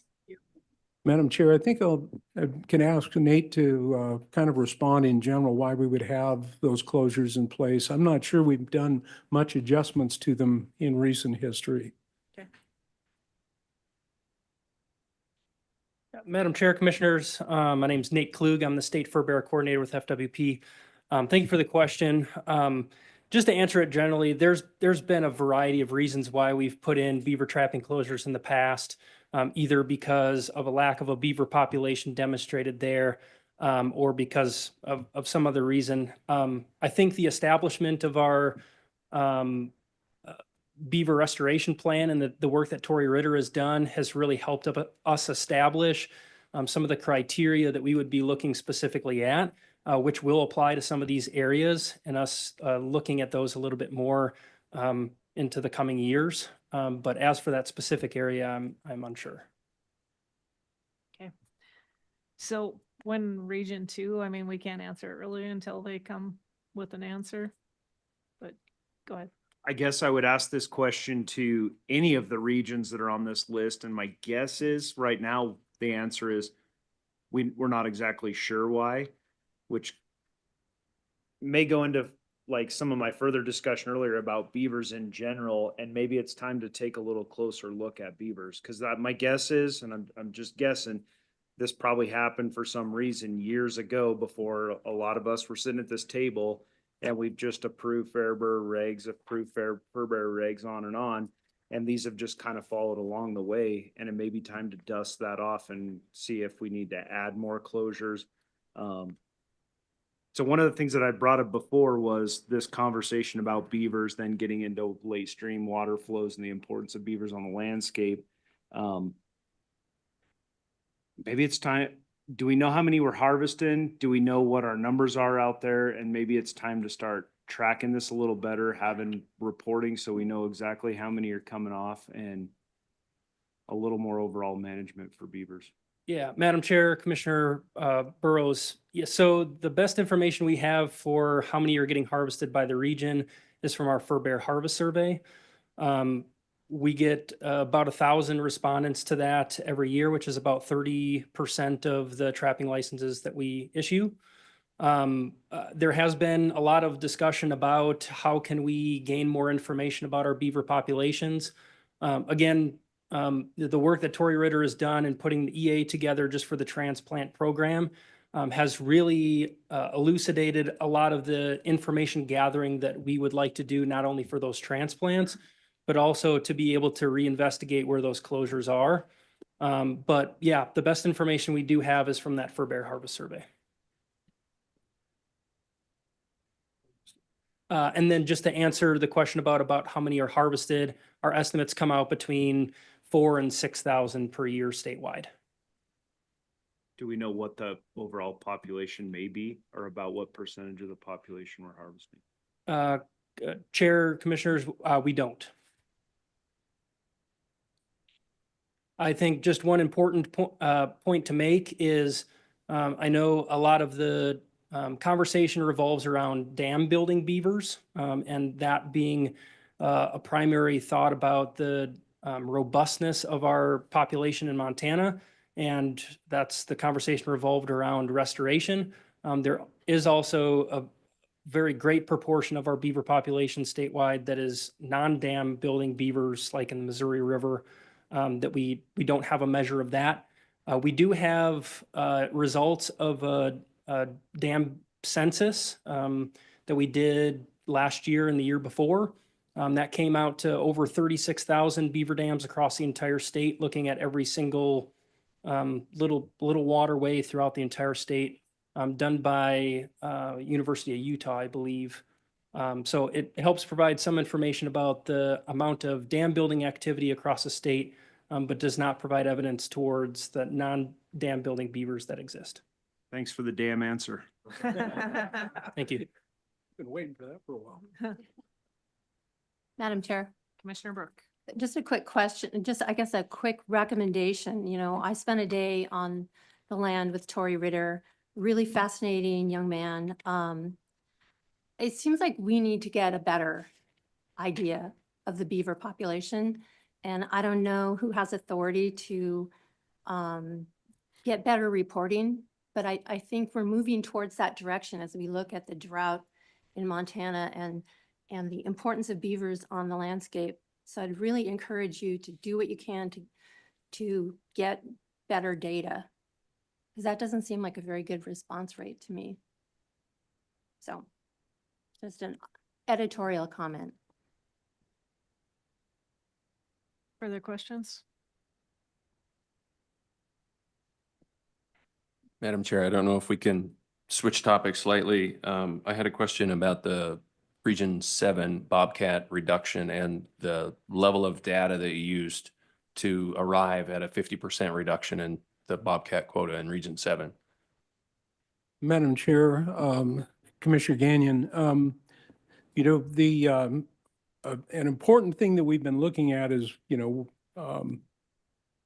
and I'll turn some time over to Nate again to let him respond a little bit more fully. But, you know, when we talk about a 50% reduction in the quota, it's important to recognize that historically, within the last 13 years, the average harvest there has been about 305.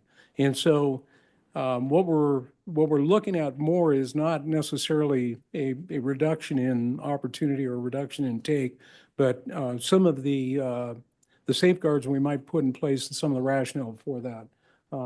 Nate, let you respond, and if there's any specific questions, Brett Dorak from Region 7 is also here. Yeah, Madam Chair, Commissioner Wargo. We don't have an official population model for bobcats. We do have a population reconstruction that was done this year and goes back in information back into the 90s. Some of the data that we look at across the state, consistent across regions specifically, is catch per unit effort. That's the number of bobcats that are captured per 1,000 trap nights. The data that we've seen across the state, including Region 7, Region 1, include a pretty significant decrease in the catch per unit effort. Now, when we're thinking about catch per unit effort, it's important to understand that it's per unit, so per 1,000 trap nights. And although there hasn't been that big of a reduction of the number of trapping license sales. The trapping license sales that happened back in 2008 were right around that 4,300 mark. Compared to now, it's around 3,500. But the amount of effort that it's taking to be able to catch bobcats across the state, including in Region 7, has significantly increased. Back in 2008, the catch per unit effort estimates for Region 7 were about 117 bobcats per 1,000 trap nights. Compared to now, it's about 53. I mentioned 2008 because that was the year in Region 7 where bobcat harvest was at its ultimate high. They harvested just over 800 bobcats that year. Shortly after that, they decreased their quota to 600 because the quota of 800 wasn't getting met anymore. Looking at graphs of where that's been since they reduced that quota, harvest has continued to decrease, so has catch per unit effort. I do have an understanding that there may be slightly less bobcat trappers in Region 7, but it's taking more and more effort for our average trappers across the state to be able to catch the same amount of bobcats that they did historically. So catch per unit effort, total harvest, ties into success rates. And then just from our fur bear harvest survey, we also get an estimate of the number of active bobcat trappers. So when we look at the number of active bobcat trappers, that's stayed pretty consistent, but our catch per unit effort estimates continue to go down. So although there are about the same number of active trappers on the landscape in Region 7 targeting bobcats, it's getting harder and harder to catch the same amount of bobcats through time. Does that help answer your question? Go ahead. Yeah, and just to clarify, the inference then is that there is a population decline, even though you didn't explicitly state that. That's the inference. Madam Chair, Commissioner Gottgen, yes, that would be correct. Thank you. Catch per unit effort is a reflection, a general reflection of the performance of a population. If it gets harder and harder to catch them with the same amount of effort, it could be reflectant of a decreasing population. Further questions before we move on to the amendments? Madam Chair. Thanks, Madam Chair. Nathan,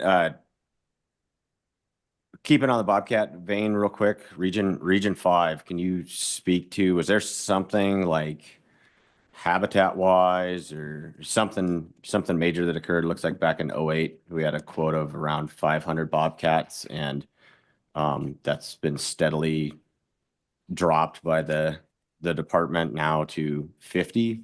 And, kind of the whole way along the line, it looks like harvest has just more or less matched the quota. So it seems like there's like kind of an active suppression effort taking place there. Like what?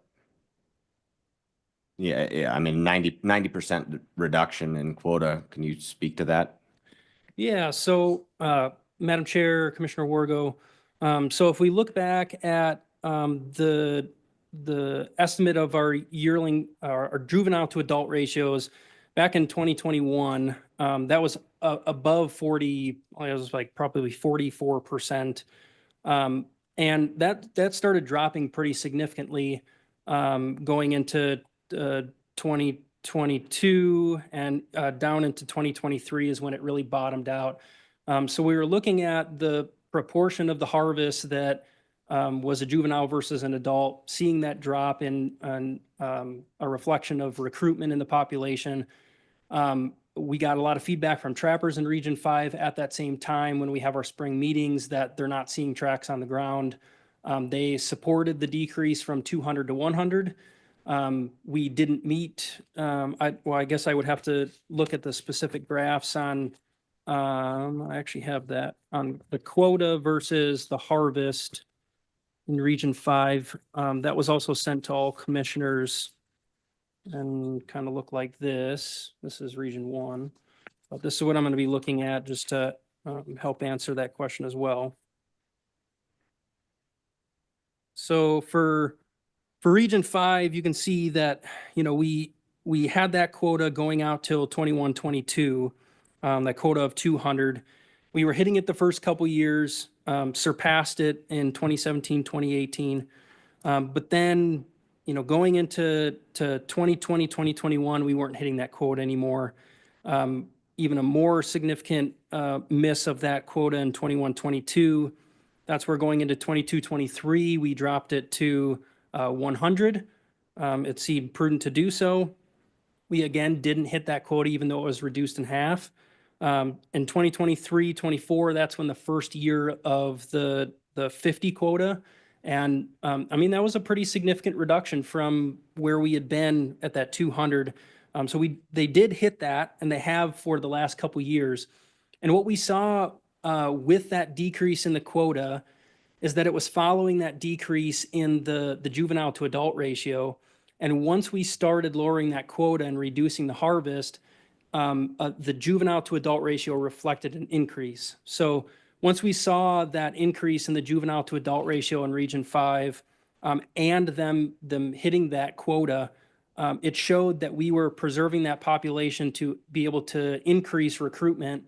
And that's one of the primary justifications for the proposed increase this year, is that we saw the upswing from the reduction in the quota of the juvenile to adult ratio beyond a point where it's definitely supporting the population now, increasing that population, and justifying that 75. Follow up. Juvenile to adult ratio. I think this is where we need to camp out a little bit. And I hope some of the trappers in the room will maybe be able to speak to this. I mean, this is for somebody that's a deer and elk hunter, a game hunter. This is very this is tough logic for me to follow. So basically that if we have more young cats in the population, that's a representation that in future years, those young cats will be growing into the adult population. Is that fair to say? Correct. Okay. So if we were to make a corollary to like bighorn sheep hunting, we would be saying that, man, we're going out on landscape. We're only killing 8.5 to 10.5-year-old adult rams. We're not killing any ewes and lambs. Boy, we need to reduce our quota because we're not killing the youth and the females and stuff. I think that this deserves a lot harder look. And the fact that I would make the assertion that the reason your juvenile to adult ratio spiked with such a low quota is because now you've created a competitive environment on the landscape where the guy goes out, he gets a bobcat in a trap, and for maybe a lot of people that don't know, they use a lot of live traps and other stuff on the landscape. So a trapper, if he's looking to sell a pelt that's worth an adult tom, now fur prices have actually just bumped back up. They were pretty suppressed, but that adult tom might be worth, I'm hearing around like $2,000, where a juvenile might be worth just a couple $100. So he's going to look at it. If he doesn't have a worry about hitting the quota, he's going to turn that thing out. And to me, that's responsible management. That's the trappers protecting the resource. So they're turning that out, but yet that data is being used against them because now the quota is so low that they feel like, boy, if I don't harvest this one by next week or by my next trap check, quota is going to be filled. So I might as well bird in the hand, bird in the bush kind of scenario. Maybe you'd, I'd feel free to refute that, but that's the way I see the data. Madam Chair, Commissioner Wargo, I appreciate that. So we do record or ask all successful bobcat trappers if they've released an adult or a juvenile.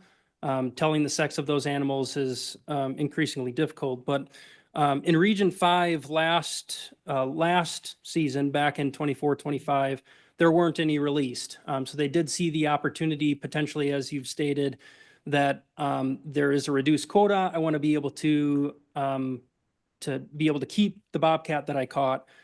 This last year, there were a total of 2 released in Region 5.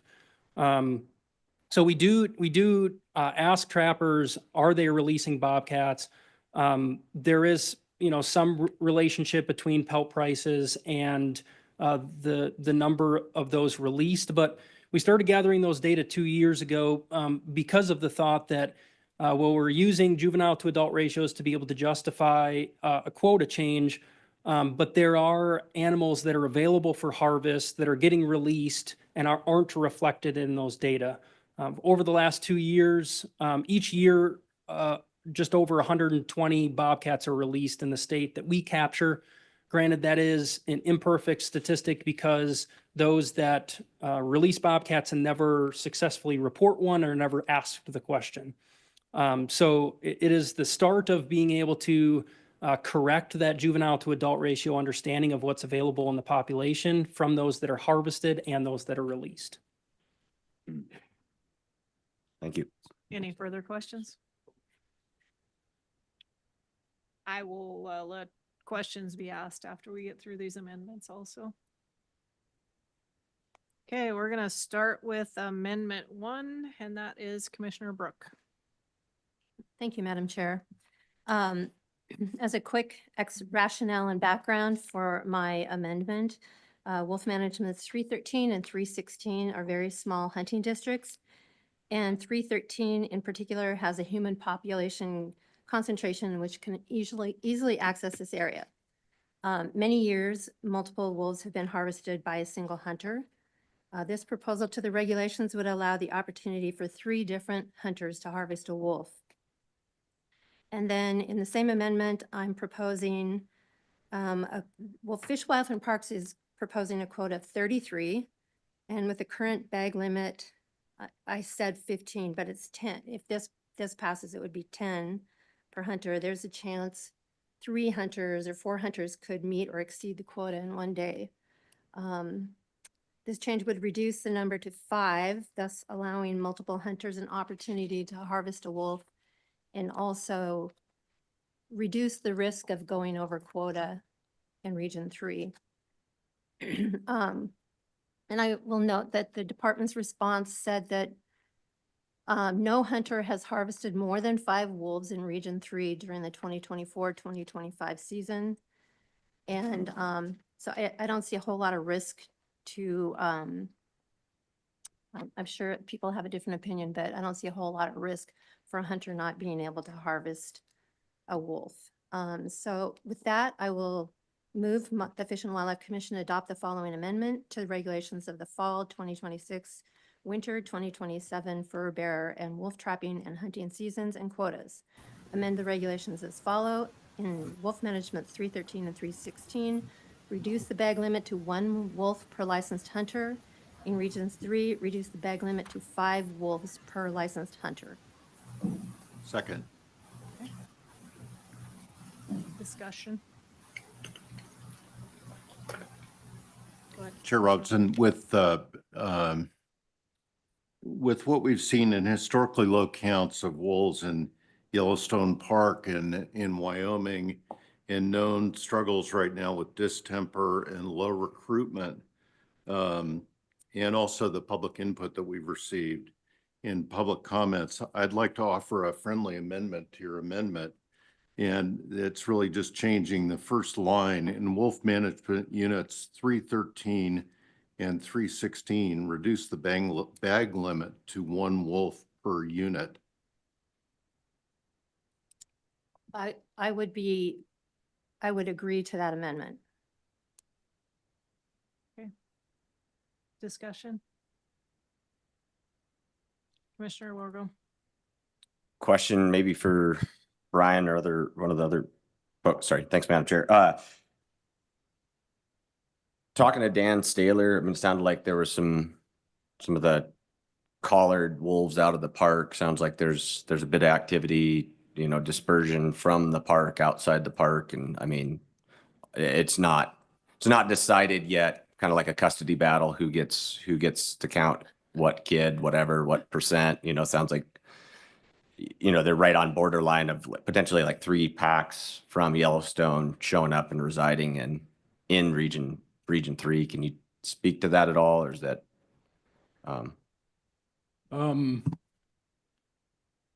Yeah, Madam Chair, with your permission, I think we'd go to Region 3 and ask the region to respond to that. Okay, Region 3, if you could get on, please.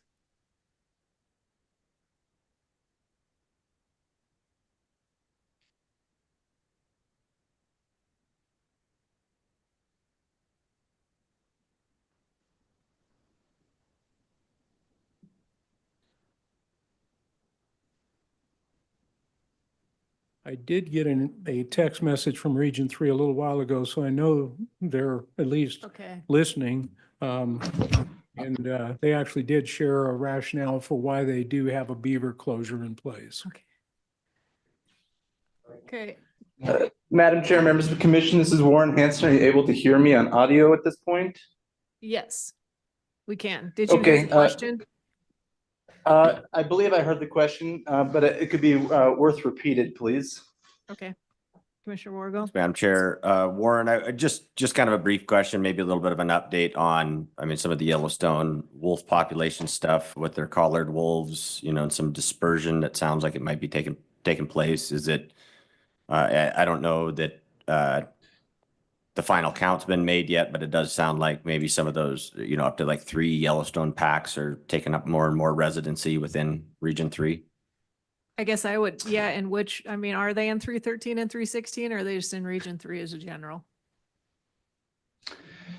Yep, Madam Chair and Chair Wargo, and just to clarify, this is Warren Hanson, Wildlife Manager for Region 3. Our wolf specialists on the ground also working closely, with the Park Service to understand transboundary wolf movement out of the park, in addition to established wolf packs that we have in the southern portion of Paradise Valley, Gardner Basin, which overlaps hunting districts 313, 316.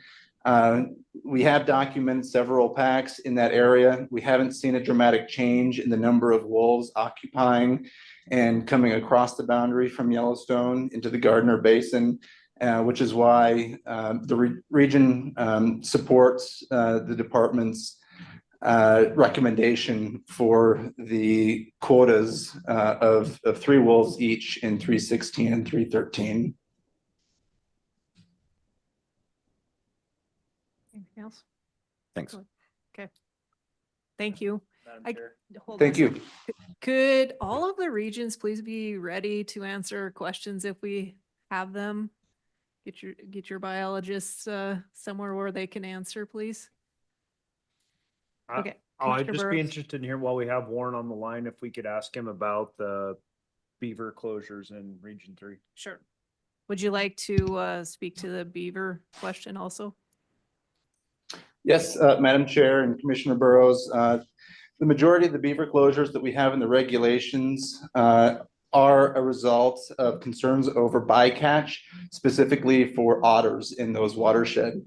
We have significant concern over harvest of the otter populations in those watersheds, which results in the closure of beaver opportunity there. Any further questions on that? Okay. Thank you. Thank you. Further discussion on the amendment.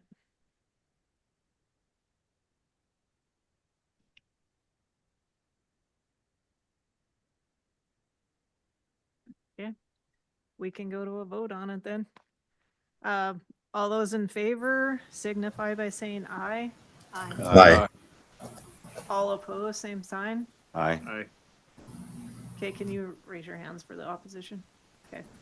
Okay, the amendment passes. Commissioner Lane, you were in support of that amendment? Correct. Okay, thank you. Okay, amendment number 2. Commissioner Wargo. Thanks, Madam Chair.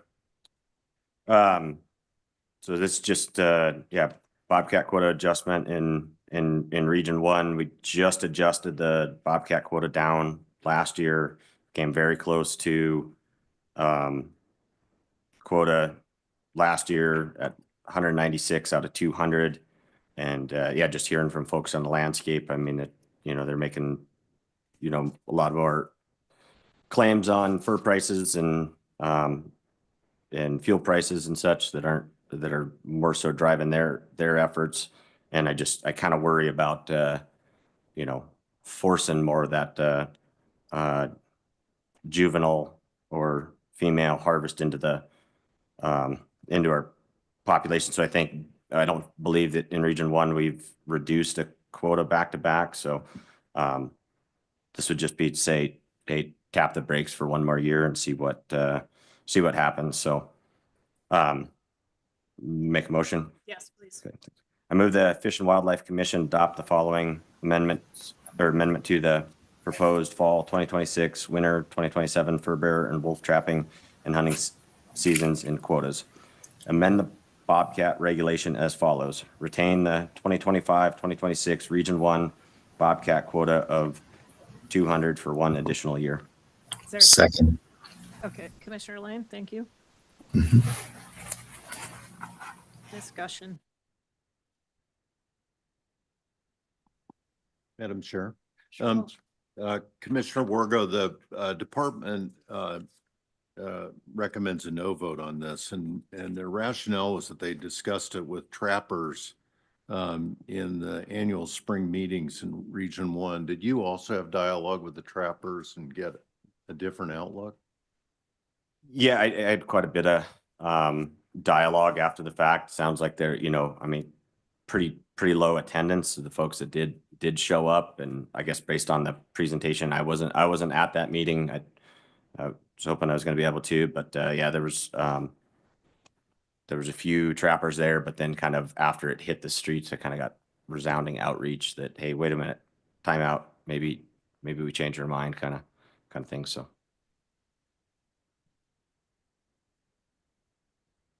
Further discussion? Okay.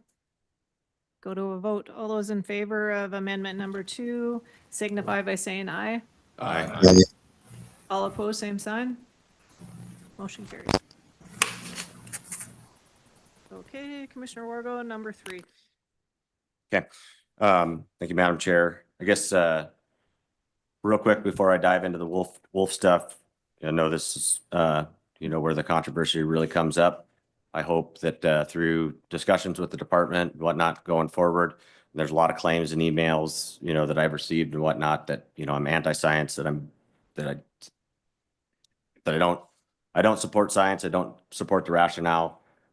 I would just like to get a little bit of a commitment out of the department. Well, I guess I'm just going to talk. Last year, the commission, voted for one of my amendments to help work with trappers to get collars on wolves out on the landscape. It's incredibly difficult to get a wolf in a trap. And, we're putting that burden on the shoulders of one full-time wolf biologist and, a part-time biologist to try to monitor populations of, arguably half of the state's wolf population. That seems like a tall order. And I'd really like to see additional efforts being that we're placing higher, we're giving more credence to some of those observations. That's a lot of burden to put on 1.5 people, whether you figure that out internally or whether, you do leverage the skill set and ability from those trappers. I highly encourage that. Also, last year we passed an amendment for mandatory reporting for genetic sample.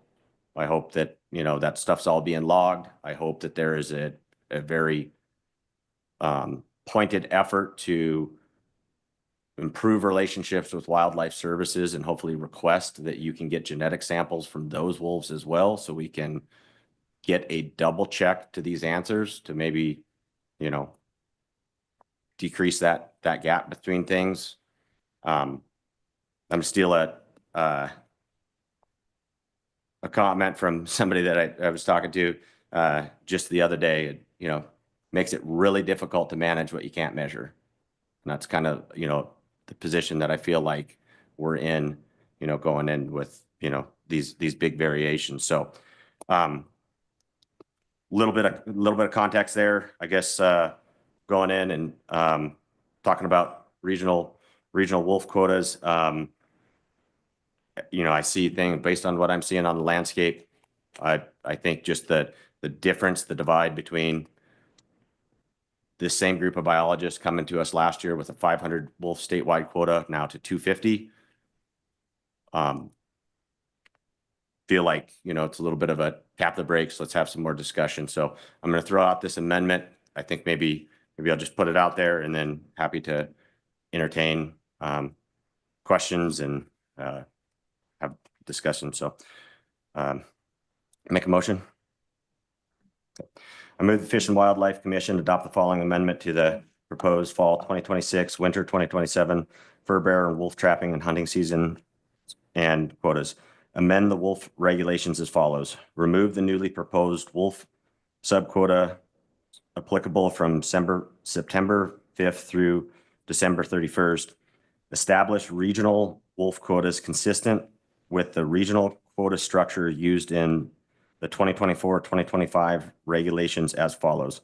Region 1, 135. Region 2, 95.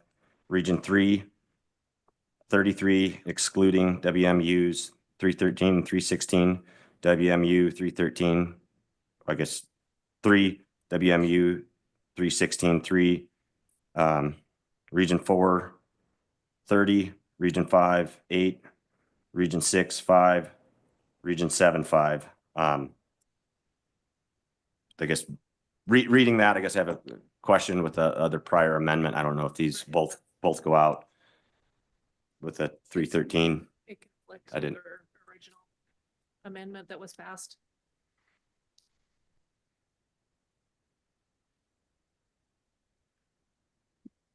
Madam Chair, could I provide a friendly amendment to that to maybe address that?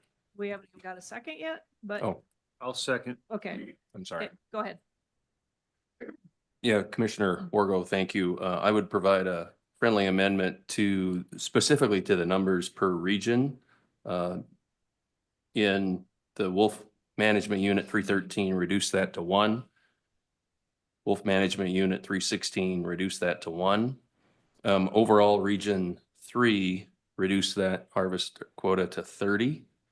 I would also reduce Region 1 by 4 to 131, Region 2 by 3 to 92, Region 4 by 2 to 28, and Region 5 by 1 to 7, leaving Region 5 and 6 at 5, which reduces the overall amount from 317 to 300, which is a substantial decrease from last year, but slightly above the target proposed by the agency.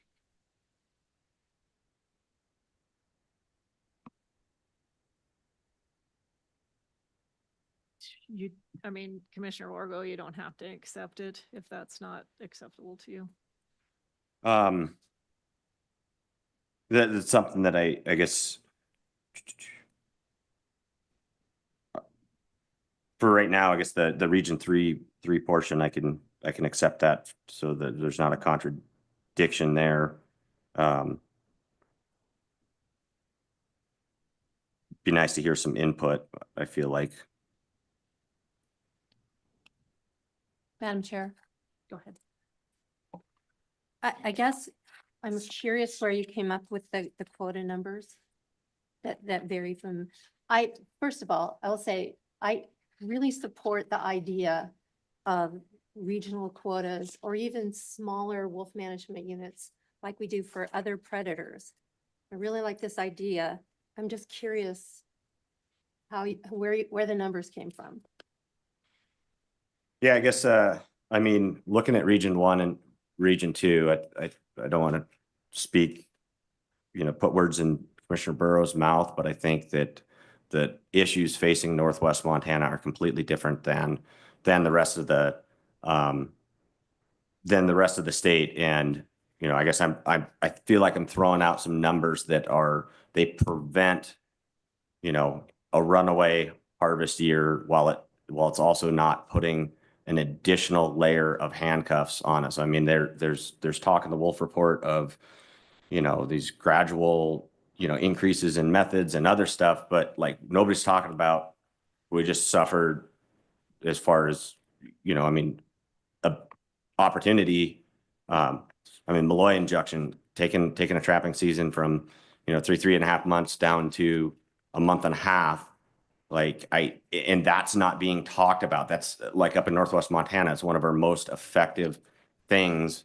So I feel like that's a major handcuff. Last year, the wolf harvest was down in the state, more than I would have expected, but we also had the lightest winter on record that or of my life anyway. So I think there's other factors that go in. So, I guess I came up with that number specifically as a stop for a runaway harvest, but also saying that I don't want to self-impose another handcuff when there's been so many other things that have impacted, management of that species up, in the state. And I guess I'll just say it right now. I have a very strong question out there. Like, okay, so the wolf population is declining in the state. If we pull up the graph of the initial expansion of wolf population, when the prey is available, the habitat's there. When the prey is available, we had an explosion in wolf populations. So if the prey is not there, and I'm not saying that there isn't, deer and elk on the landscape, but in the suitable, accessible habitat that is available to hunters, that prey is not there in the numbers that it used to be.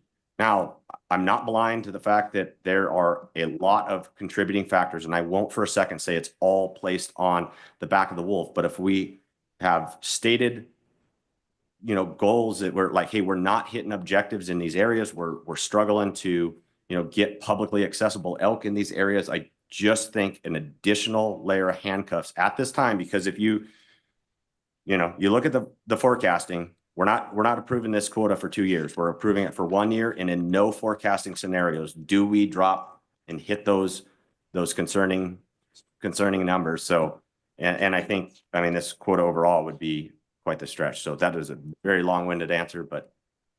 So Brian, on the harvest for last year, do you have that broke down into the different regions? I believe it's in that report, Molly. I couldn't find it. Couldn't find it either. I couldn't. Pardon, which I don't want statewide, I want it per region. Yep. We have lots of statewide stuff.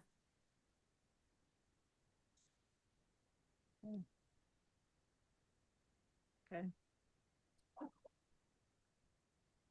we may be able to dig it up, but I'm afraid we don't have it right out. Commissioner Walsh had Okay. looked it up. So I guess my biggest thing, Commissioner Wargo, is like, I'm just gonna, 5, 6, and 7, right, Region 5 had 4 and then 2, the last 2 years. 0 and 0 for 6 and 2 and 0 for Region 7. So, and then Region 4 was 12 and 15 the last 2 years. I think that Region 1 was 130 and 98 last year.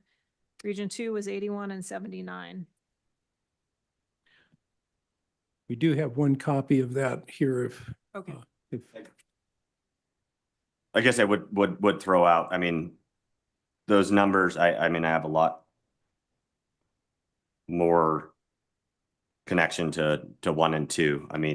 Happy to entertain, discussions. I guess the question would be, why would you limit those regions by breaking them down? why wouldn't you just come up with a number that is workable, I guess, Like that, statewide, you mean? yes. Commissioner Rose. I talked a little bit to Commissioner Wargo about this and discussing the statewide, trying to come up with a statewide number versus a regional approach. And I think it's the reason we manage any species on a smaller scale versus statewide approach, because if we set a statewide, even of 250, while unlikely, we have the potential to wipe wolves out of Region 2 with a 250 wolf quota. Again, very unlikely, but potentially it could be focused, targeted, and we could harvest 150 wolves out of, or 180 wolves out of Region 2. I really like the regional approach and discussion. I think it's added a lot of complexities by going to a statewide quota. Even that's where we set as the threshold number is the 15 breeding pair, 450 wolf statewide. I think it makes sense to go to a regional approach and manage like we do pretty much any other species. Maybe follow up on that a little bit. I think, I've spent a lot of time talking to folks on both sides of this discussion. And I feel like, more localized management it feels better to a lot of people, and it minimizes some of the tensions. I think there's going to be a lot of folks that don't like the numbers that I throw out, but do like the structure. I think I even saw that in some of the comments there where, we statewide doesn't work for Region 3. So, Well, yeah, but that's already been carved out. well, and I understand, but,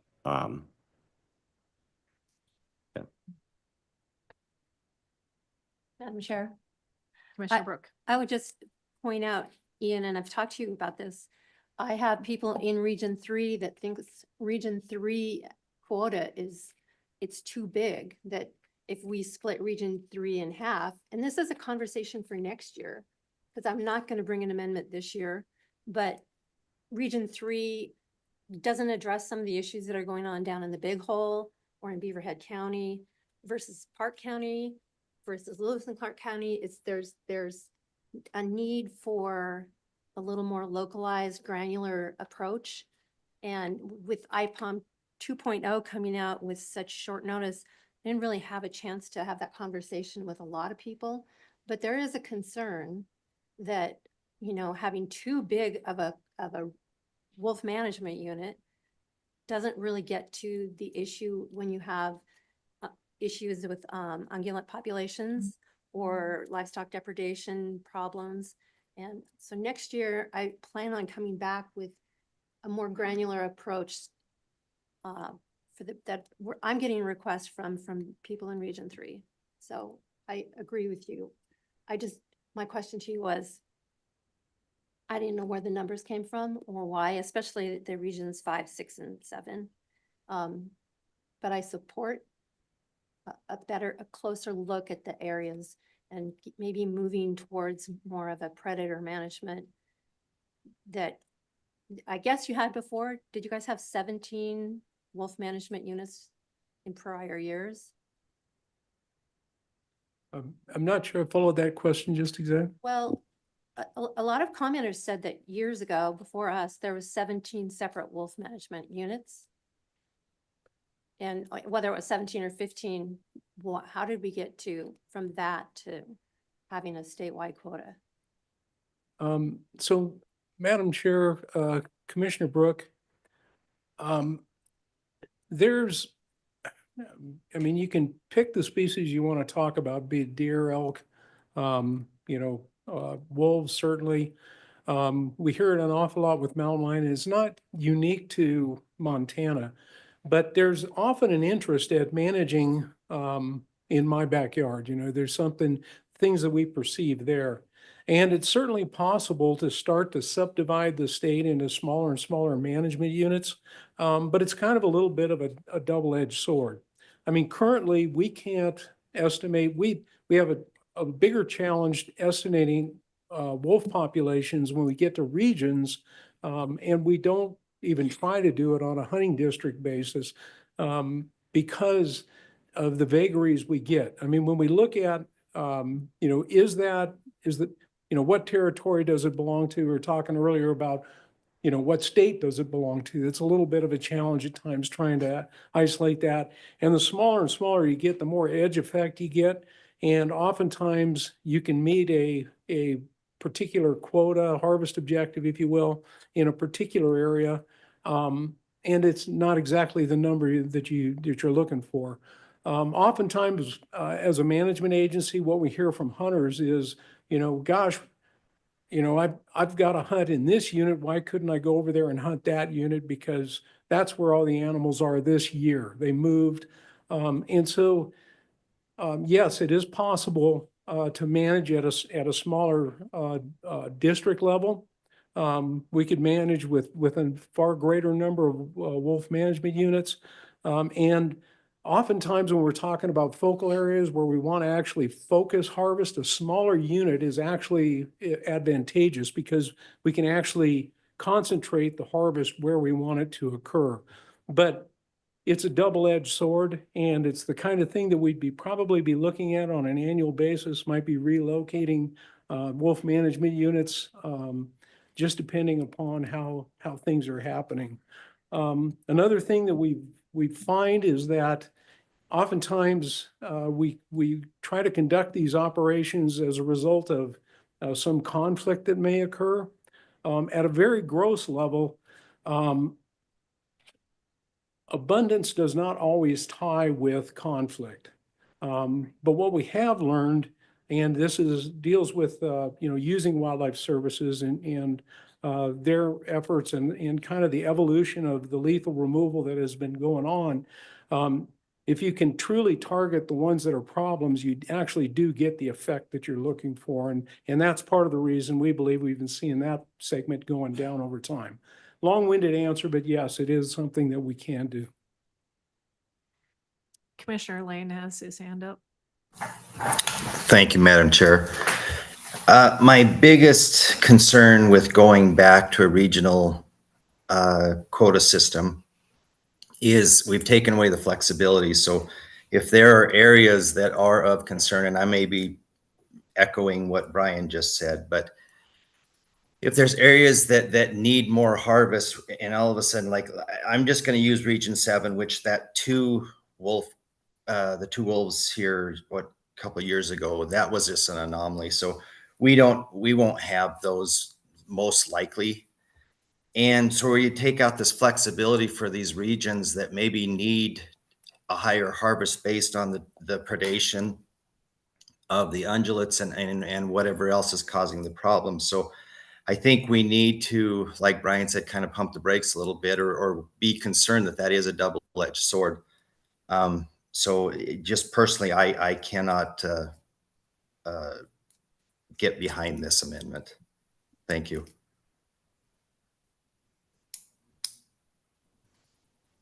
Further discussion? I think we still need to clean up, pardon me, Madam Chair, I think we still need to clean up the conflict between the First Amendment and this one. I didn't hear a second on that. And I'm not sure you've responded yet to It the can't, commissioner's comments. it can't conflict with the one that we've already passed. Okay, I would make a motion to amendment for 313 and 316 to 1 and 1. You good with that? Second. Okay. Okay, that cleaned that up. Thank you. Yeah. Any further discussion? Madam Chair, just another comment. I echo what we've heard today. Just 2 years ago, we went to the statewide quota to create more flexibility and allow trapping. I know there were instances where trappers were on either side of a region, and that was the rationale for it. I supported that. I'm not sure that I don't support the direction that you're trying to take this, Commissioner Wargo. I just felt like this came in too late. I just saw this amendment yesterday. And I guess my preference would be to see if we do go back to regions or a regional approach or to hunting management unit approach, I'd prefer to see these quotas set by regional staff and take time and allow public comment. So for that reason, I do not support this amendment. So I just want to be clear that we have, I mean, he could have brought it today. I mean, we have that option to. Commissioner Burrows. Maybe just talk to the amendment one more time, and that while the overall quota may be higher than the recommended statewide quota, what this does is provide that sideboards on a regional approach where we do not get, we've already done this with Region 3. We do not have a statewide quota in Montana. Region 3 is already pulled out of there, and it's for the exact reason that, or reason that we're looking at doing it is it provides that sideboard where we cannot get a significant amount of our statewide harvest localized in one region. Maybe weather dependent, maybe some other reason, but we can't harvest a significant portion of that possible 250 wolf quota all in Region 2 or 1, where then we have another issue with IPOM or a population on a regional level. I think it makes sense to go to quotas to put that sideboard on and not have over harvest localized. I think kind of with my earlier comments, my point is it's kind of a cushion. A lot of these regions are a cushion because they're probably not going to even be able to meet that threshold. So Commissioner Brooke. Madam Chair, Commissioner Wargo, would you consider changing regions 4 through 7 to one quota system so that? No, okay. I would disagree with that. We did that before. And what that does is if 4 actually filled it up immediately, 5 and 6 had no way if we had a wolf in our area to even have that. Right. Okay. So what I'm saying is that we would take the eastern regions and they would be under a larger quota number so that there was that flexibility if something came along. So maybe take 4 out of there and say 6 and 7 or 5, 6 and 7 had a quota number that would allow that flexibility if there was an issue. That's, I would just, listening to Commissioner Lane, I think he has a good point that they want the flexibility if something were to happen. I guess on that point, I can't,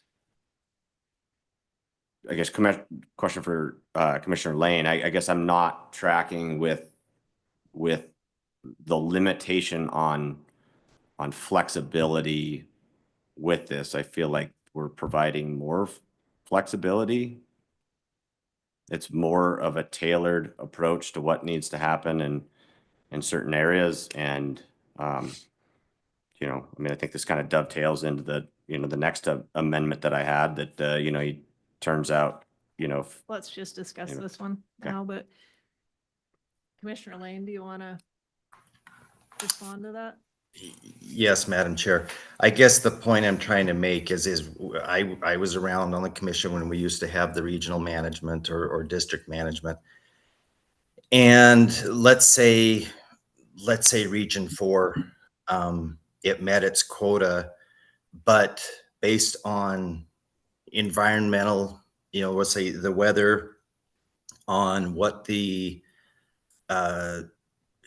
what was available for these animals to eat was abundant, and all of a sudden you are finding that there is more of a concentration that needs a little bit more control. Well, you've already met your quota, so that's the end of it. And I mean, I see what you're saying as well, as far as you think you'll have more control, but I feel like you're kind of shooting from the hip right now as far as the numbers you're coming up with. I like the idea as if we do need to go back to regional control, let's let the regions discuss it in more detail instead of within the last 8 days, if we're going to go back to that type of a system. But right now, these are just very random numbers as far as what I can tell. So that's why I don't think this is the right time to do this. And I think we just need to pump the brakes a little bit and get back to let the biologists have the science side of it. We can't try to do that for them. Okay. I guess response a little bit there. I think that everybody here deserves a little bit of a, explanation on the late amendment and whatnot. I mean, the department gave us 4 weeks to do this. I had a planned family vacation in the middle of it. I took a week away. And then when I came back, I hit the ground running, dove into things, spent incredible amount of time having discussions with the department, with other people and whatnot to get to a level where I felt like I had an understanding. And I'm sorry, the clock ran out. Apologize. Like I don't get it. I mean, to say that we're going to set a statewide elk quota and that you're going to have to be, you don't get to harvest as many elk because we have elk populations and regional elk populations, and we're going to split the difference. So, region 1 is going to hold down region 7. It doesn't make a whole lot of sense to me. I mean, this is a big issue for Jeff and I guess very passionate about this. I'm confident in what I'm seeing on the ground that I'm going to say it. IPOM 2.0, I feel, is overly conservative. We have layers upon layers, safety factors on safety factors. And I think that, I mean, given the divide and the department's own take on this within the 1 year span, I would hope that next year we're at a point where we get a number. I would hope that genetics is, factored into some stuff and whatnot. And we have a number to come off of. The fact that we're given 2 numbers to start this conversation, I don't think relying on the biologists at this point as much really, I don't know. Commissioner Lane, just wanted to talk a little bit about flexibility.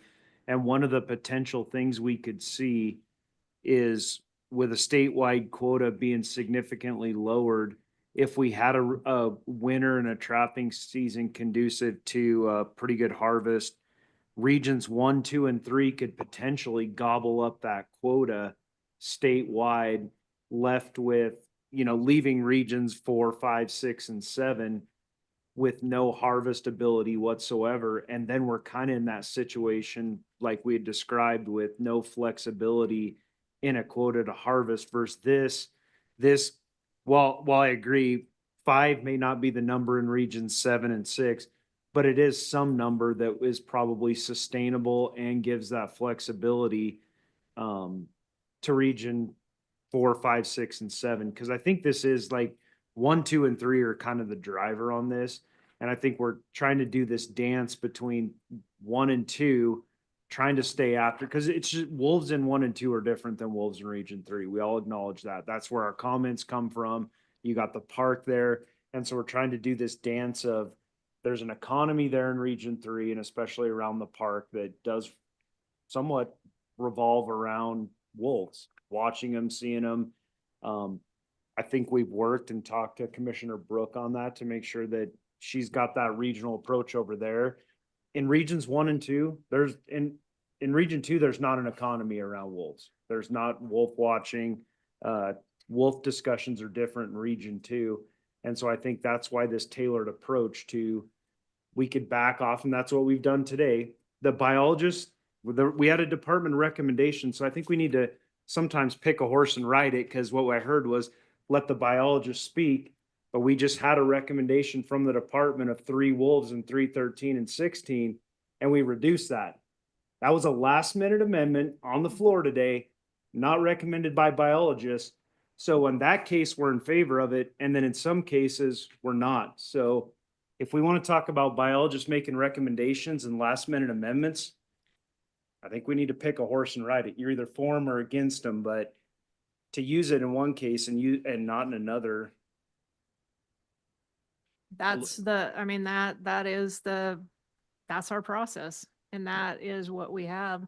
I just want to remind everyone that this is for 1 year. I know, and we talked a little bit about how the recommendation from the department speaks to it if we did it every year. This is for 1 year, and we come back next year and we revisit it. But this is just 1 year. Madam Chair.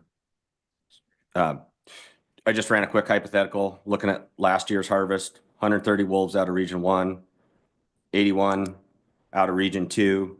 If you add on, I mean, we harvested 50, 56 plus, it was 60 in Region 3.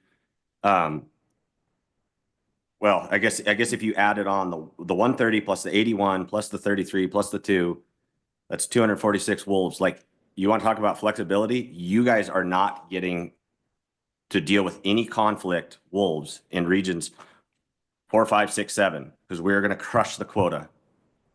Like, I mean, unless there is like an incredible, like a doubled up on an incredibly soft year, you're not harvesting. You don't get any wolf management in your side of the state. We're happy to fill your quota, but I think this offers a lot of compromise and flexibility.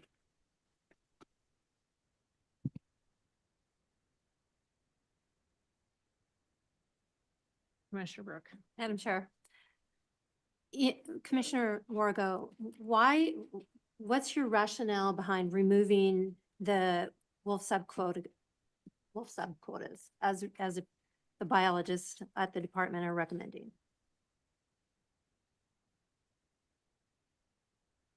Oh, I guess the 100 wolf subquota, I don't understand like we went through this whole regulation simplification process. So we're gonna go through rifle season. We're gonna hit 100 wolves and then we're gonna shut it down for 2 weeks. And then there's, the people on the landscape aren't gonna be, this is new. This is so somebody's out, running mountain lions and, they don't realize it. And, 3 days before just, January 1st hits that we hit the 100 wolf quota, it shuts down. They don't even realize it. Like, it's a lot of their layer of complexity that just doesn't need to be there.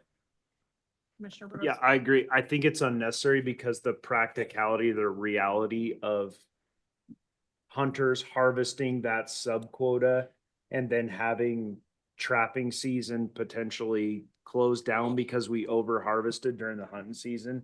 It does seem like another unnecessary layer unless there's another rationale for it.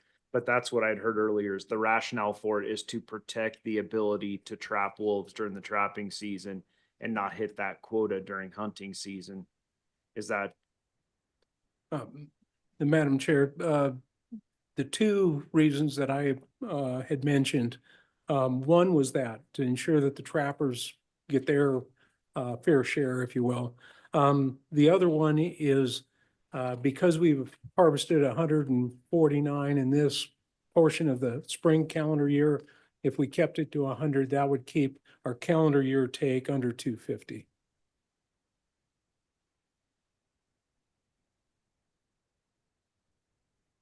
And again, just going back to IPOM, one of the most confusing aspects of all of this is IPOM estimates the number of wolves available on December 31st. And we have to factor calendar year harvest into that. And what we're talking about here is a license year. And so it always winds up being confusing for all of us. And I think more so for the public because they don't hear it even as often as the commission does. Any more comments? Yeah, I guess on that, is that something we could maybe look into reconciling? I mean, it's incredibly confusing that December 31 where we're straddling an ongoing hunting, half the quota of this season is applied to there. That it's super, super confusing. So maybe it's something to look at. I know there's that makes it really hard with having, a back history in numbers, but it's confusing. Yeah, Madam Chair, Commissioner Wargo, part of the challenge with that is the whole IPOM, POM before that, all of it was designed around the federal definition, and it would require a major reanalysis and reapproach to the overall population model.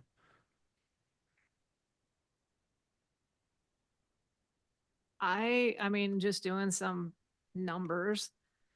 If the harvest stays around what it's been, especially with it capped, I don't think that the harvest will be that much higher than what the 250 number that was brought out by the, especially bringing 313 and 316 down to 1. And then if I took the higher numbers of 4, 5, 6, and 7 and I come up and this is quick math, so around 265 if the same amount was harvested. If the full amount that was allocated and then the higher number of what was harvested. So technically, I mean, it could happen that all three, it would be like 313. The way this motion is with everything. I don't foresee that being filled. Just my observations, I guess.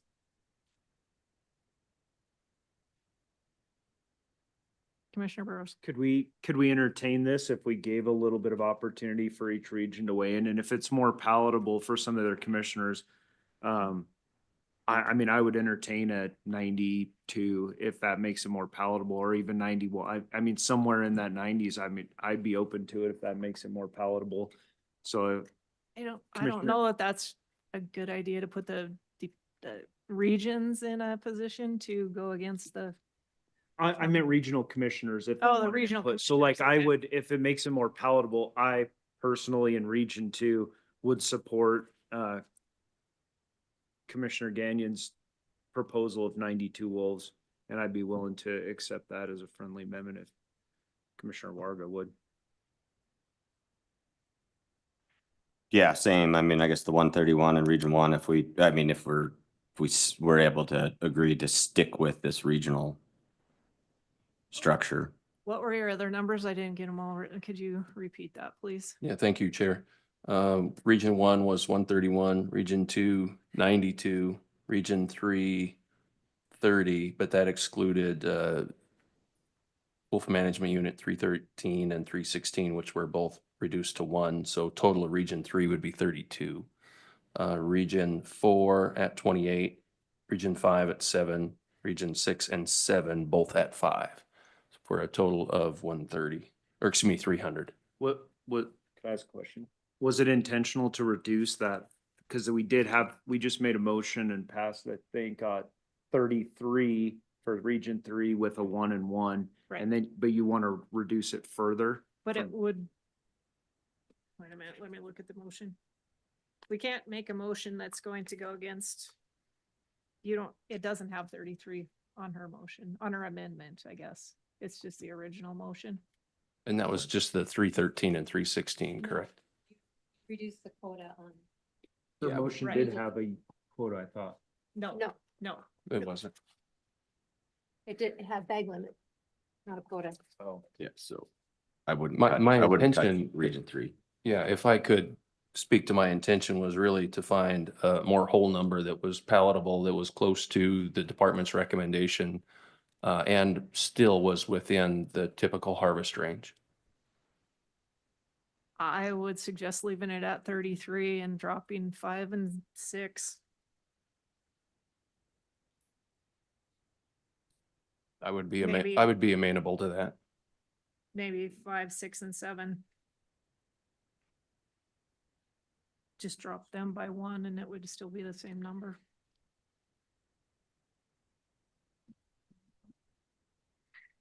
No. I guess, Madam Chair, I'll just say, I had never intended to change the quota in Region 3. Only the bag limit in Region 3. I think the biologist came up with 33.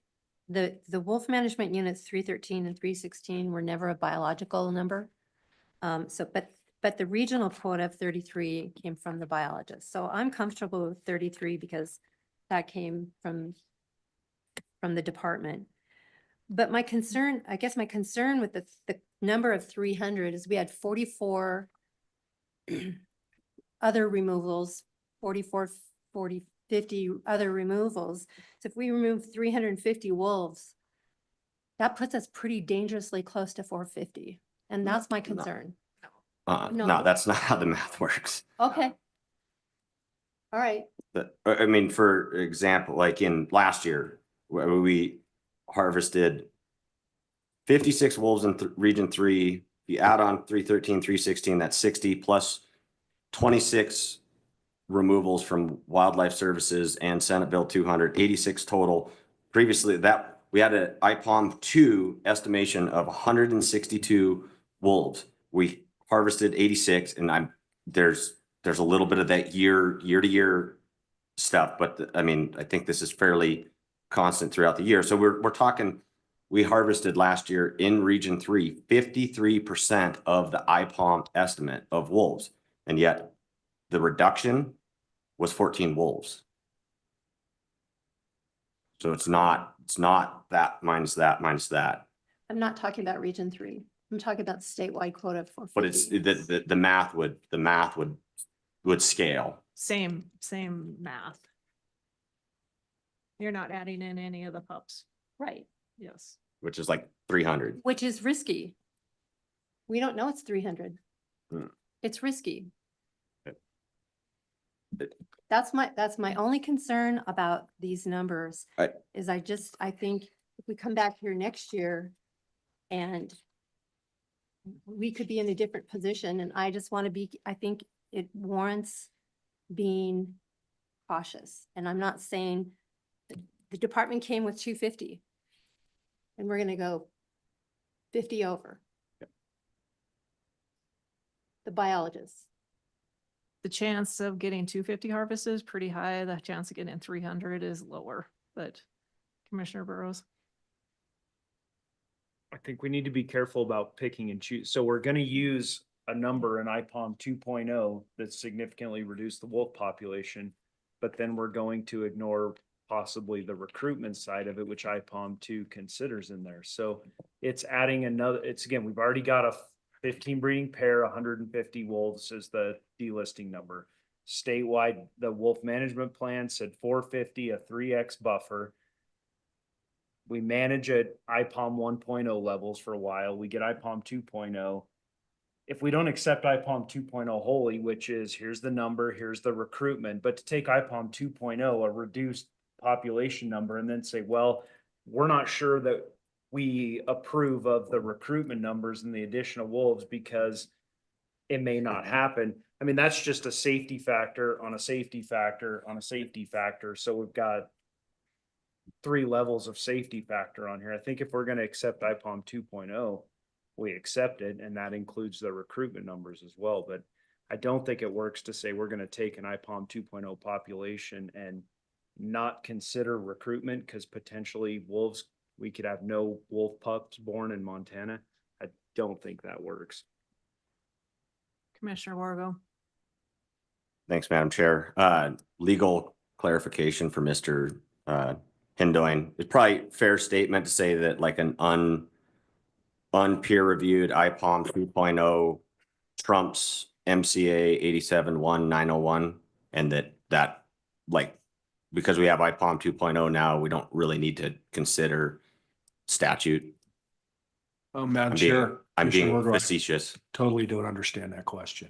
So IPOM 2.0, like there's a statute to reduce the wolf population. We have IPOM 1.0 that's been peer reviewed that shows wolf growth in this state. I should have included that part. You know, that one's been peer reviewed. We have another one that hasn't been. Like, I think there's also a lot of legal vulnerabilities. I'm being a turd in the way I said it, but I think there's a lot of legal vulnerabilities in not maintaining, you know, an adequate level that okay, so, you know, math error, something along the way. This is not peer reviewed yet.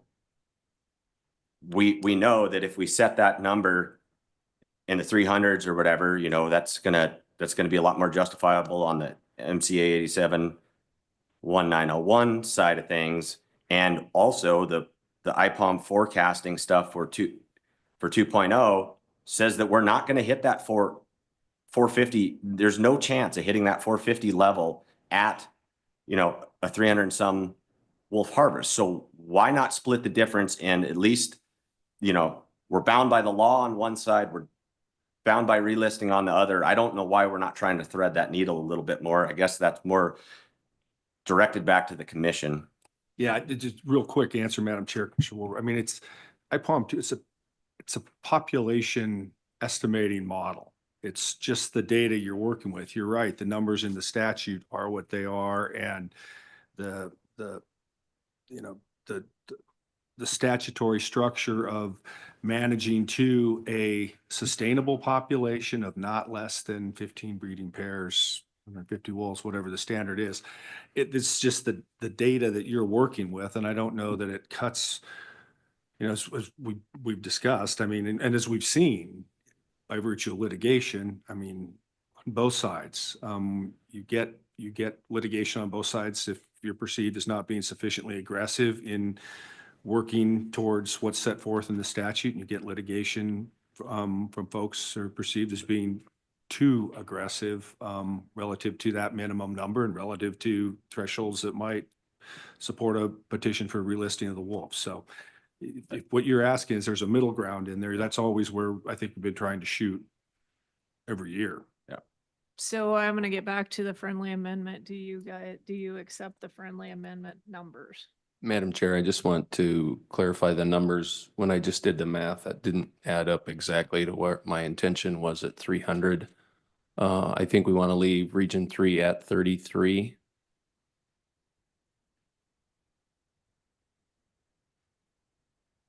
And What does that come out to? that comes out to 299 at that. So I would leave Region 5 at, well, maybe Region 6. One. Yeah, Region 6 at 5.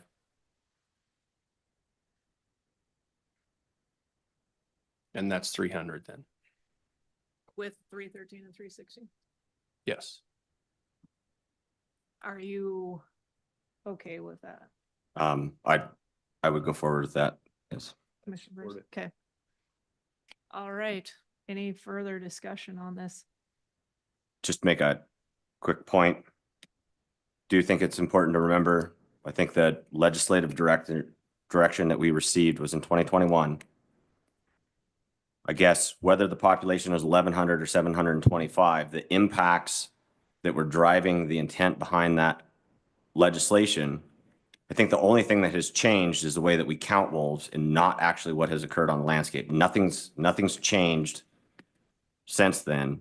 It's just the way that we count them. So I think if we rewound the clock and said that if they had a number that was 725 back then, the felt things on the landscape, especially up in my country, would still hold, and there would have still been a push by the legislature. All right. Is there any further discussion? Madam Chair, I stand corrected. I didn't realize that excluded those two. So Eric, please revert that number. Thank you. Sorry about that. No, it still should still be 33 though. Yeah. 33 was the recommendation. Right. Yeah, and then the Region 5 should go, or Region 6, excuse me, should go back to 4. And I think we're still one over that total then. So Region 5 down to 6, and that would give us the 300 number. Okay. Are you? I'll go with it. All right. I think I'm going to go to a vote. I think I want to go with hands raised. So Commissioner Lane, whichever way you're going, if you would raise your hand when it comes to all those in favor of the motion, signify by raising your hand. Okay. All those opposed? Okay, so we have two opposed, motion carries. Madam Chair, who were the dissenters? Commissioner Walsh. Vice Chair Walsh and Commissioner Lane? Yep. Thank you. Okay, let's move on to your next amendment, please. Okay. I'll just make a motion. We can have discussion. I move the Fish and Wildlife Commission adopt the following amendment to the proposed fall 2026, winter 2027 fur bear and wolf trapping and hunting seasons and quotas. Amend the wolf regulations as follows.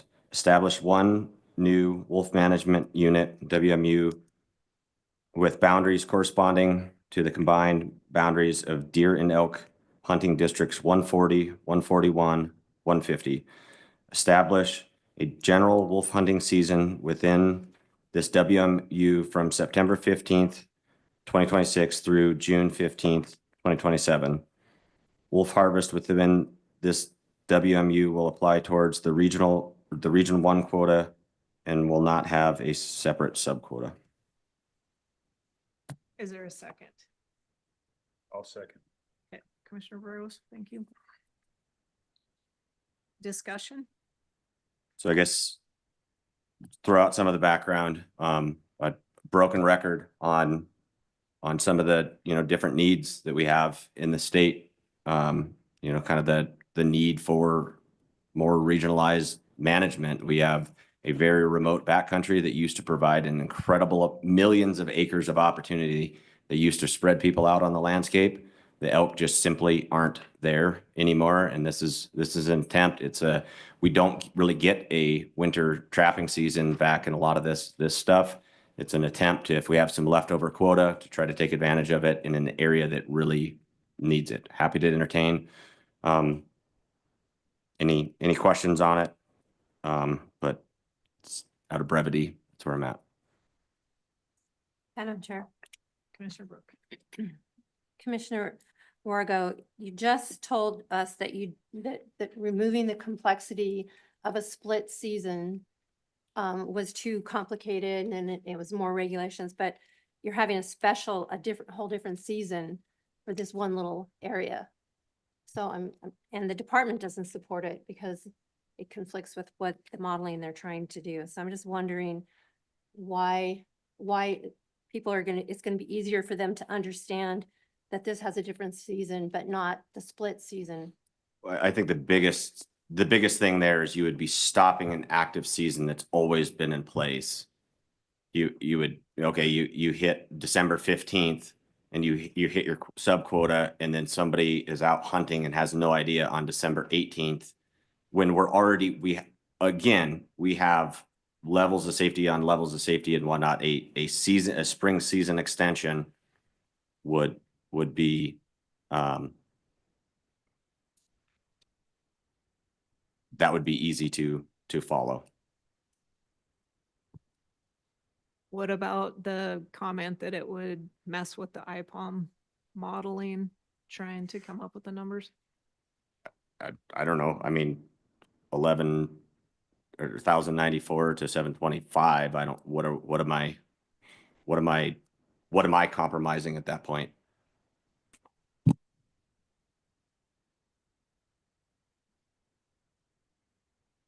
Further discussion?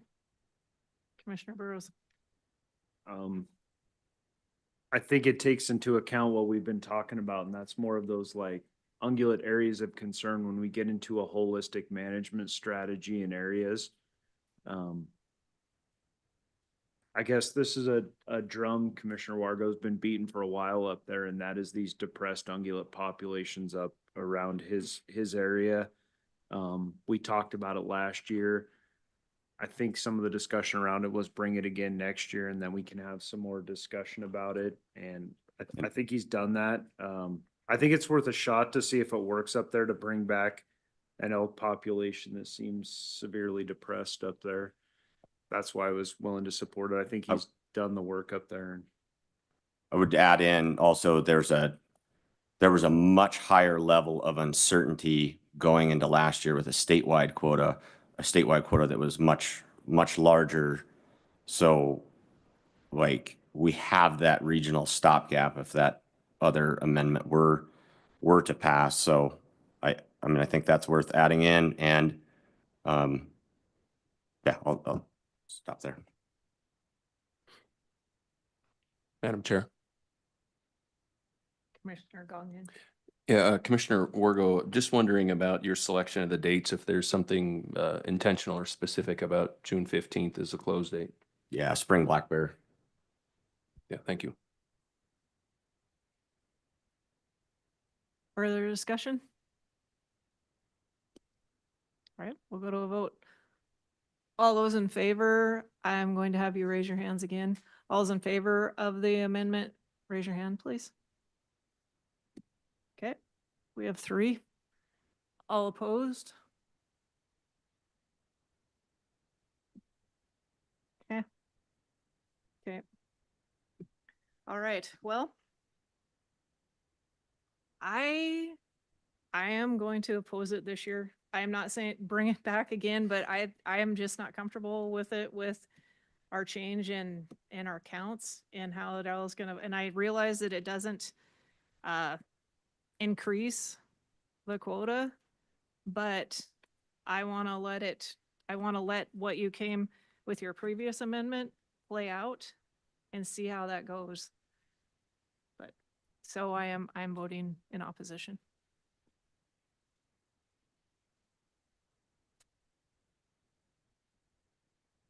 Okay, are there any other amendments to be brought forward from the table? Commissioner Burrows. I don't have a specific amendment, but we talked about it and then skipped over it. Is there anything we can do so we don't come into this conversation next year over beavers and be like, we're not exactly sure, we don't know, maybe we should start counting them? Because I know we had this conversation last year and it's kind of like Commissioner Wargo's amendment, like bring it back next year and we'll see what happens. And we kind of just keep talking about it. Nothing really happened. What can we do with beavers to kind of solidify? Can we get counts on them so we can solidify them? How hard would that be to have a reporting of beavers so we know whether we're harvesting 4,000 or 6,000? Madam Chair, Commissioner Burrows, I think we can provide, a lot more information about things in the nature of, what our historical harvest has been, we've been reporting on that.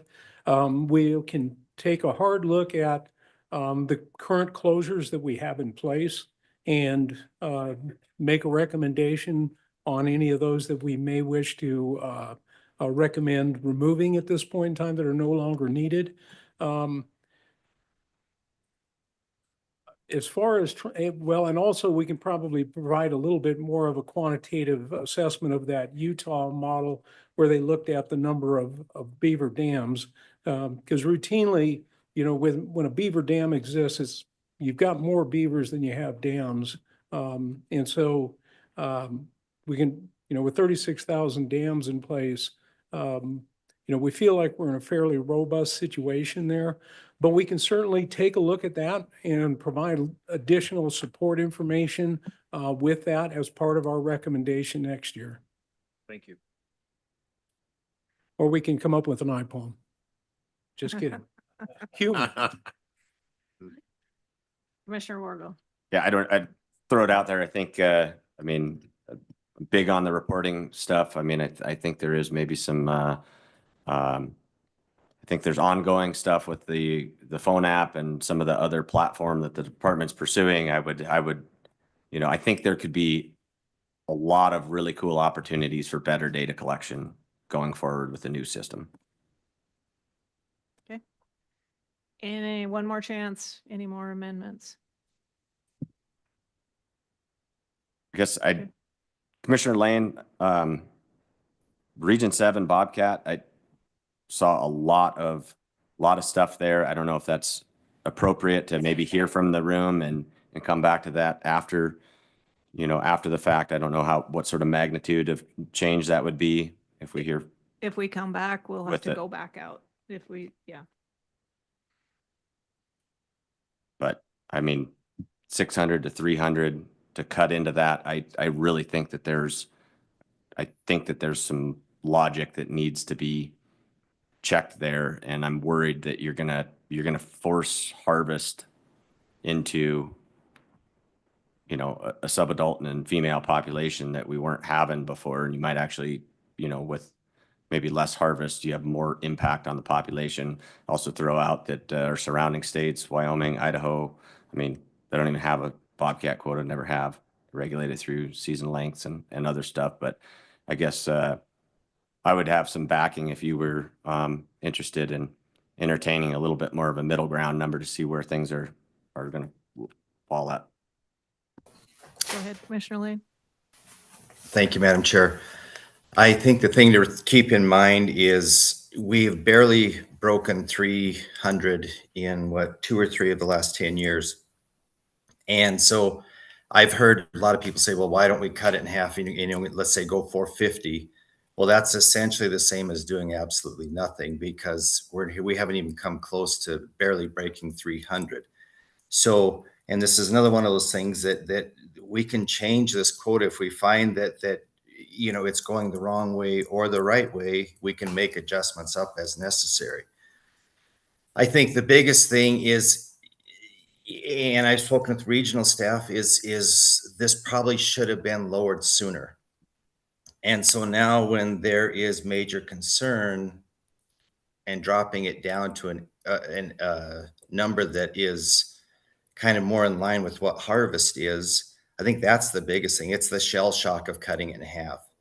Whereas had we done this incrementally, I think it would have made a lot more sense to everybody, including myself. I originally, it shocked me as well, but once I got the justification, it made sense. And I guess I would ask if Brett Dorak, I know is in the hall there, if he has anything to add, I would ask him to do so, but that's up to you, Madam Chair.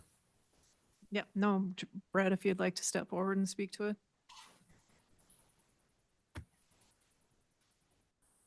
Madam Chair, Commissioner Brett Dorak, Wildlife Manager with Region 7.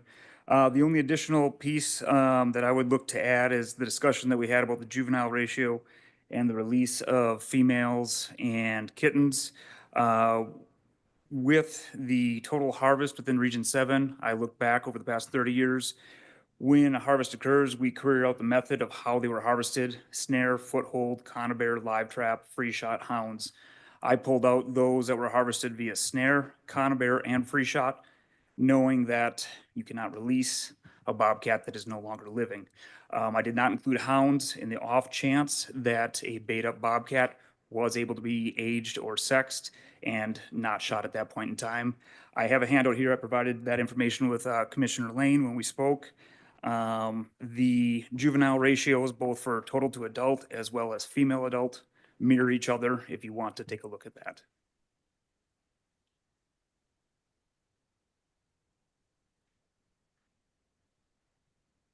Thank you. Guess we can move on. Okay. All right. I am going to, if we have nothing else, before I go out for public comment, I'm going to take did you have something? Madam Chair, yes, please. In listening to Commissioner Wargo's comments about the Region 5 bobcat quota move up from 50 to 75 and the harvest of primarily juveniles, I would like to propose a motion to bring that up to 100 as opposed to the 75 number. Second. Discussion?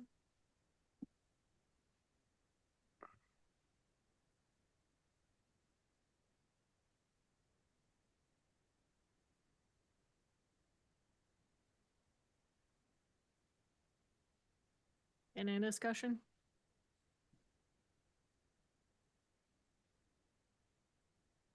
Okay, I'm gonna take a vote. All those in favor signify by saying aye. Aye. All opposed, same sign. Motion carries. I'm gonna consider that one an amendment number 5.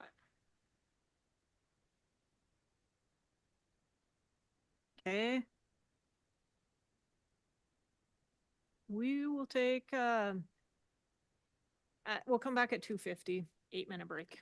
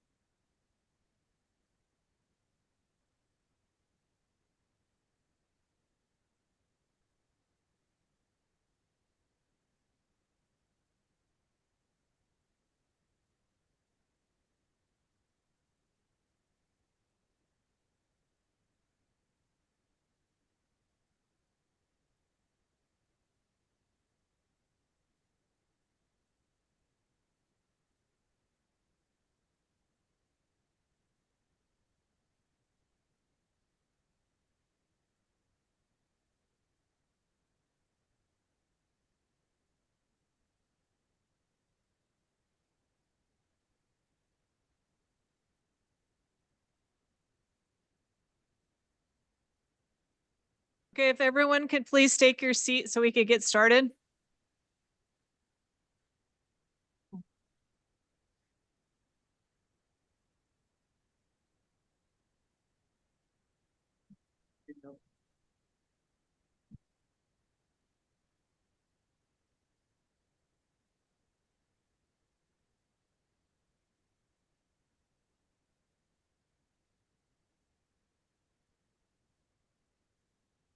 Okay, I'll call the meeting back to order. Just to be clear, what the motion is amended by the 4 amendments that passed. I will still allow if the amendment that failed, if you want to speak to that, that is fine also. 2-minute time limit, I'm not gonna cut it back. We'll go an hour, see how we're doing with numbers, and I'll just make a decision at that time, but my plan is to definitely start out with 2 minutes, everyone. I guess I would ask you to please line up so that we can have the commenters come forward quicker. That way we're not taking away from somebody else's time. So I will start with comments.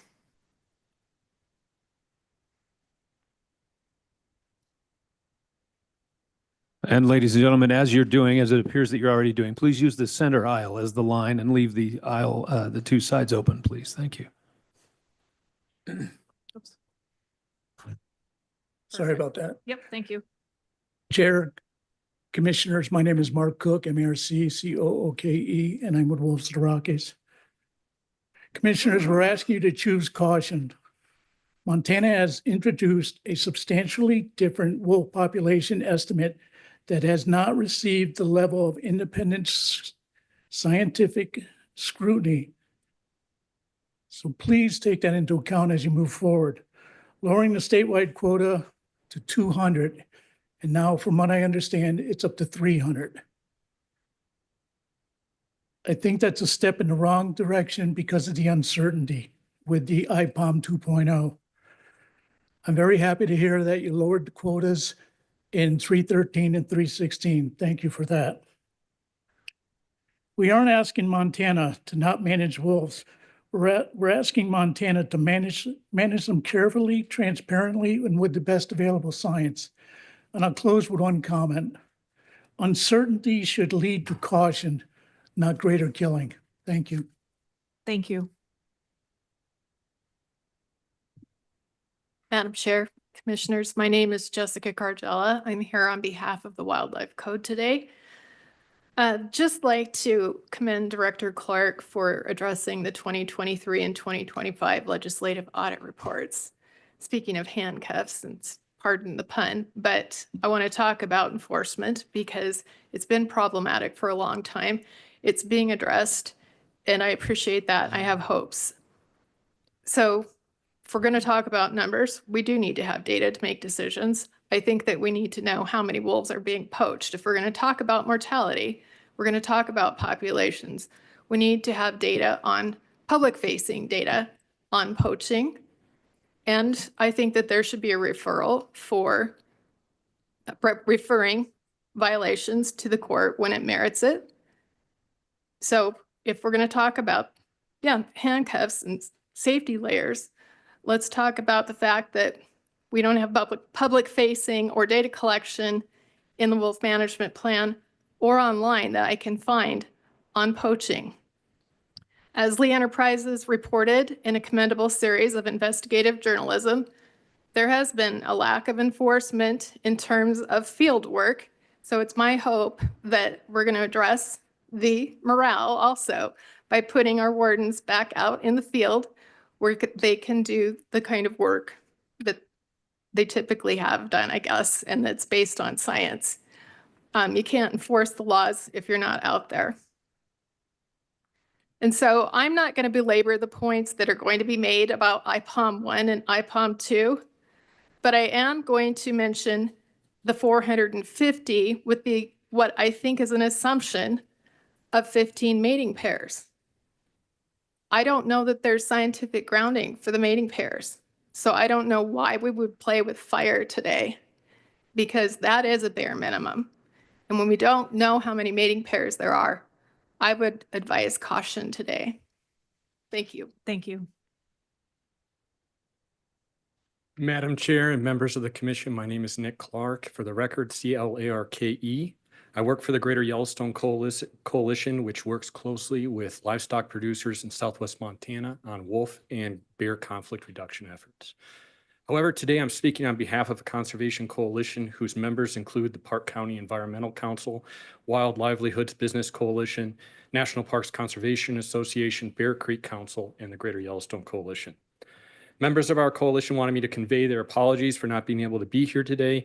Many are in the middle of a tourism season, and like our livestock partners who are also in the middle of a busy season for their businesses could not make it, could not take the time away to be here today.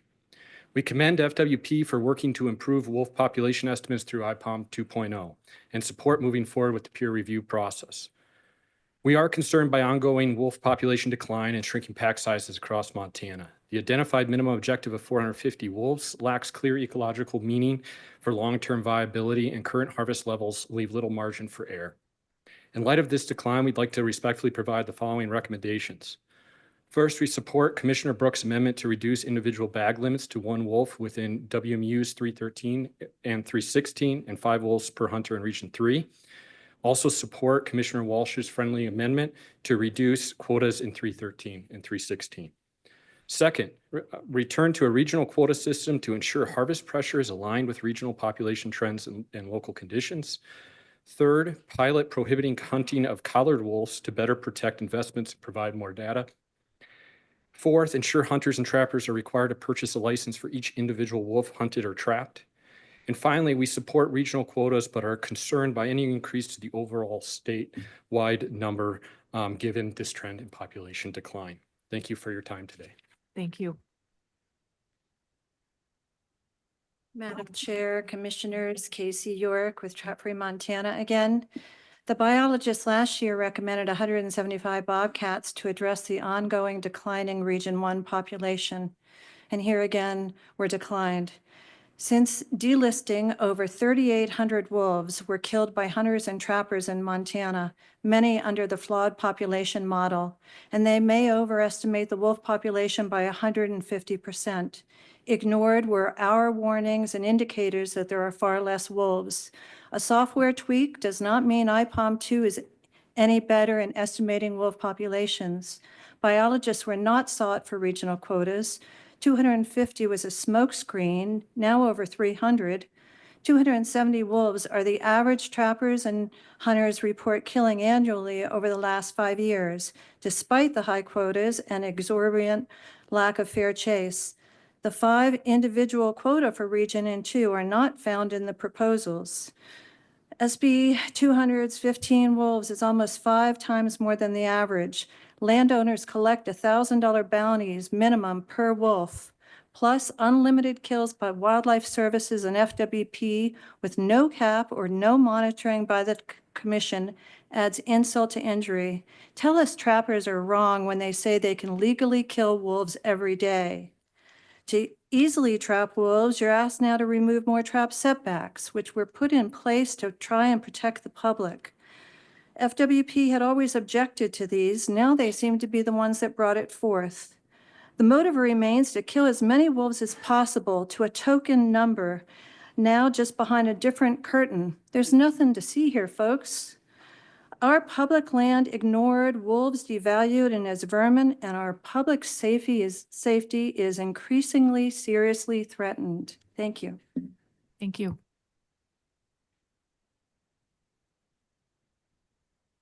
I guess I just want to say real quick, if you have trouble standing that long, I'm sure you could sit down and whoever you're next to will let you get back in line.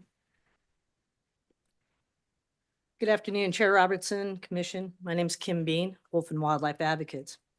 FWP spent years defending IPOM while using inflated wolf estimates to justify more killing. Now we know that model significantly overestimated Montana's wolf population by hundreds of wolves. That is not a minor error. Those numbers drove policy and wolves paid the price. We do not agree with this. IPOM 2.0 has not had enough time, not independently reviewed, or real-world validation to justify the level of confidence. Moving from a failed model directly into an aggressive 250, now 300 wolf quota is not precautionary management. It is reckless and it is disturbing. A year ago, FWP management told me they would gladly sit down with us and explain how great IPOM was. The moment I said I would bring independent biologists, that meeting was no longer welcome. That is not transparency, folks, and it certainly does not earn trust. Until FWP accumulates more data and IPOM 2.0 is independently validated, then the 250, now 300, wolf quota should, at a minimum, be significantly reduced.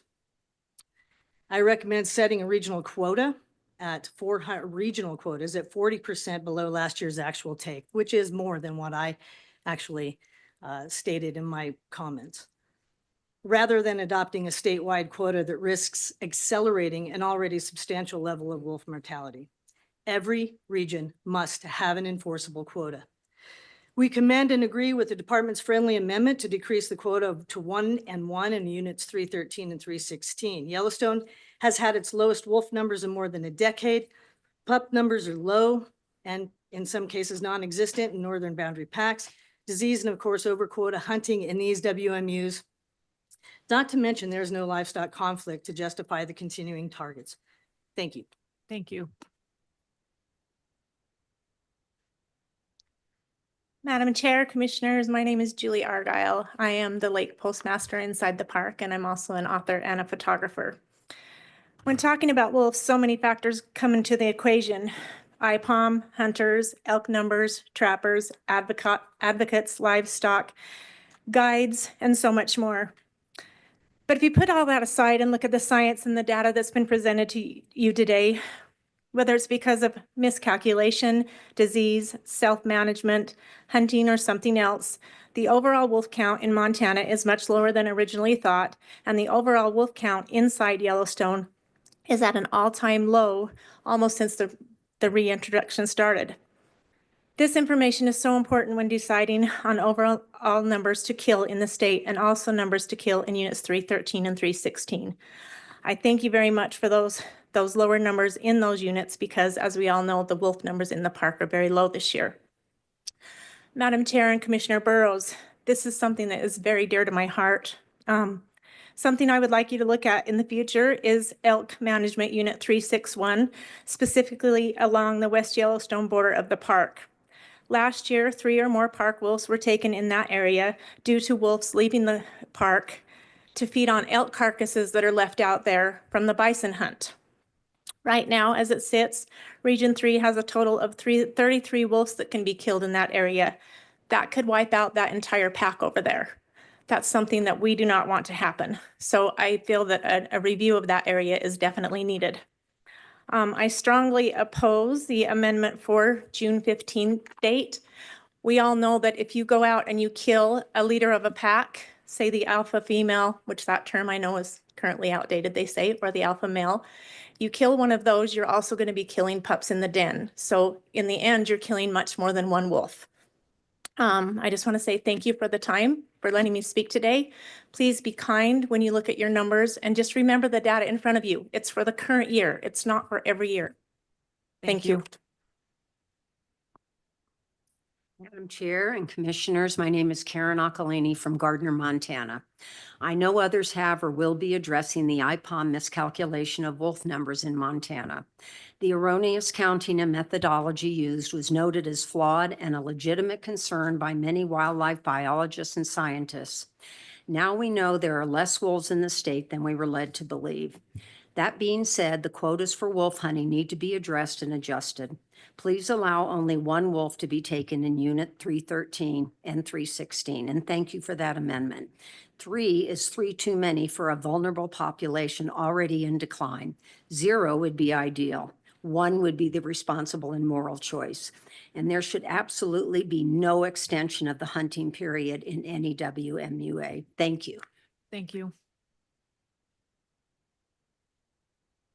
Madam Chair, Commissioners, my name is Justin Webb, blessed to serve 4,700 members of the Foundation for Wildlife Management.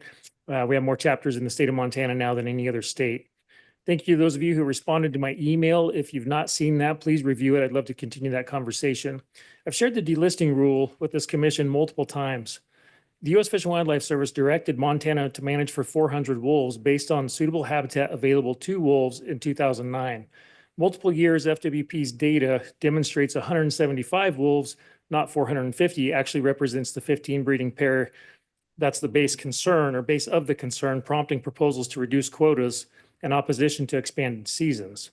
While Idaho and Wyoming set management objectives exactly as directed by the U.S. Fish and Wildlife Service to manage for, Montana seems to continue to manage for overabundance at the ask of those who do not suffer the consequences. Wyoming's bull population right now is at 250 with zero risk of delisting. Concerns of approaching 450 is unwarranted, and all three states have the exact same delisting requirements and directives. Deer, elk, bear, lions, every other species is managed based on state management plans. There is no justification for managing wolves differently around the park than how you manage any other species. From what I can tell, the main alteration from IPOM 2 seems to be the use of sightings where individuals were less confident than what was previously required to use that data. No other estimating tool would call less confident information more accurate. Basic biology seems to be being ignored. When you don't have suitable habitat for the wolves that you have, the number is going to drop, and that's not a bad thing. In fact, that's really a call for additional harvest so that you can balance the predator-prey ratio. Thanks for all you do for Montana and your wildlife. Thank you.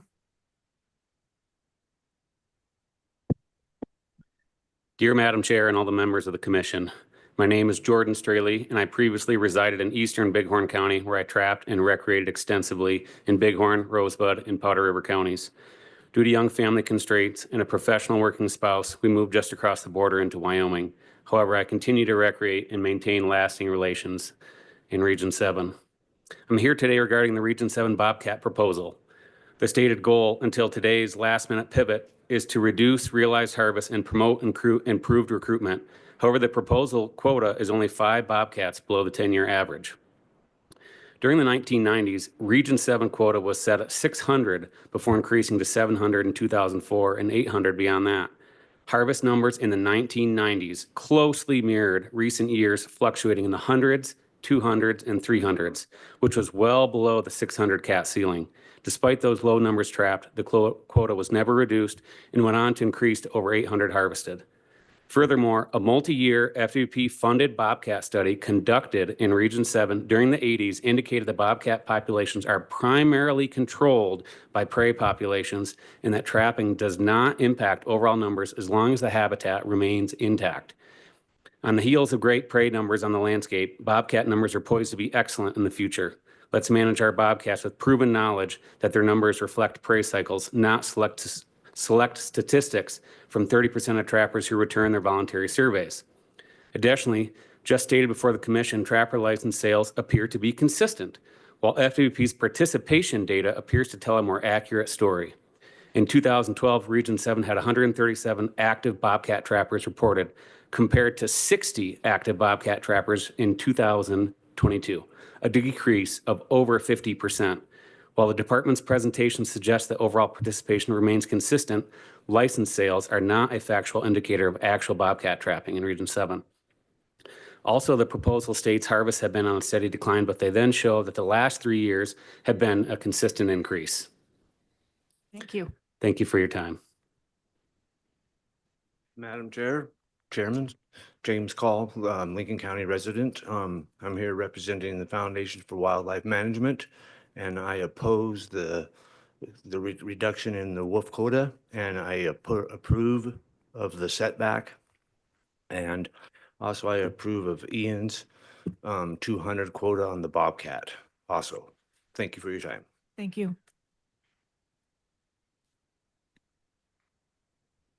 Hello, Chairman and Commissioners. This is the first time I've ever been at a Fish, Wildlife and Park meeting or been around any of this. And I was under the impression that Fish, Wildlife and Park were protecting our wildlife. And except for about 3 commissioners, I am really appalled at the way all our wildlife is treated as a commodity. And you're looking at the glasses half full. Oh, we need to fill more dead bones in there. You're looking at half empty. It should be half full. I just have to say, I am for saving as many as there are, and I'm not the amendments. But anyway, thank you for your time. Thank you. Mhm. Madam Chair, Commissioners. My name is Chad Murphy. I'm a retired Montana game warden in nearly 30 years. I've been involved in trapping and pursuing bobcats for 20 to 25 years. And I'd like to let you know I am supportive of the increase in trapping District 5. Get that quota back up where it belongs, and leaving Region 1 at the 200 to get further information. I'm very opposed to a drastic reduction of 50% in trapping District 7. I started my career there in the early 90s. And what you just heard from that other gentleman, there was a lot of bobcats taken during that time. But what has happened is the number of trappers on the landscape has declined. And there's various reasons, but the first and foremost is go out and look at the fuel prices. And winners determine catch rates. The other thing that I struggle with is using kitten tooth data as a primary source of determining numbers. Instead, we should be looking at 1.5 to 2-year-old data. Most trappers release kittens, and not always are kittens caught. Just like good mothers keep the kittens away from the traps. But if you look at harvest data and you look at the number of cats taken in that 1 to 2-year-old range, I think you'll see a lot more abundant numbers of bobcats. I believe the surveys at a 30% success turn-in rate are turned in by few and may not be the ones that actually know a lot about what is on the landscape of the bobcats. People that are out there, not many people know a lot about trapping and how many numbers of fur bearers we really have. Lowering the quota, Commissioner Wargo hit it right on the head. It becomes a race. They kill everything. Because if you have a low quota, you want to get your cats, then you're not going to be releasing any. And number two, something I saw firsthand for years is they transport those cats to other districts. So please consider that when making your decisions on these numbers. Thank you. Thank you.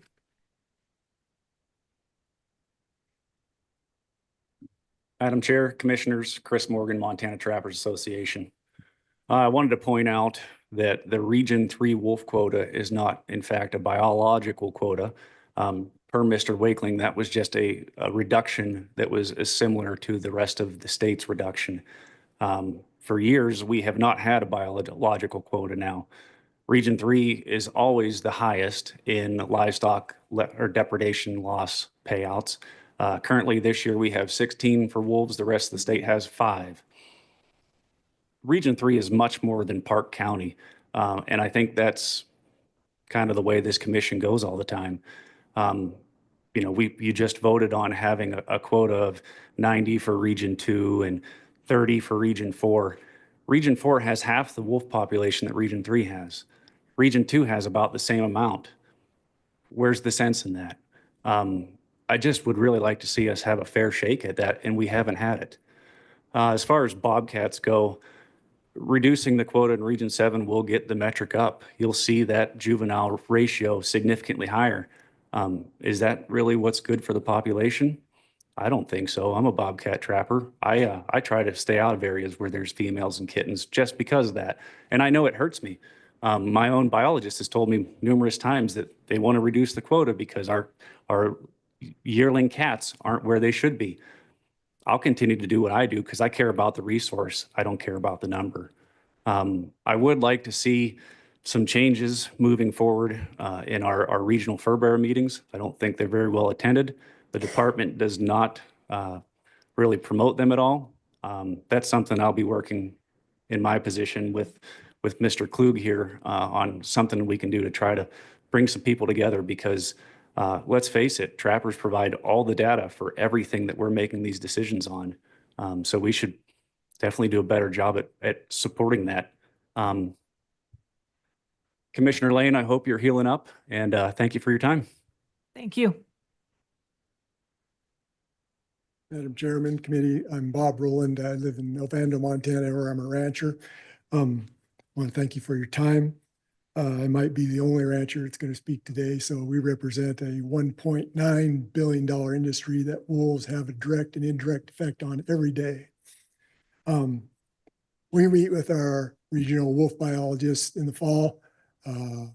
We sit down, we talk about how many wolf packs we have in the Blackfoot drainage, how many adults, how many kittens are in, or I mean pups are in that wolf pack.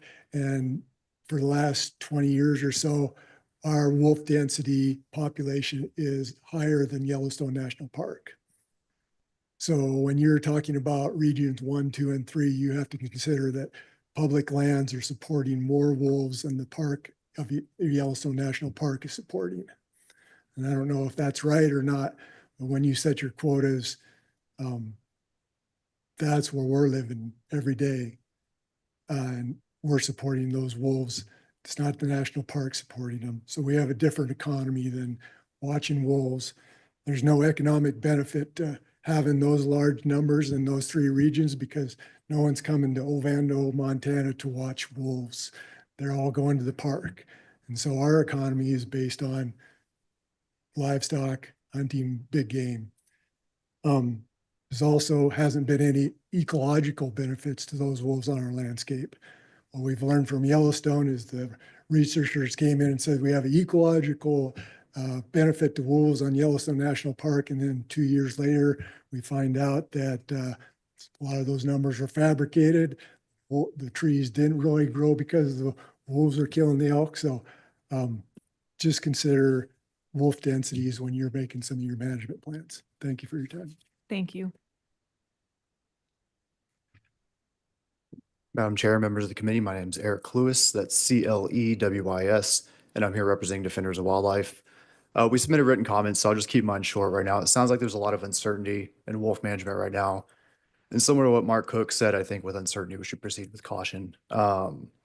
Finally, I really support Commissioner Brooks and Walsh's amendment. I think it's common sense.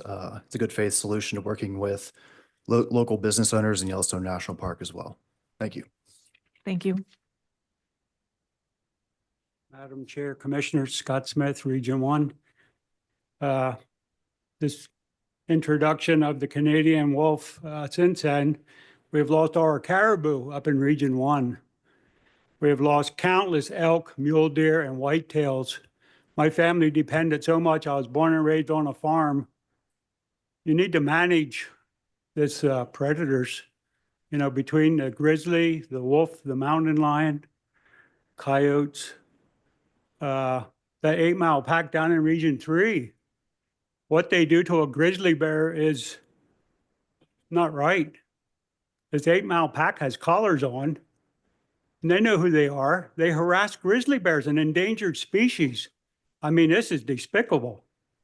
So why we should have more love for one animal and not the next is beyond me. So not managing wildlife is cruelty to animals, and it's a tough deal. I commend you for what you do. Managing emotions is a tough deal too. Thank you. Thank you.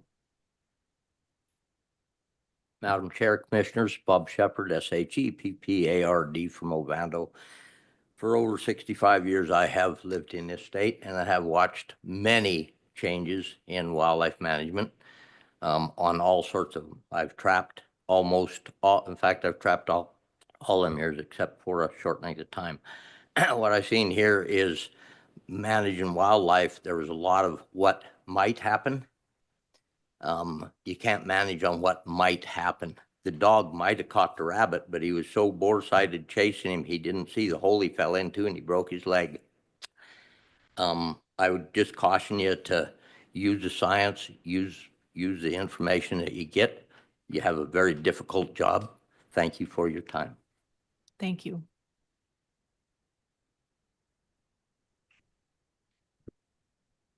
Good afternoon, Chair Robinson and Commission. My name is Lance Forstar. For the record, LANCE-FOURSTAR. I reside in Wolf Point, Montana. I am a fully enrolled member of the Fort Peck Assiniboine tribe. I'm an activist in the missing and murdered Indigenous people movement and probably know more about trapping drug dealers, and human traffickers preying on my communities. And I know about fur-bearing predator trapping, but there are correlations present in trapping, that is. I stand before you today not only as a conservation advocate, but as an indigenous person whose ancestors shared this land with the wolf for thousands of generations. To our people, the wolf is not a trophy, a pest, or a number on a spreadsheet to be manipulated for political motives. The wolf is a sacred relative, a teacher of family unity, and a crucial balance keeper of the natural world. I'm addressing the 2026 fur bear and wolf hunting and trapping seasons. The recent admission that previous counting models drastically overestimated Montana's wolf populations, it reveals the state was operating under flawed assumptions, and it proves that aggressive management policies have done real harm. While the FWP's proposal to reduce the statewide harvest quota reflects a necessary acknowledgement of overcounting, it does not go far enough. To align with ecological integrity and protective stewardship, I request and am asking for a quota of 200 and not the result of today's amendments of 300. Due to the fact that I would be asking for a do not pass on amendments 2 and 3 and do pass for amendment 1, I have to unfortunately ask for a do not pass on the entire proposal due to my objection on the decisions made today, which were not based in science.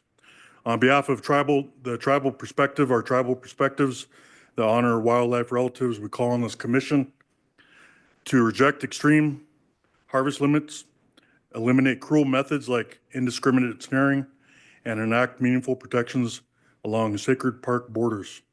Panama, thank you very much. Have a good day. Thank you.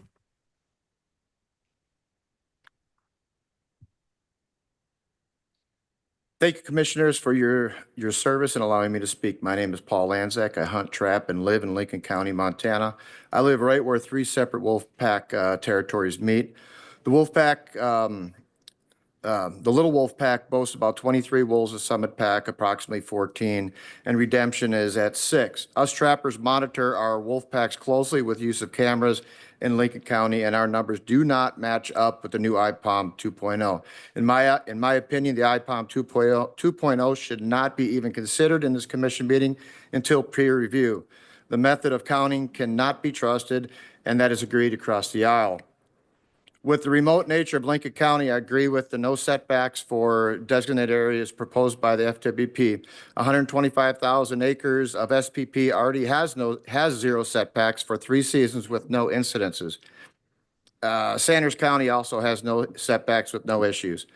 I'm in favor of a regional quota of 131 wolves for Region 1, and I am not in favor of subquotas. Subquotas do nothing but complicate an already complicated system. During the spring trappers meeting, Lincoln County was not representing due to an event scheduling conflicts. Therefore, Lincoln County trappers were not able to give testimony on the abundant bobcat population we have up there. I agree with the 200 bobcat quota. Thank you very much. Thank you. Chair Robinson, members of this commission, my name is Josh Schott. I'm a multi-generational Montanan. I live in Missoula and represent the organization Team Wolf. Montanans honor the land and the wildlife that live on it. Montana is the last best place for that exact reason. Stewardship is not partisan here. It's the inheritance every Montanan lives by.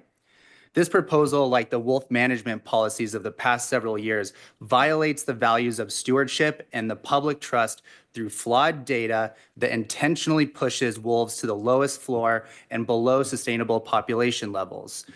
Earlier, Commissioner Wargo mentioned that we can have such a high killing quota because we're not going to hit a legal floor this year.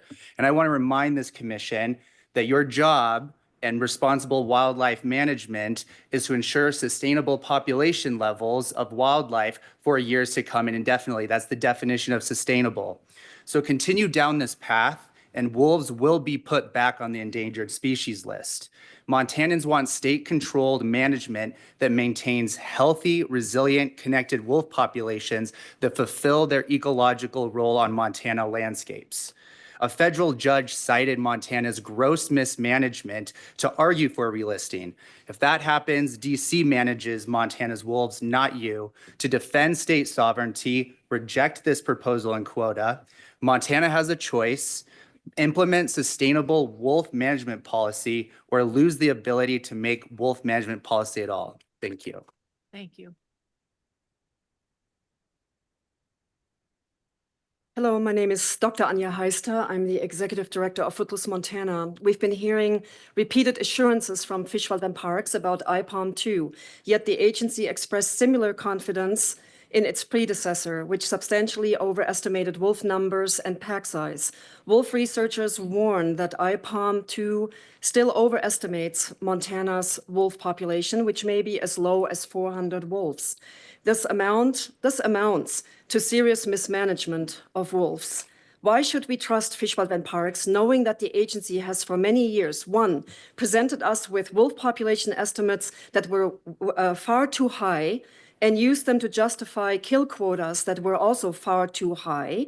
Two, ignored warnings from the public that too many wolves are being killed. In fact, Footloose Montana and other organizations had to take legal actions against the agency, which raises the question, would Fish, Wildlife, and Parks have admitted to its mistake and revised its IPOM if it hadn't been for our legal actions? Three, Fish, Wildlife, and Parks continues to choose a flawed model despite the availability of a more accurate one, which raises the question, why would a state wildlife agency that claims to base its management on science accept an inadequate model for estimating wolf numbers? And finally, wolves are highly intelligent, sentient, and social beings who depend on stable family groups and social bonds, none of which the IPOM can determine or Fish, Wildlife, and Parks is interested in. The bottom line is that the public cannot trust Fish, Wildlife, and Parks' fictional estimates, and neither should this commission. We ask that you exercise your authority and place a moratorium on the upcoming wolf hunting and trapping season at times of great uncertainty and doubt. This is the prudent and right thing to do. I want to thank Commissioners Robinson, Lane, Walsh, and Brooks voting against Commissioners Vargo's ridiculous and reckless amendments. But I have to say, I'm absolutely exasperated about what happened today here, what you pulled. You voted on amendments. Okay, thank on you. Your last-minute time is up. amendments that Thank you. make life and death decisions about publicly owned wildlife. Thank you. And you cut the public out. That is a disgrace.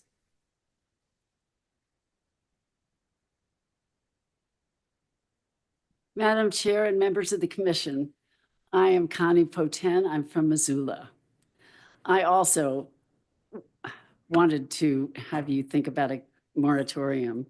Extreme wolf quotas and bag limits and shameful hunting methods have killed off wolves in splintered packs. Driving this slaughter, legislator Paul Fielder wants more wolves killed faster because he says wolves in Region 1 are killing all the elk. This is false. The July Noxon Elk Research Project reports that wolf predation was the least prevalent cause of elk mortality. In fact, it says the elk population has been stable or slightly increasing over the past 12 years. Elk populations are at nearly an all-time high since 1986, well within the goal of the 2023 Elk Management Plan. Wolf biologists today believe only 400 wolves remain. Last year, 387 wolves were killed. Killing that many again means extermination. Be conservative. Place a moratorium until the agency adopts a counting method that reflects genetics, packs, and aims for a stable population.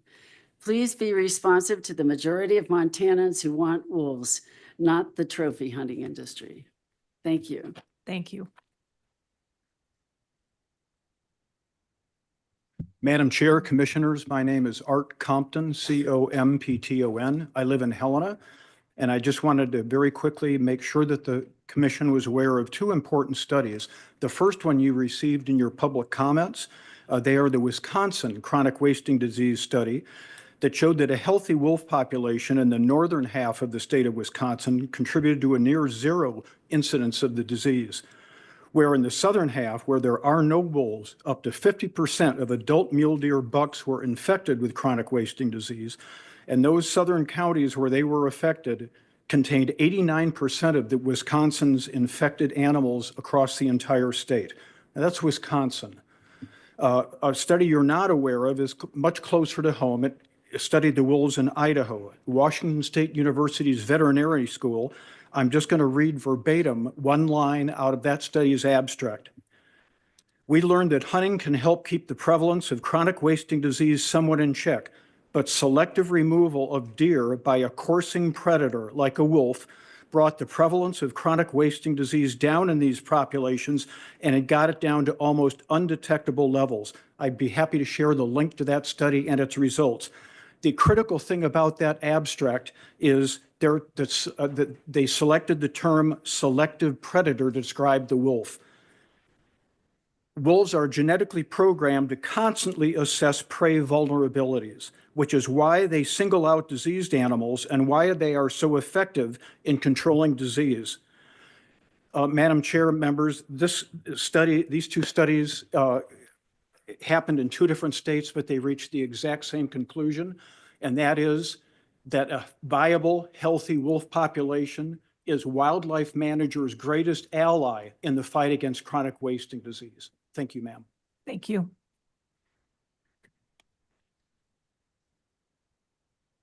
Commissioner Chair, or sorry.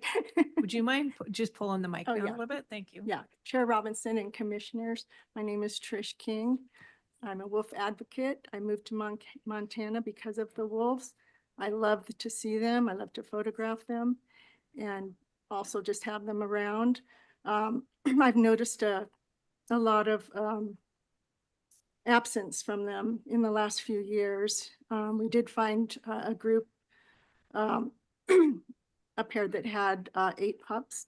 They were all trapped and killed. I don't see why we have to have so many, why the count is so high in Region 1.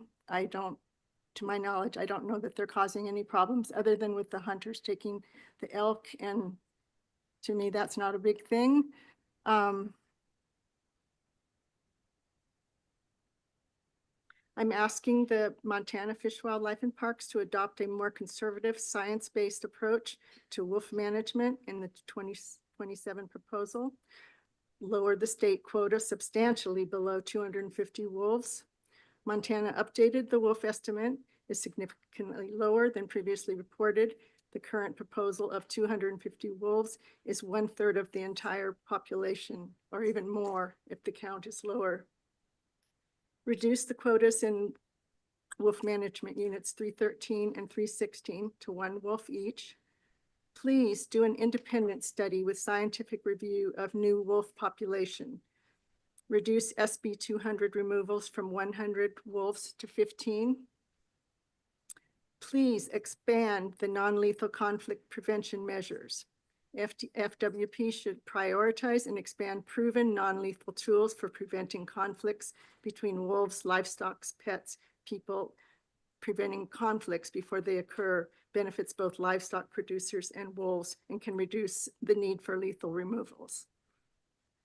Also, please shorten. Oops, it's up. Okay. Thank you. All right. Thank you. Madam Chair, Commissioners, FWP. I'm Andy Pershern from Dillon, Montana, PERSHERN. I'm a co-chair for Montana SFW's new group in Dillon. We have 3 chapters now, one in Shelby, the main one in Missoula, and I helped start the one in Dillon. We oppose the reduction in wolf take completely all across the board. And Beaverhead County is a whole different animal than Park County for Region 3. And we want to maintain the wolf quotas that we've had before in the past. We took 56, I believe it was last year in Region 3. And the Big Hole has predation right now, and we're losing ground due to the fire for summer range for a lot of ranchers there. And we got wolves that come right over the hill from Idaho and predate and disturb big cow herds there. I know a lot of those guys up there. Great people. We represent ranchers, hunters, fishers, trappermen, and the Montana heritage way of life. Thank you. Thank you. Commissioner Robinson, Commission. I'm Chris Cloran with the Outdoor Heritage Coalition. I do not envy your job today by far, especially when you had UPalm 2.0 dumped on you about 4 weeks ago. And this was coming up and everybody's reeling and all that information. we appreciate that Commissioner Wargos and Commissioner Burrows attempt to find the middle ground between the two, especially since one set of data is unproven, peer reviewed, and we've been using the other system for 20 years. I would hope moving forward that we go off the data we know, the most reliable data, and try not to spring this on. I wish we would have had her, I forget the carnivores, but I wish we would have had her presentation like 2 months ago, and then there would have been a little bit more realization. And just a reminder, the reason why we went to a statewide quota is because it's no different than how far the wolves are moving. And now they're saying they're moving farther, is that wolves are where they are. And IPOM actually does it on a statewide basis, as the Fish and Game has pointed out. So that's the big push for a statewide quota, because different areas, a lot of that stuff was brought up. But we appreciate you and hope we can get this resolved in the future. Thanks. Thank you. Madam Commissioner, members of the commission, my name is Will Israel, ISR AEL with Montana Outfitters and Guides Association. Is everyone doing okay? Okay, good. I've got a solution that's going to make everyone happy. These are tough challenges. These are very, very hard considerations. A lot of really good hard work today from all the commissioners, tremendous back and forth. But I think what we're working from is a platform that doesn't create sometimes the best decisions. And one of the big challenges is data collection. And I really appreciate the hard work of the IPOM team over here, but that is only one of the potential solutions when it comes to data collection. There are some really fantastic tools that could be implemented across the board within a department that might be effective at the regional level. And so you have caller data, right? That shows where the wolves are going and what they're doing. You have AI analyzed camera top grids, right? So that shows what is occurring within each one of these pack areas. We have genetics that come from harvested animals. So we know what they're eating and what they're choosing as far as their food sources. We have integrated occupancy models. IPOM is one of the tools, right? That is one of the tools. We have thermal drones. We have non-invasive DNA, bioacoustic recorders with AI analysis, high-resolution satellite and LiDAR technology. Those tech aspects create the kind of data that we need to make really good decisions. So maybe let's take a step back and start from there. Let's assess how we are acquiring data on wolves, and then start to look at what decisions need to be made from there. And then secondarily, another problem is the potential of the removal of this new 4D rule. So if we're making a change now that's based on grizzly bears, right? And that goes away because that's null and void. This is a little premature. Thank you, Madam Chair, members of the commission. Thank you. Madam Chair, Commission, thank you for this meeting today. It's always a fun one. Shannon Maness, MANESS, Representative House District 70, which is Beaverhead County. I just want to note that on the website with Commissioner Wargo's amendments that it said that comments would be taken. So I'm going to comment on those, and I hope that he will bring that back up, since they were voted on before public comment. You had no chance to hear any public comment. So with that, I'll go through it real quick. The sub quotas, I think removing those is an excellent idea. That's something new that they're throwing in, and it's just more complication. It's going to be more complicated for hunters. It's going to be complicated for outfitters. It's akin to lion quotas, where you're going to have to call in and check, but those are 3 and 4 and 5 numbers. But now we're looking at these big numbers. So I appreciate that amendment, removing that. The one on the quotas that we debated so long, I'm going to talk about Region 3 because that's where I live and represent. We had 54 to 60 wolves harvested last year, counting all the different WMUs and the harvest. No other region with the numbers that we went through is taking a significant dive. We're going from, you're cutting that almost in half, whereas no other region has had any reduction. So I'm going to fight for Region 3. That's a drastic change we don't need with all the depredation we've got going on down there. And Commissioner Brooks was right. Region 3 is huge. It's almost worth a split. But I think that's a negative. So I would like to revisit that. You bring that back up. But cutting us in half while leaving the rest, you had 98 wolves in Region 1, and now it's 130 or 131, whatever we ended on. So I believe that's not going to be beneficial to us. His other amendment, the larger WMU, I think that's a good idea. Commissioner Burrows, you mentioned it. We talked about it last year, and now it's getting pushed off another year. That's something to help up there. So I believe we need to do that. Time's running short. So one thing I will mention that 15 pairs, 150 wolves. That's what U.S. Fish and Wildlife said. 450 is just our Montana number. Thank you. Appreciate all you do. Thank you. Chair Robinson, Commissioners, Peter Dudley again here with Montana Audubon. This is the point where I mentioned that our mission includes native birds, other wildlife, and habitats.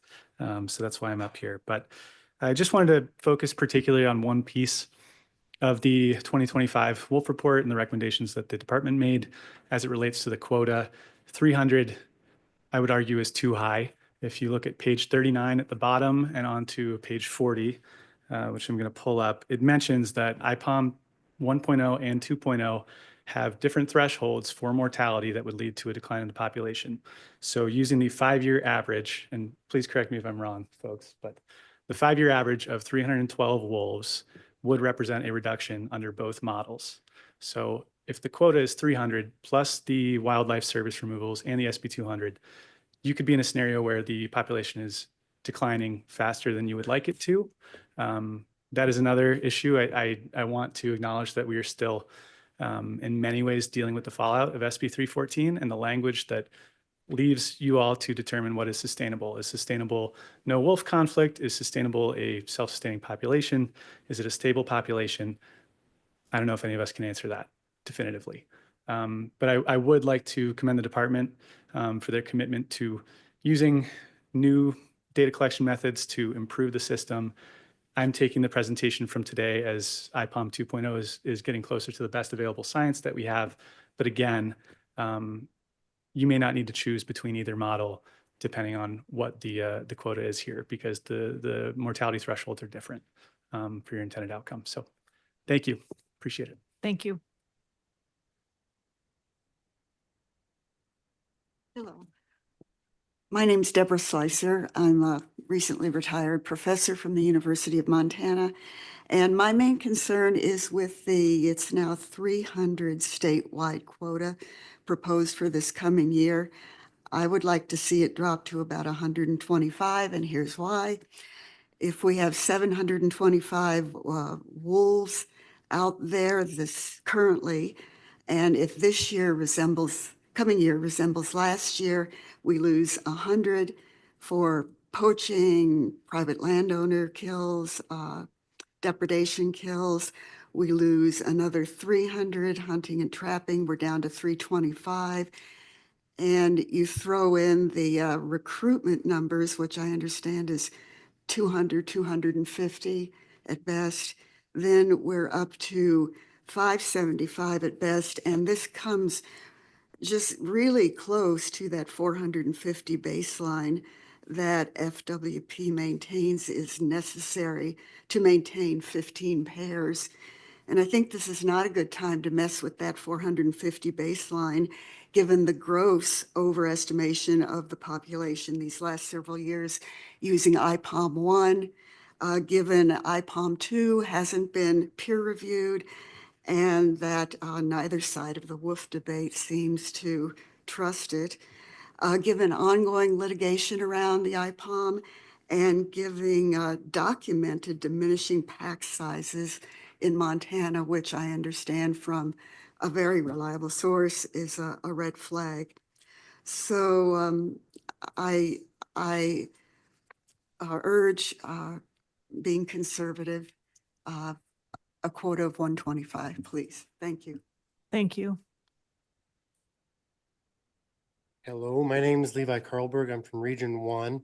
I support everything that Ian has proposed and the Montana Trappers Association and the zero setbacks that the Fish and Game has proposed.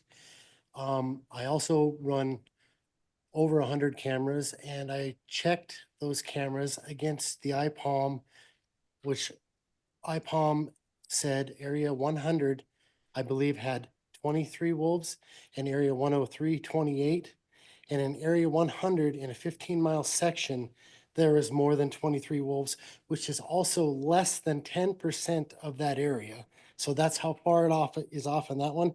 And in 103, I know of an area that has more than 28, and that is also less than 20% of that area. So the numbers in those two areas, I'm not saying they're all wrong, but I'm saying those two areas are extremely wrong off the new IPOM. And I'm willing to talk about that or show any of you the pictures and proof of that if you need it. Thank you. Thank you. My name's Austin Kuiper. I live in Region 1 as well. I'm an outdoorsman, hunter, trapper, 34 years there. And I agree with the zero setbacks and the IPOM data. I do not believe is accurate as well. And I've personally seen the detriment that the wolves population has on their ungulate in that region. Thanks. Thank you. Hello, my name's Cooter Huntsman. I reside in Lincoln, Montana, Lincoln County, Montana, and I support the quota of Region 1 of 131. I do support your guys' decision on the Bobcat at 200. I do not support the IPOM 2.0. And what was it? Oh, and I do support the no setbacks in Region 1. Thank you. Thank you. Madam Chair, members of the commission, I'm Jedediah Hinkle, reside in Belgrade, Montana, and in the legislature. I think a number of you commissioners probably watch a lot of our legislative hearings. When we had the wolf bills up, we would do 2 wolf bills and it would take us 5-6 hours. During that time, the department vigorously was attacked on IPOM 1, and they vigorously defended IPOM 1. Now, less than 2 years later, we have IPOM 2. And by just changing the pack size and the distribution to the territory, we're able to knock off 400 wolves. The only thing that happened between that time is a lawsuit over the management of wolves. Looks pretty fishy to me. Based on the presentation today, one thing I noticed on the charts is IPOM 1 is pretty static with the population numbers, which would reflect a very static harvest in wolves over the years. IPOM 2 is very sporadic. Commissioner Burrows pointed out some of that with large spikes up, but there's also very large spikes down. I believe that, honestly, I believe that data was manipulated for IPOM 2. And I believe that the department undermined their own credibility. As far as the amendments go, I do want to point out that Commissioner Brooks' amendment in Region 3 reduced the bag limit to 5 wolves per licensed hunter. I believe currently in Montana, you can purchase 10 wolf tags per hunter and then 10 for trapping. So now in Region 3, we can purchase 10 tags, but we can only harvest 5 wolves. How does that work? Quite honestly, I think with all these amendments, I think the whole package is a mess. And if I were sitting in your position right now, I'd axe it. Thank you. Thank you. Madam Chair, Commissioners, my name is Jim Bell. I'm from Bozeman. I'm going to take a different tack. I'm going to say thank you for reducing the wolf management unit's quotas. Thank you much for that. I think Fish, Wildlife, and Parks deserves a thank you for the work that they did with IPOM 2. There's a lot of staff and a lot of biologists that are working really hard. And Yeah, okay, we got a ways to go, but it was pretty courageous for them to release that at this time. As commissioners, you needed all of the data that they had and they gave it, well, they're taking a lot of heat over it, but I encourage them to continue working on it. Maybe we can improve it. Well, I'm sure it will improve as time goes on. So, thanks for that. The wolf management plan, I don't have it memorized, but I'm going to say pretty close to page 47, paragraph 2, talks about when the population is reduced, they may have to add additional protocols to be able to measure the population. So IPOM worked when we had 1,100 wolves. Well, maybe the part where as one of the commenters said, they have a lot of other tools to be able to fine tune that. I ask to continue with that. Best comment I heard was this was kind of risky. And indeed it was. So when they refine IPOM 2, please listen to all of the data. Thank you. Thank you. Madam Chair, Commission, my name is Jim Barone out of Wise River, representing myself in the Upper Big Hole. Some of these guys kind of stole my line. I think Shannon Manis hit the nail on the head. Region 3 is two worlds, and we're being controlled by Park County. The Big Hole area has, I guarantee it has way more wolves than we're being told. There's no collars on wolves. Where are they collecting this data? Last December, I had 24 wolves marked in a 20-mile by 20-mile square consistently throughout December until the elk migrated off, as did wolves. I seriously question IPOM 2's numbers. It seems questionable at best. Region 3, the Big Hole area, Region 3 and 1 needs to be split in half, separate quotas. And I have to ask, why do we go from 60 to 30, 33? That's people that it's wrong. We need a correction there quick before the Big Hole blows up and you spend more money in depredation fees, because that's where we're at. We're getting hit with depredation fees, government trappers in our area every winter, every spring. You're having the U.S. Fish and Wildlife Service come in and take wolves out that we don't get a chance at. So thank you for your time. Thank you. Hi, my name's Lewis. I'm a trapper from Montana. Just want to get out of the way. I do not like speaking in public. I'm going to talk about the Region 7 cat proposal. In that proposal by FWP, they state that most of the trappers are for this. I've looked through all the comments. We've heard all the folks here. There's not been one trapper who has been for that drastic cut. Now, trappers collect all the data, all the jaws, all the surveys. If we're not going to listen to us now when there's a major proposal here, then I guess I'm at a loss for what my role really is here. I would just encourage Region 7 Commissioner to open up an amendment where we can talk about this a little bit more. Thank you for your time. Thank you. Hi, Director and Commissioners, Tom Fieber, Fieber. I'm president of the Montana Fur Harvesters, so I'm representing a group here in Montana. I trap wolves and I work closely with the Fish and Game wolf biologist, and we are seeing improvements in the reduction of wolves in the area that I personally trap, and I'm seeing increase in the number of deer and elk. So I'm seeing a benefit of what is happening.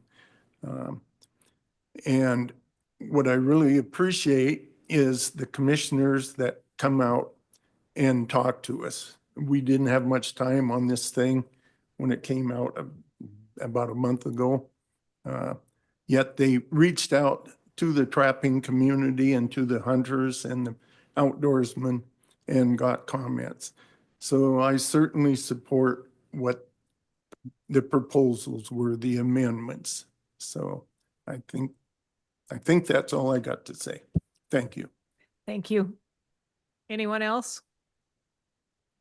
Okay, that was right at an hour.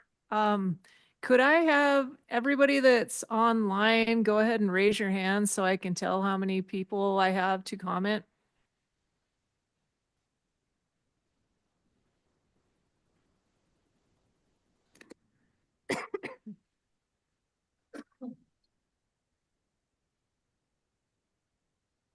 Okay, we're just short of 30. I'm gonna start out with a minute and a half. Can you do that, Eric? Okay, I'm gonna start out with a minute and a half, and then we will go for another hour and see where we're sitting. Okay, if I could get Margaret Meyer, please.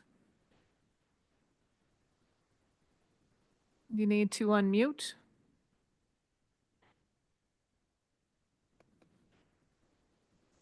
You're still muted.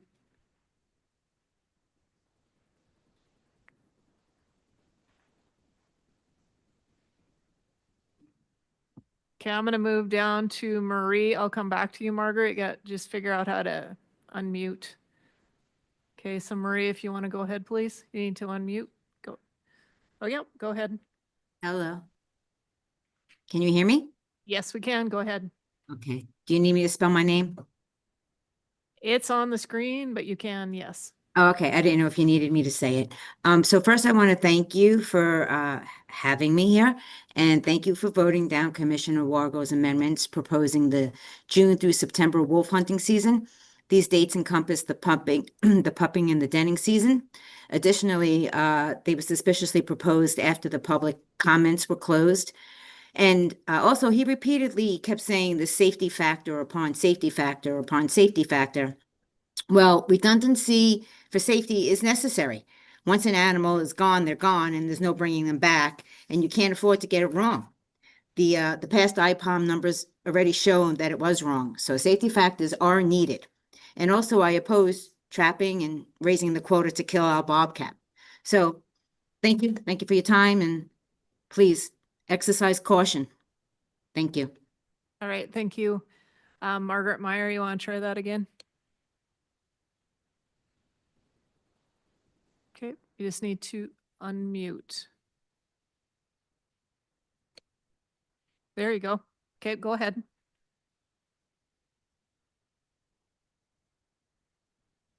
Margaret, if you want to go ahead, please.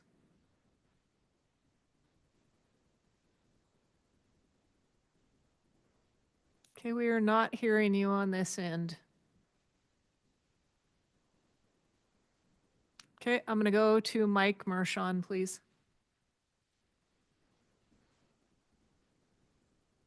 Madam Chair, Commissioners, Mike Mershon, that's Mershon, calling in to represent Montana Wildlife Federation today. First, easy one, we support the temporary beaver trapping closures in areas where translocations are planned. Moving into wolves, we're encouraged by the department's willingness to continue to improve population estimate accuracy and corresponding management proposals. We understand that these numbers are yet to be peer reviewed, but we still think that they should be taken seriously. Above all else, we encourage a conservative management approach given the uncertainty surrounding our population models. And MWF is going to oppose any options that could further add uncertainty to the population models that we rely on to inform these types of management decisions. While we recognize the legislative mandate to reduce the wolf population in this state to a sustainable level, we continue to question the missing definition of sustainable level. The 2025 wolf plan clearly says 450 wolves is the rock bottom, not the goal. Until the department defines a sustainable level, Ideally, with a statewide and regional population objectives, we'll continue to see lawsuits and these conversations and testimony going in heated circles. In an effort to maintain public confidence in Montana's wolf management and noting that the proposal to eliminate the quota for controlled removals, we ask for transparent total mortality reporting and meaningful in-season review in case total mortality exceeds the goals. Okay, Speaking, your time is up. Thank you. Keith Cubista. Thank you, Madam Chair. I am Keith Cabista from Stevensville, Montana, with Montana Sportsmen for Fish and Wildlife. This IPOM 2 was launched like some Faucian theory without any advanced presentation to review, such as was given earlier today. That would have been helpful. So we're skeptical about it, with less reliance on hunter observations, with some slides even referencing uncertainty and moderate quality. So we do support the Wargo amendments and revised proposal with an appropriate 300 wolf quota. It was a good discussion that ended the right way. Thank you to Commissioners Burrows and Wargo for your strong work on this. And finally, we oppose the Brook Amendment, and we would urge that you adopt the Wargo proposal next year that was kicked down the road. It does need to happen, Madam Chair. Thank you. Carrie Gunderson. Good afternoon, Madam Chairwoman and members of the Commission. I am a 48-year resident of the Swan Valley in Region 1, my region. For 35 years, I worked as a wilderness manager in the Mission Mountains Wilderness. I worked cooperatively with the Mission Mountain Tribal Wilderness Managers on the Flathead Nation. I worked on the Swan Front and on special assignments in the Bob Marshall Wilderness, including ranger patrols and collecting data on snow surveys. I adamantly oppose the last-minute Wargo Amendments 3 and 4 as a direct violation of a federal law, the Wilderness Act of 1964, Public Law 88577. In that legislation, wilderness is defined as untrammeled by man, an area of undeveloped federal land retaining its primeval character and influence without permanent improvements or human habitation, protected and managed so as to preserve its natural conditions, has outstanding opportunities for solitude, may also contain ecological, geological, and other features of scientific, educational, scenic, or historical value. Mr. Wargo does not listen to all of his constituents and ignores a federal law, the Wilderness Act. It seems to me that his ultimate goal is to turn the Bob Marshall Wilderness into one big elk game farm. I give Mr. Wargo a vote of no confidence.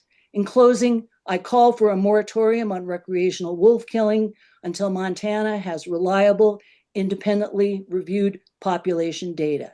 Thank you for your consideration. Thank you. Clint Nagel. Yes, my name is Clint Nagel. I'm president of the Gallatin Wildlife Association from Bozeman, Montana. I urge you first to please read the written comments that we sent in to the commission on wolf policy and this proposal. I found the discussion today very interesting, but also very disturbing, because you had a perfect chance to reset the course for Montana, but you missed that opportunity. Instead, you did about face and went in the wrong direction. I think you must recognize the problem with setting quotas on wildlife. We don't know how many there are of a species or where they are. It sets up the premise where the commission is playing God with faulty or incomplete information, and that is morally and ethically wrong. GWA strongly recommends there should be a moratorium on the hunting and trapping of wolves until at least scientists and the department have a better understanding of wolf populations within the state. That is the common sense approach. To do otherwise just showcases a bias or deeply seated hatred toward the species, and we have seen evidence of that today as well. Even IPOM 2.0 is not based upon exact science and is based upon a faulty premise, meaning the real number of wolves is most likely less than 725. Unfortunately, as we've seen here. Thank you. Your time is up. Okay, thank you. Mhm. Okay, the next one says 16107's phone.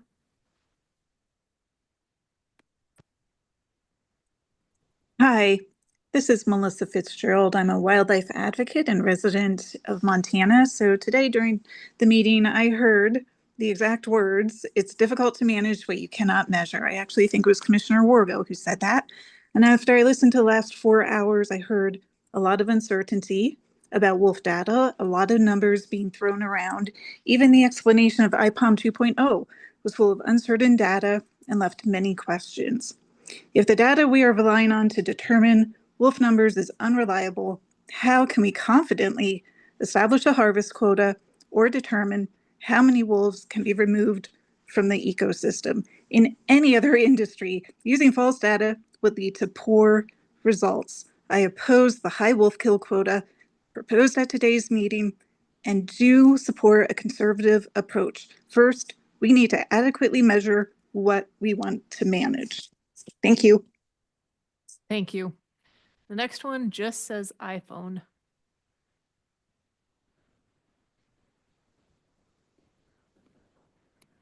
Hello? Yep, go You ahead. sent me an unmute. This is Peter Gwynn. I'm in Condon, Montana. That's Peter Guyinn. Thank you, Madam and Chairs, to let me speak. Yes, I've been in Swan Valley for 40 years. I haven't heard the wolf or a sign of wolf since the state took over wolf management. At that time, there was a stable balance between the harvests or killing of wolves versus the licenses of hunters, and that had gone on for a few years. So that was a good time to make an IPOM model and make a firm one and a good one with reliable data going into it, and because it would be a good baseline to start. But you applied the same IPOM model, but you've introduced all this technology to make wolf killing more lethal, more deadly, night vision with laser sights, and then all this hatred, which we've heard tonight, of wolves, which has certainly been propounded by the governor of Montana, which has certainly been more effective towards setting off, encouraging poaching, poisoning, any reason to kill more animals, which has not been properly taken into account. But this has been going on for a few years now, and basically you're just running this thing down into a rabbit hole. You're maintaining the amount of the harvest, and fancifully selective reasoning is that it's stable. That's the reason why it's stable without taking Thank any you. into Your account. time is up. I appreciate Okay, your you're going comments. right into the same rabbit hole again, all over again. Thank you. Stephanie Farrock.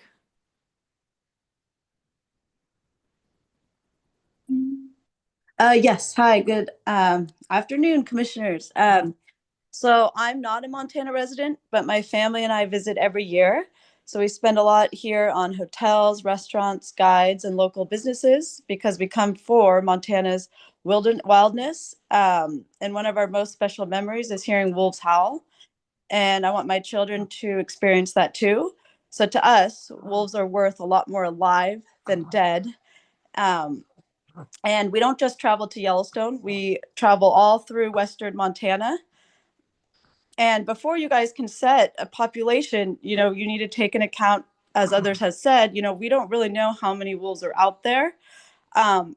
We also really need to focus on that wolves die from all other aspects. So many pups, they don't survive their first year.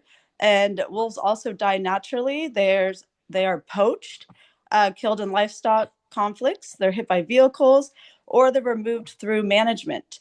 So all this taken into account is we really got to be conservative when you do set the wolf numbers. And then also I want to highlight that I think you should maintain trapping setbacks in Lincoln County. We shouldn't wait for something horrible to happen before taking reasonable precautions. But just highlight again that, you know, people travel there to spend a lot of money to see wolves, not just in the park. So take that into account because they're worth a lot more alive than dead. Thank you very much. You. John Carter, please. Thank you. Madam Chair and Commissioners, I'm John Carter. I'm an ecologist representing the Yellowstone to Uintas Connection. We work to protect and restore wildlife migration corridors and core habitats in the Rocky Mountains. We submitted a detailed analysis and report on Montana's proposed wolf program. We were bothered by the proposal, but that's in our report. We do appreciate the effort of the Commission and Fish and Wildlife and Parks to try to get a better handle on the wolf population, but the Commission should rethink the priorities that cater to outfitters and trappers over the values of the majority of the population and the millions of people who come to see wild places and wildlife and who want to see a sustainable ecological balance where wolves play their natural role. We're here to propose the end of hunting and trapping of wolves, as that is not effective in reducing conflicts, as your own research has shown. More importantly, the research shows that over 80% of conflicts with livestock occur on private land and that conflict reduction should occur there. Livestock owners should be required to take preventive measures before any wolves are killed for depredation. Proof of these measures should be provided. Finally, if you look at the economics, just Gallatin County alone gets almost $1 billion in revenue annually from the tourism that occurs relative to Yellowstone and its wildlife. If you compare that to the value of hunting and outfitting or the livestock being grazed on public lands, those are insignificant. And so we should not be placing their wishes over the priorities of other people and the economic benefits to the state and the country. Thank you. Thank you. Karen Brown, please. Hi, can you hear me? Yes, go ahead. You just muted yourself again. We could hear you before, but then you went. Can you hear me? Yes, go ahead. Okay, sorry. I urge you to reject any increase in Montana's wolf quotas and reduce quotas where science indicates that additional mortality is not warranted. I'm pointing out the FWP and the Rocky Mountain Elk Foundation study that have invested in important elk research because elk population dynamics are more complicated than simply counting wolves and assuming fewer wolves automatically means more elk. The ongoing research at Hunting District 121 is examining elk survival, recruitment, pregnancy rates, habitat, and predator-prey interactions involving everything, including wolves, bears, and mountain lions. This research tells us something important.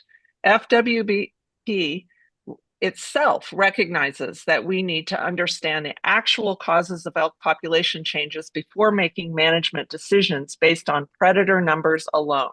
We should not use wolves as a scapegoat for every problem facing elk. Habitat, nutrition, recruitment, hunting pressure, weather, disease, and multiple predators all matter. If science is still being gathered, it is premature to increase wolf mortality. I appreciate Commissioner Brooks' past amendment. These reductions will provide a more precautionary approach while FWP and its research partners continue evaluating the factors affecting elk populations. Please let the science guide management, not pressure to kill more wolves from special interests. Thank you very much for your time today. Don Wilkins, please.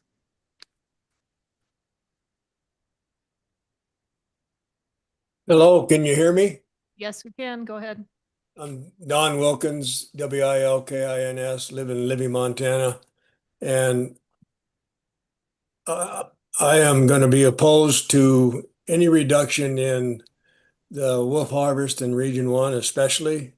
Region 1 has consistently harvested 35 to 40% of the statewide wolf harvest every year since wolf hunting and trapping started.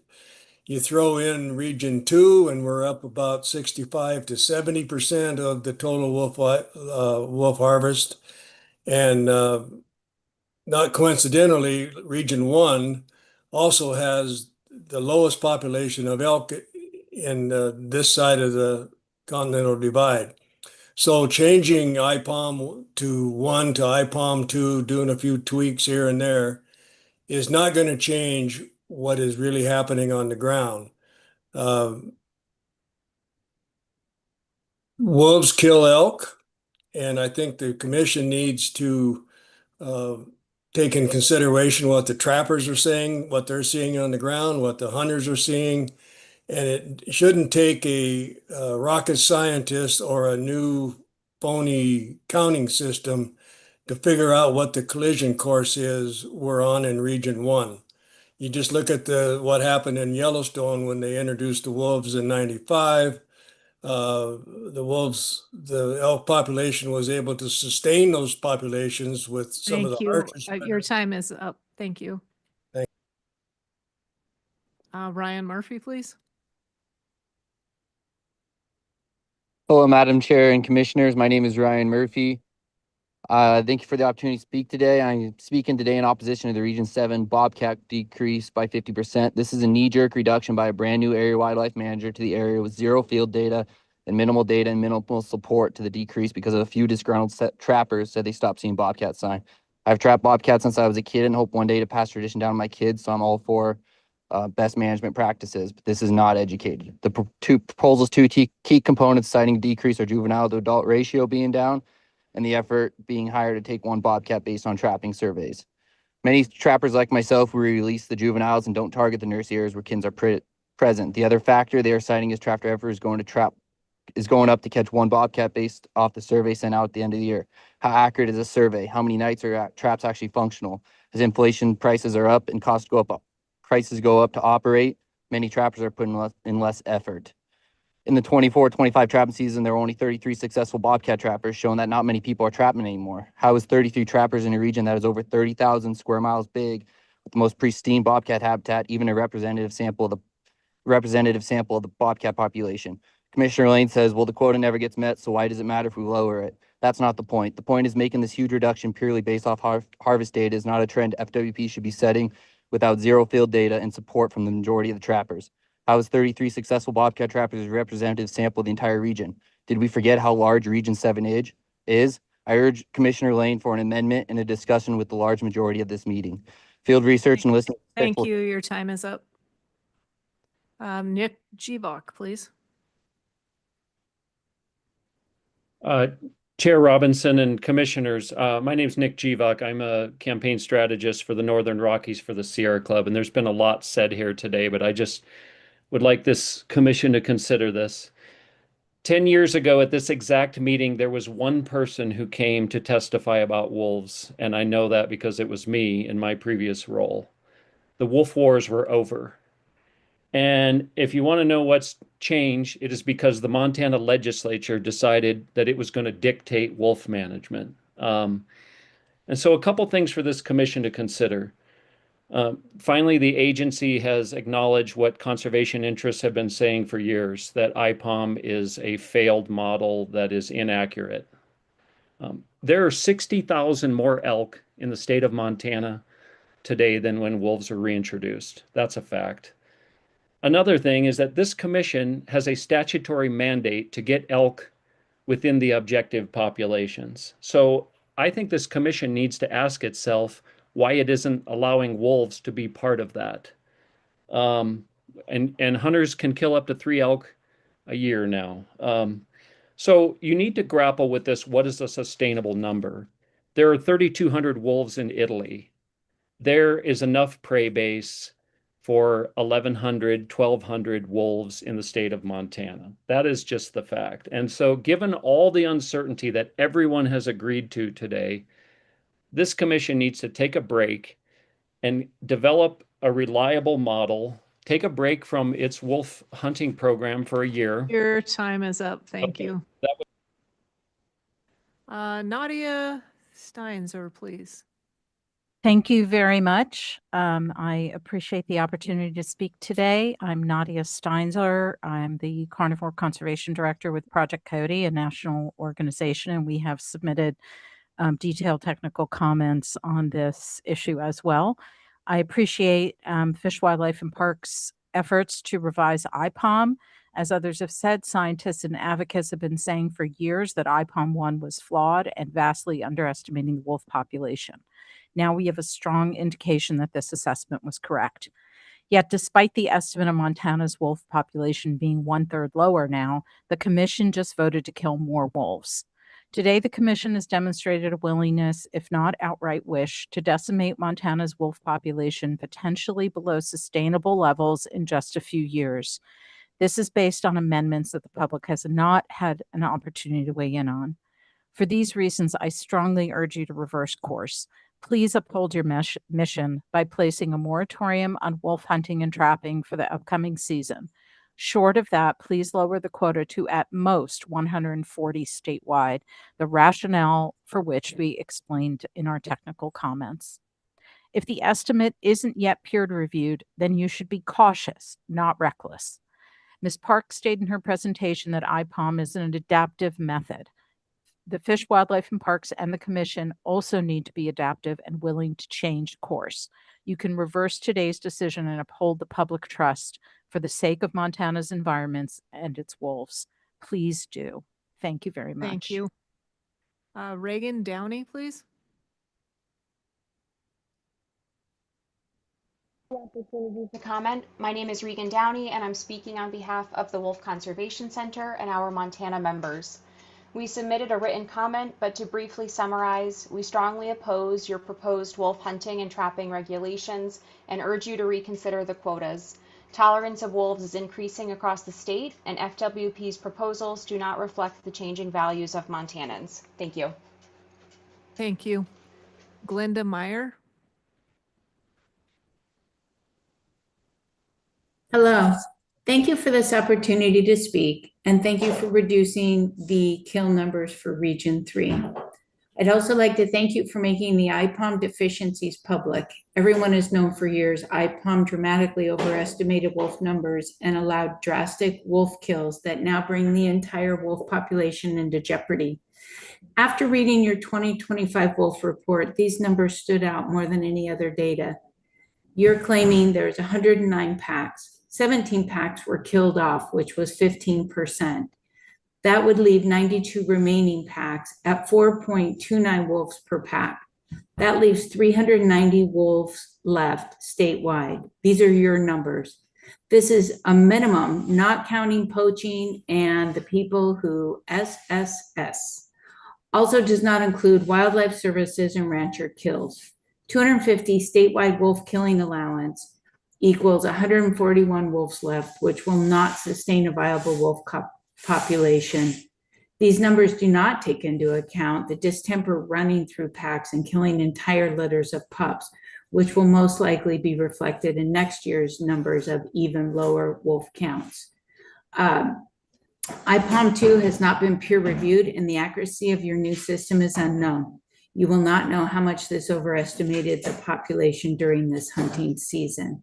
It is responsible management and stewardship to drastically lower wolf numbers and shorten the wolf killing season to allow this population to recover. Thank you for your comments. Thank you. Diane. Madam Chair and Commissioners, I'm Diane Boyd, B-O-Y-D. I live in Kalispell. I'm now retired from Fish, Wildlife, and Parks as a Region 1 wolf and carnivore specialist. First of all, thanks FWP for acknowledging your revised IPOM 2.0 findings.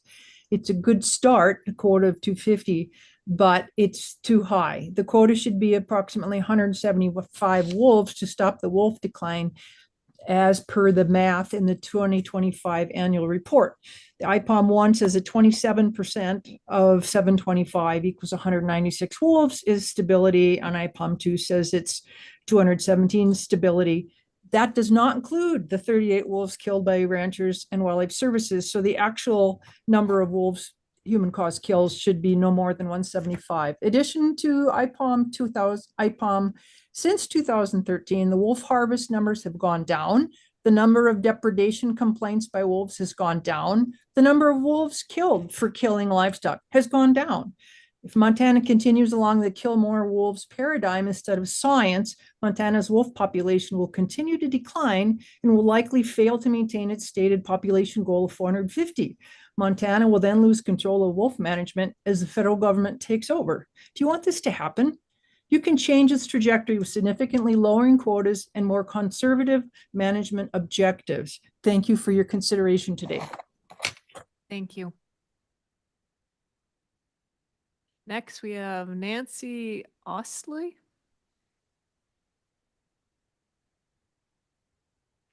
You are muted still.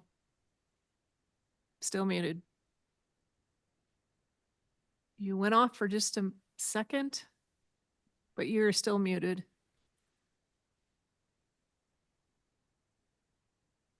Hello, can you hear me? Yes.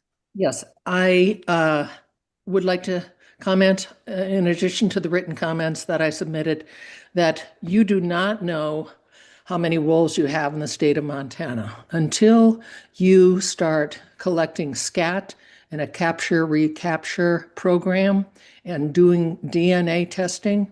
You do not know how many wolves you have. IPOM 2 is also faulty. Wolves provide many ecosystem services. They boost our economy, and they have a right to live.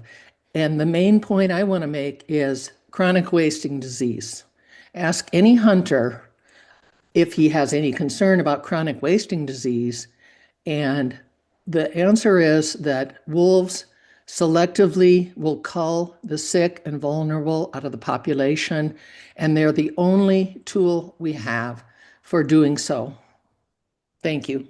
Oh, I'd like to say, please, I'd favor a moratorium on all wolf hunting and trapping until scat DNA analysis is in place. Okay, thank you. Elena Tillman.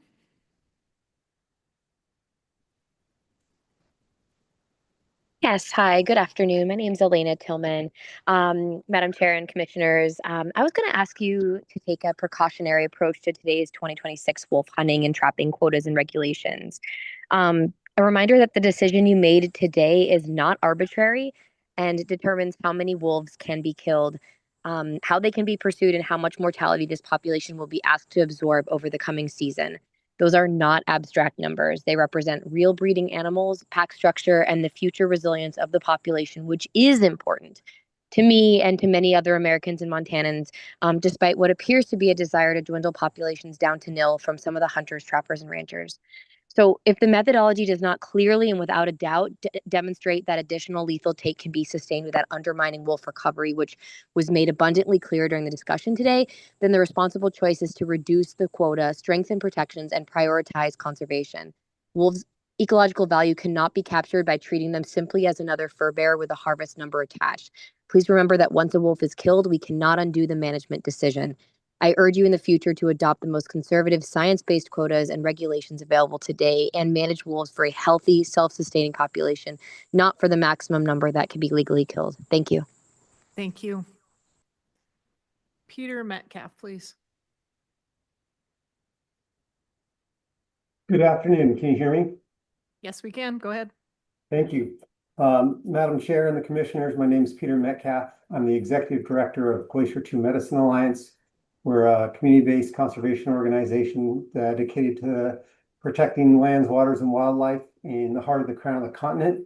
I'm also a hunter, live in Columbia Falls, spend time, like many of our members, hunting in Region 1 and Region 4. We submitted comments explaining some of our concerns, which you can find. First off, I want to thank you for rejecting the proposed wildlife or wolf management unit in the Bob Marshall Wilderness.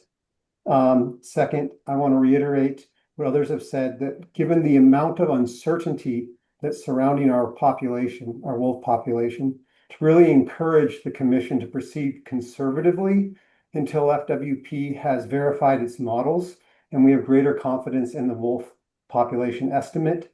Also encourage continued investment in biological field work to try to verify the population. As we wrote in our comment letter, We support a quota of 125, not 300. And the reason being is that the wolf management plan, as it states, says that any harvest above about 30% will drive the wolf population down. If we were to go with the quota proposed today of 300 at the confidence intervals lower end for the IPOM 2, add in about 40 management removals, we could potentially kill 55% of the wolves next year alone. Thank you. Your time is up. Thank you. Thank you. Christine G, please. Good afternoon. I thank the Commission for the opportunity to speak before you today. My name is Christine Goulet. In July 2023, my daughter saw her first wolf on her 13th birthday in Yellowstone. Not many 13-year-olds can say that. The next day, my entire family observed the Junction Butte Pack in Lamar Valley for several hours in the early morning. People from around the globe huddled that morning around our spotting scope, including a woman from Maine whose dream was to see a wolf before going blind due to her recent diagnosis of macular degeneration. Those moments spent around the spotting scope with people from all walks of life was pure joy and magic, and humanity really shined. What can I say more? IPOM overestimated the population of wolves by a whopping 34%. Wolves play a large, crucial role in the health of ecosystems, proven time and time again with sound science, and help with combating chronic wasting disease. We are facing climate change, biodiversity crisis, habitat loss, droughts, and floods. However, wolves continue to be targeted as a scapegoat for everything bad. But this can change when leadership leads with a land ethic that values all flora and fauna. Although I'm pleased to see the proposed quota lowered to 1 in WMUs 313 and 316, and wolf quotas lowered around the state in comparison to previous years, there exists too many unknowns.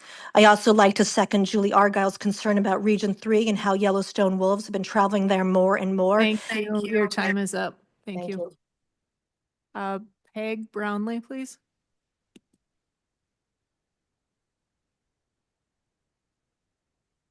You are still muted.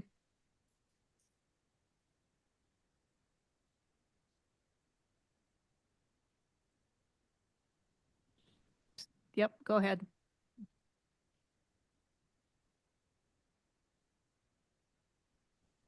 We can't hear you on this end, and you are unmuted.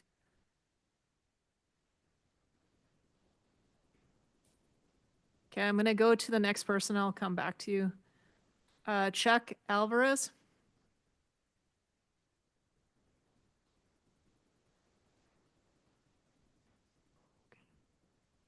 Can everybody hear me?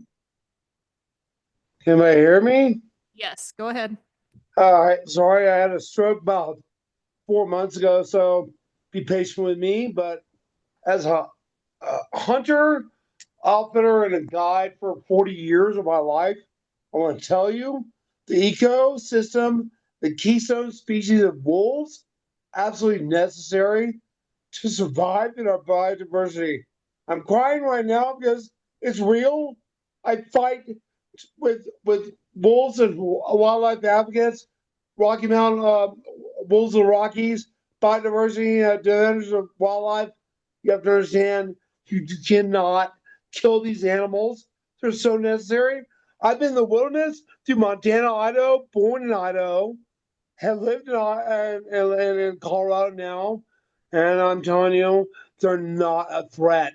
Ungulates, they're flourishing, but now because of our climate change, it's getting weird.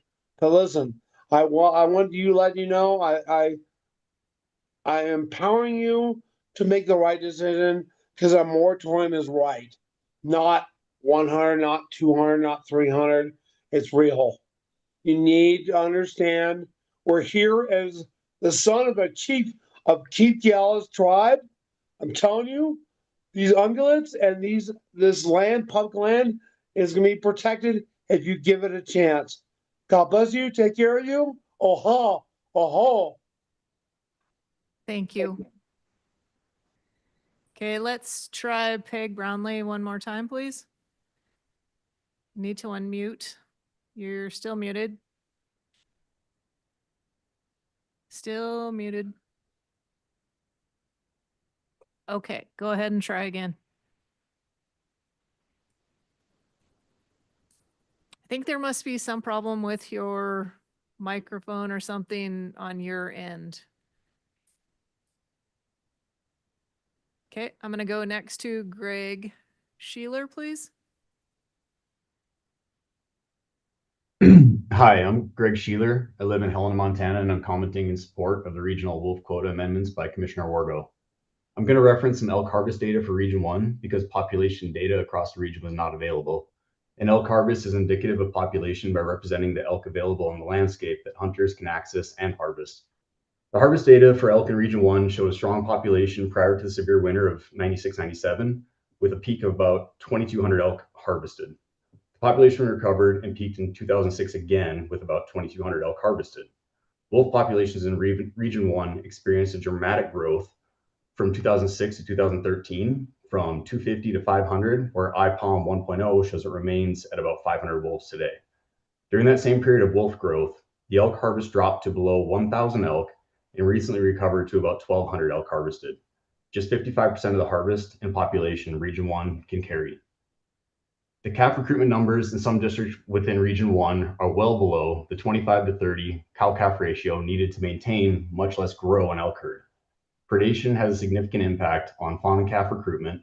FWP has adjusted line and bear regulations in the attempt to reduce predation in this area, and wolf harvest should be adjusted as well. FWP is limited in tools to increase ungulate populations in remote regions of western Montana.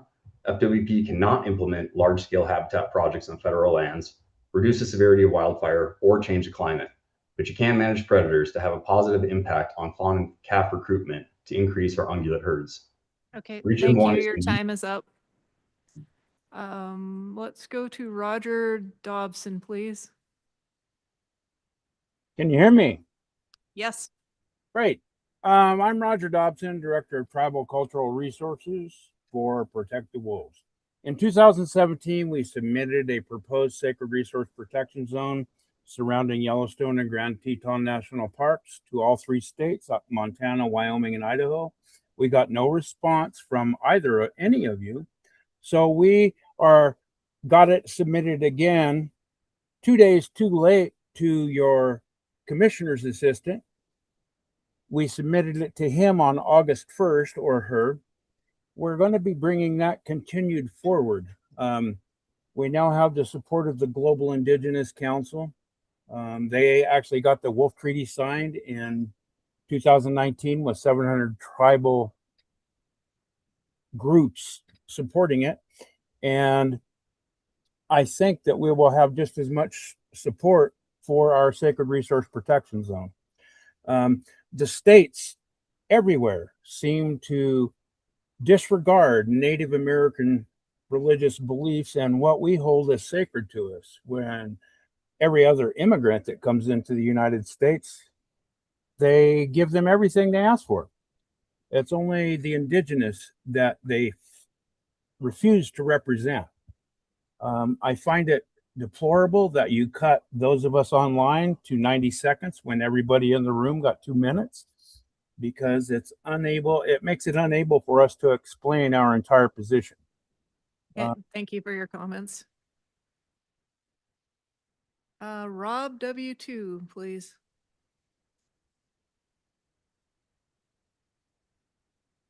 Can you hear me? Yes, go ahead. Oh, yes. I live in California, but I'm a wolf activist, and I find that the hunting and trapping of wolves is deplorable. I sat here all day going through the process with you, and I find a lack of information from other sources other than IPOM 1 and IPOM 2. I think you need to take into consideration the other studies that are being done, and use all that information to come up with your decision. Thank you very much. Thank you. Sheena Patel, please.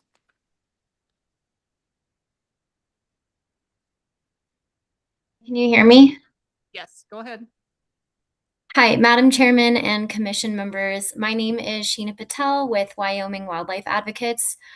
First and foremost, thank you for lowering the quotas in management units 313 and 316 to 1 wolf each. I want to start by saying that I urge you to caution using the estimates from IPOM 2, given that there was high confidence in IPOM 1, which we now know was not estimating wolf numbers correctly. And we now know that the number of wolves is lower than originally thought. Until there's greater certainty, I implore the Commission to take a prudent approach and avoid setting quotas that risk accelerating the decline of Montana's wolves.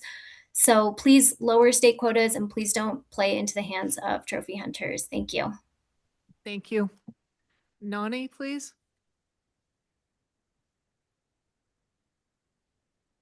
Good afternoon, Commissioners. My name is Nani Gerber. I speak for Indiana, my rescue dog. Shot for a wolf, she lost her leg, collateral damage of Montana's aggressive wolf hunts. First, I thank you for lowering quotas today to protect the wolves bordering Yellowstone. However, your own IPOM 2 model drops the state's wolf estimate to just 725. But setting a quota of 250 wolves plus landowner-directed and other removals means you are actually targeting nearly half of Montana's remaining wolves in a single season. Please close the private property loophole, allowing 15 unmonitored removals per property puts domestic dogs just like Indiana directly back in the crosshairs. I urge you to halt the wolf hunt, enact an immediate wolf hunting and trapping moratorium until Montana's wolf numbers are independently and scientifically verified. Thank you. Thank you. Jennifer Clark, please. Hi, thank you. Good afternoon, Madam Chair, member of the commissions, and fellow public attendees. Thank you for the opportunity to speak today. My name is Jennifer Clark, Jennifer spelled with one N. I'm from Washington State, but I'd like to speak as a fellow American and an annual Montana visitor who respects Montana's heritage wildlife managers and the delicate balance required to manage wildlife lives responsibly. I'm here today to request the Commission to approach wildlife, particularly the wolf management policies, with grace and patience, with the revisions to counting and dynamic management of areas. My compliment to the presentation of IPOM, that was very good technical explanation. Managing invisible administrative boundaries, highways, and neighborhoods drawn across interconnected ecosystems is challenging. Natural science-based work is by nature an evolving work and needs to avoid accusations of right versus wrong, but we know more when we can incorporate that in our decisions. Wild animals do not recognize lines on the map, nor do they topographical habitats stop at human borders. Wildlife naturally moves across these spaces to survive and thrive. And Montana, thankfully, is not a uniform landscape, and far from it. Grace in wildlife decisions and willingness to accommodate natural ecological movement rather than forcing wild systems into strict geographical boxes. Please take into account the wolves and other wildlife pups, cubs, kits, seasons, and when they end dates of hunting season correlate to something into June, and we all know what effects that can have on a familial relationship. Montana Thank you. Thank you. Your time is up. Thanks. Margaret Meyer.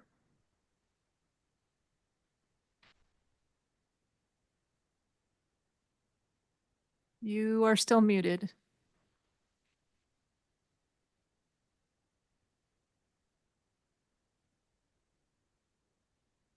Still muted.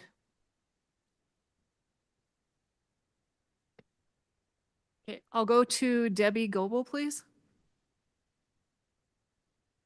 Good afternoon, Madam Chair, Commissioners, and thank you for your time. I'm Dr. Debbie Goebel, and I'm representing myself. My family and I are avid tourists of Montana and all the nooks and crannies and off the beaten trail places in your state. I'm calling from Nebraska. I'm speaking in opposition to the wolf killing quota that has been established against the backdrop of uncertain wolf numbers. 3 of FWP's own 8 core values include embracing the public trust, using science, and providing stewardship. Your vision and guide publication goes on to say, quote, "These values guide us in how we do business with the public we serve and the resources we manage," end quote. Apparently, these values do not apply to Montana wolves. Montana wolves are held in trust for all Americans, not just the minority of special interest groups that are motivated by fear, hate, and greed. Please do the right thing. Proceed with reason and restraint. Halt all wolf killing until true population numbers are determined. Doing anything less is reckless and is a crime against nature. Thank you. Thank you. Brian, let's see, Burris, maybe? Yep. Thank you, Madam Chairwoman. My name is Brian with an I, Burrus, Burrus, and I'm a owner guide in Yellowstone National Park, and I want to applaud you guys for taking the WMU 313 and 316 down to 1 unit and from 3, because those wolves don't know that they have a boundary and they go outside chasing their prey, and they go into region 3 like they were saying. And I want to just stress what the gentleman said, a few people before me, about setting out the sanctuary around the park. I think you guys should listen to them and listen to the indigenous people, and you guys are doing that. Or yeah. All right, have a good day. Thank you. Mhm. Is there anyone in the regional offices who would like to speak to this?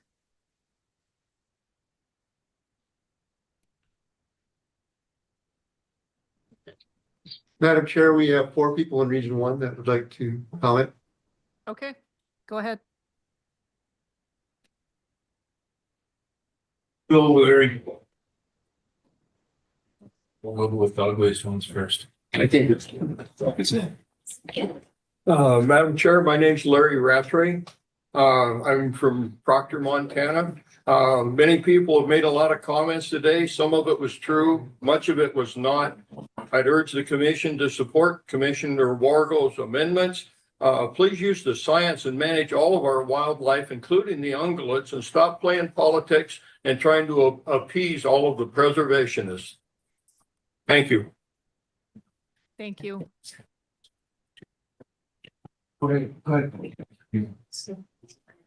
If possible, if you can take your, turn your camera on, and there you go. Thank you.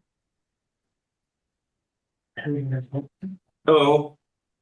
I'm Tim Viano, representing Rockin' WK, Montana's oldest and longest wolf harvest incentive program. I strongly oppose wolf quota reduction as it threatens Montana's billion-dollar industries such as agriculture, the sales of hunting, and special permits.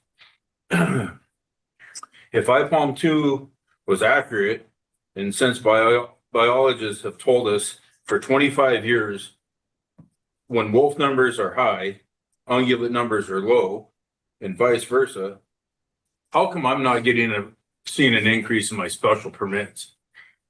Mule deer, elk, all those ungulates, moose especially, are suffering. And I strongly support Ian Wargo. Thank you. Thank you.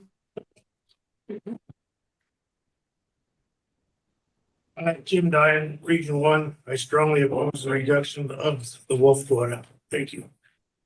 Thank you.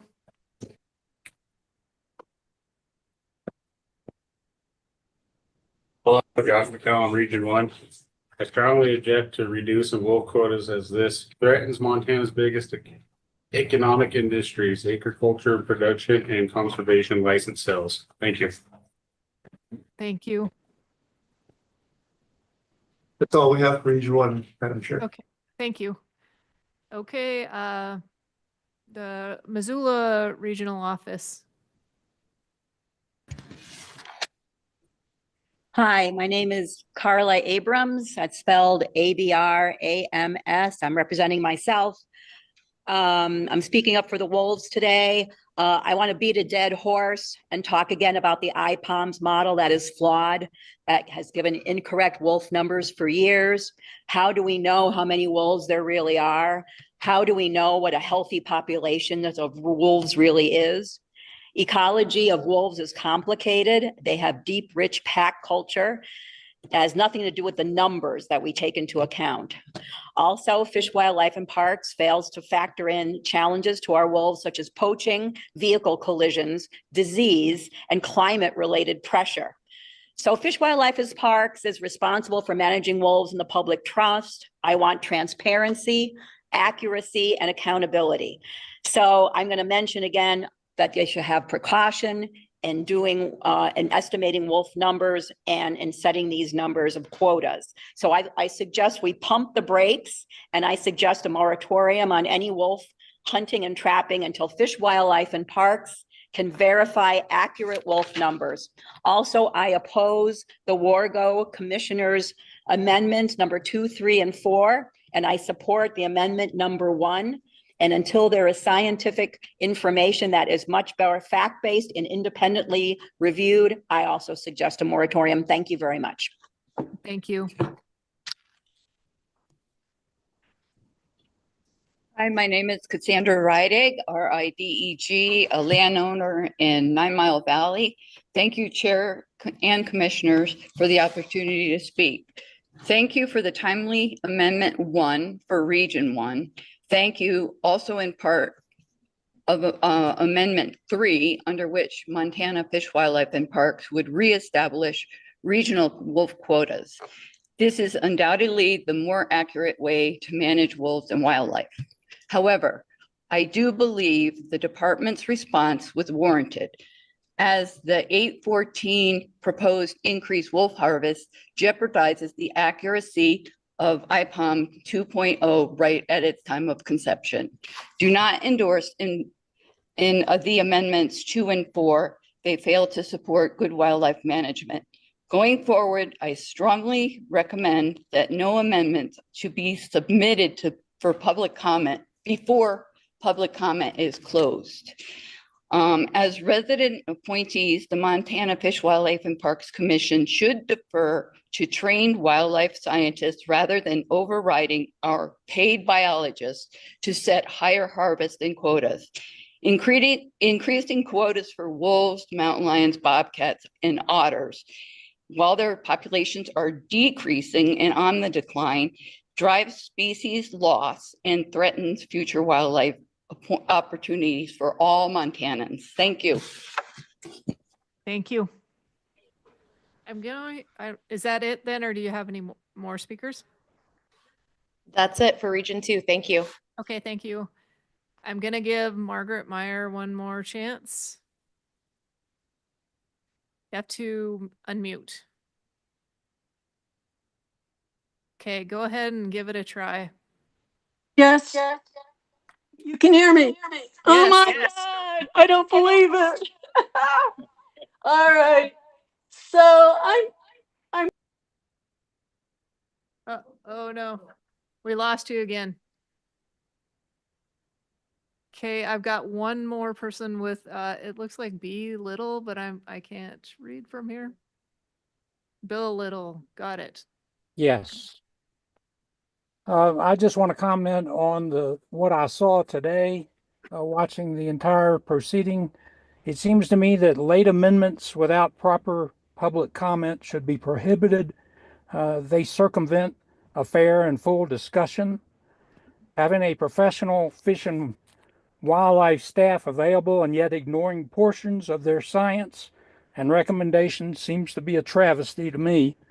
Those who raise quotas seem to speak solely about personal hearsay and unverified comments from unspecified people. Seems to me that the process itself was abused by a few for unknown reasons. Use the professionals, use the science, and let's leave a well-diversified world for your grandkids to enjoy. Thank you. All right, thank you. Okay, we just hit the hour mark again for these, so we're going to wrap up the comments and any more discussion from the commission.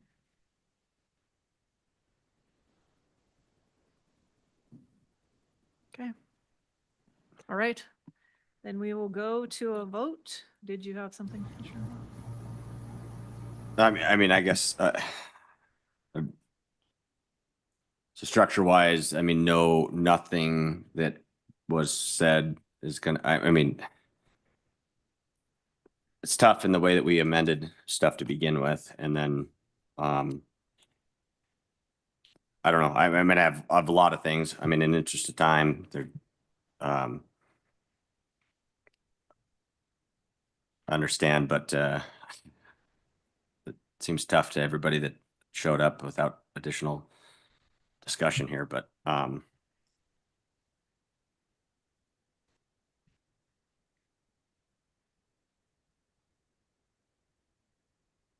don't know, I guess if there's not much interest, I guess we can go to a vote.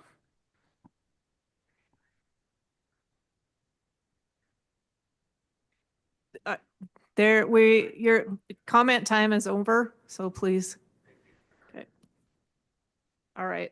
No, if there is another commission that, unless there's a change of mind of a commissioner that has already voted, I would leave that to, if there is a commissioner that would like to change their vote on the number 4 amendment.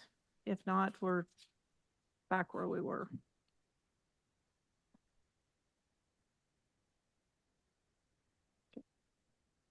All right. We're gonna go to a vote. All those in favor signify by saying aye. Aye. Aye. All opposed, same sign. Okay, motion carries. The only thing left on the agenda is public comment for items not on the agenda. So I would welcome anyone who would like to step forward to speak to items that were not on the agenda.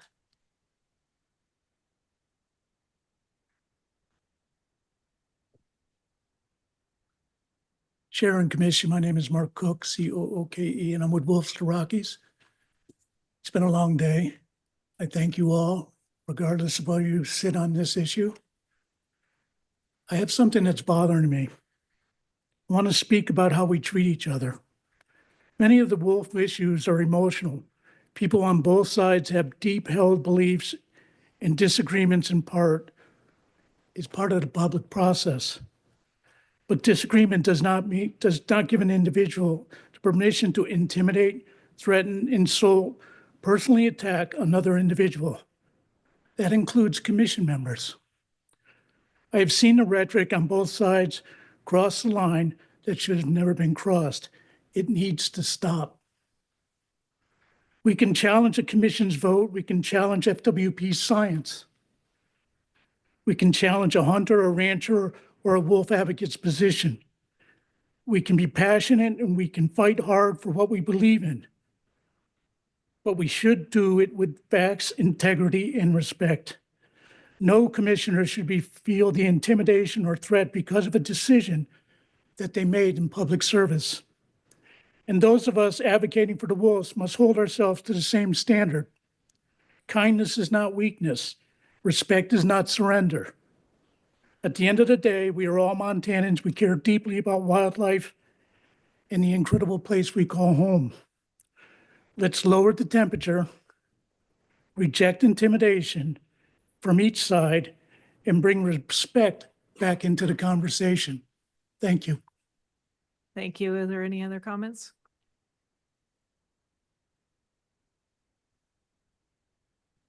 Madam Chair, Commissioners, Casey York again. Just a few thoughts from today.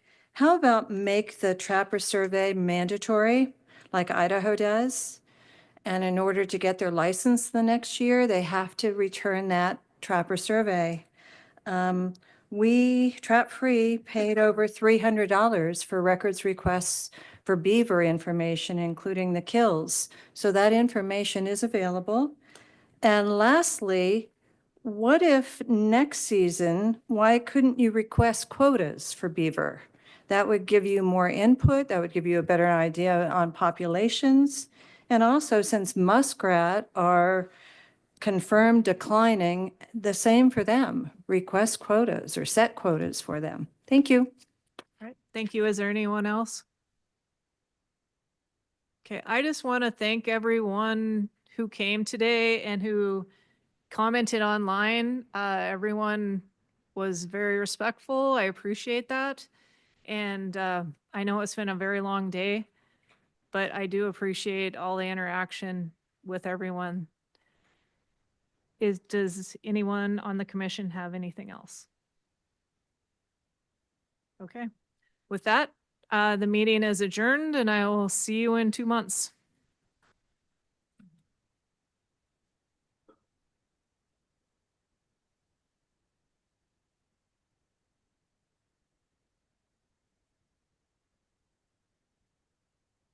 Zach?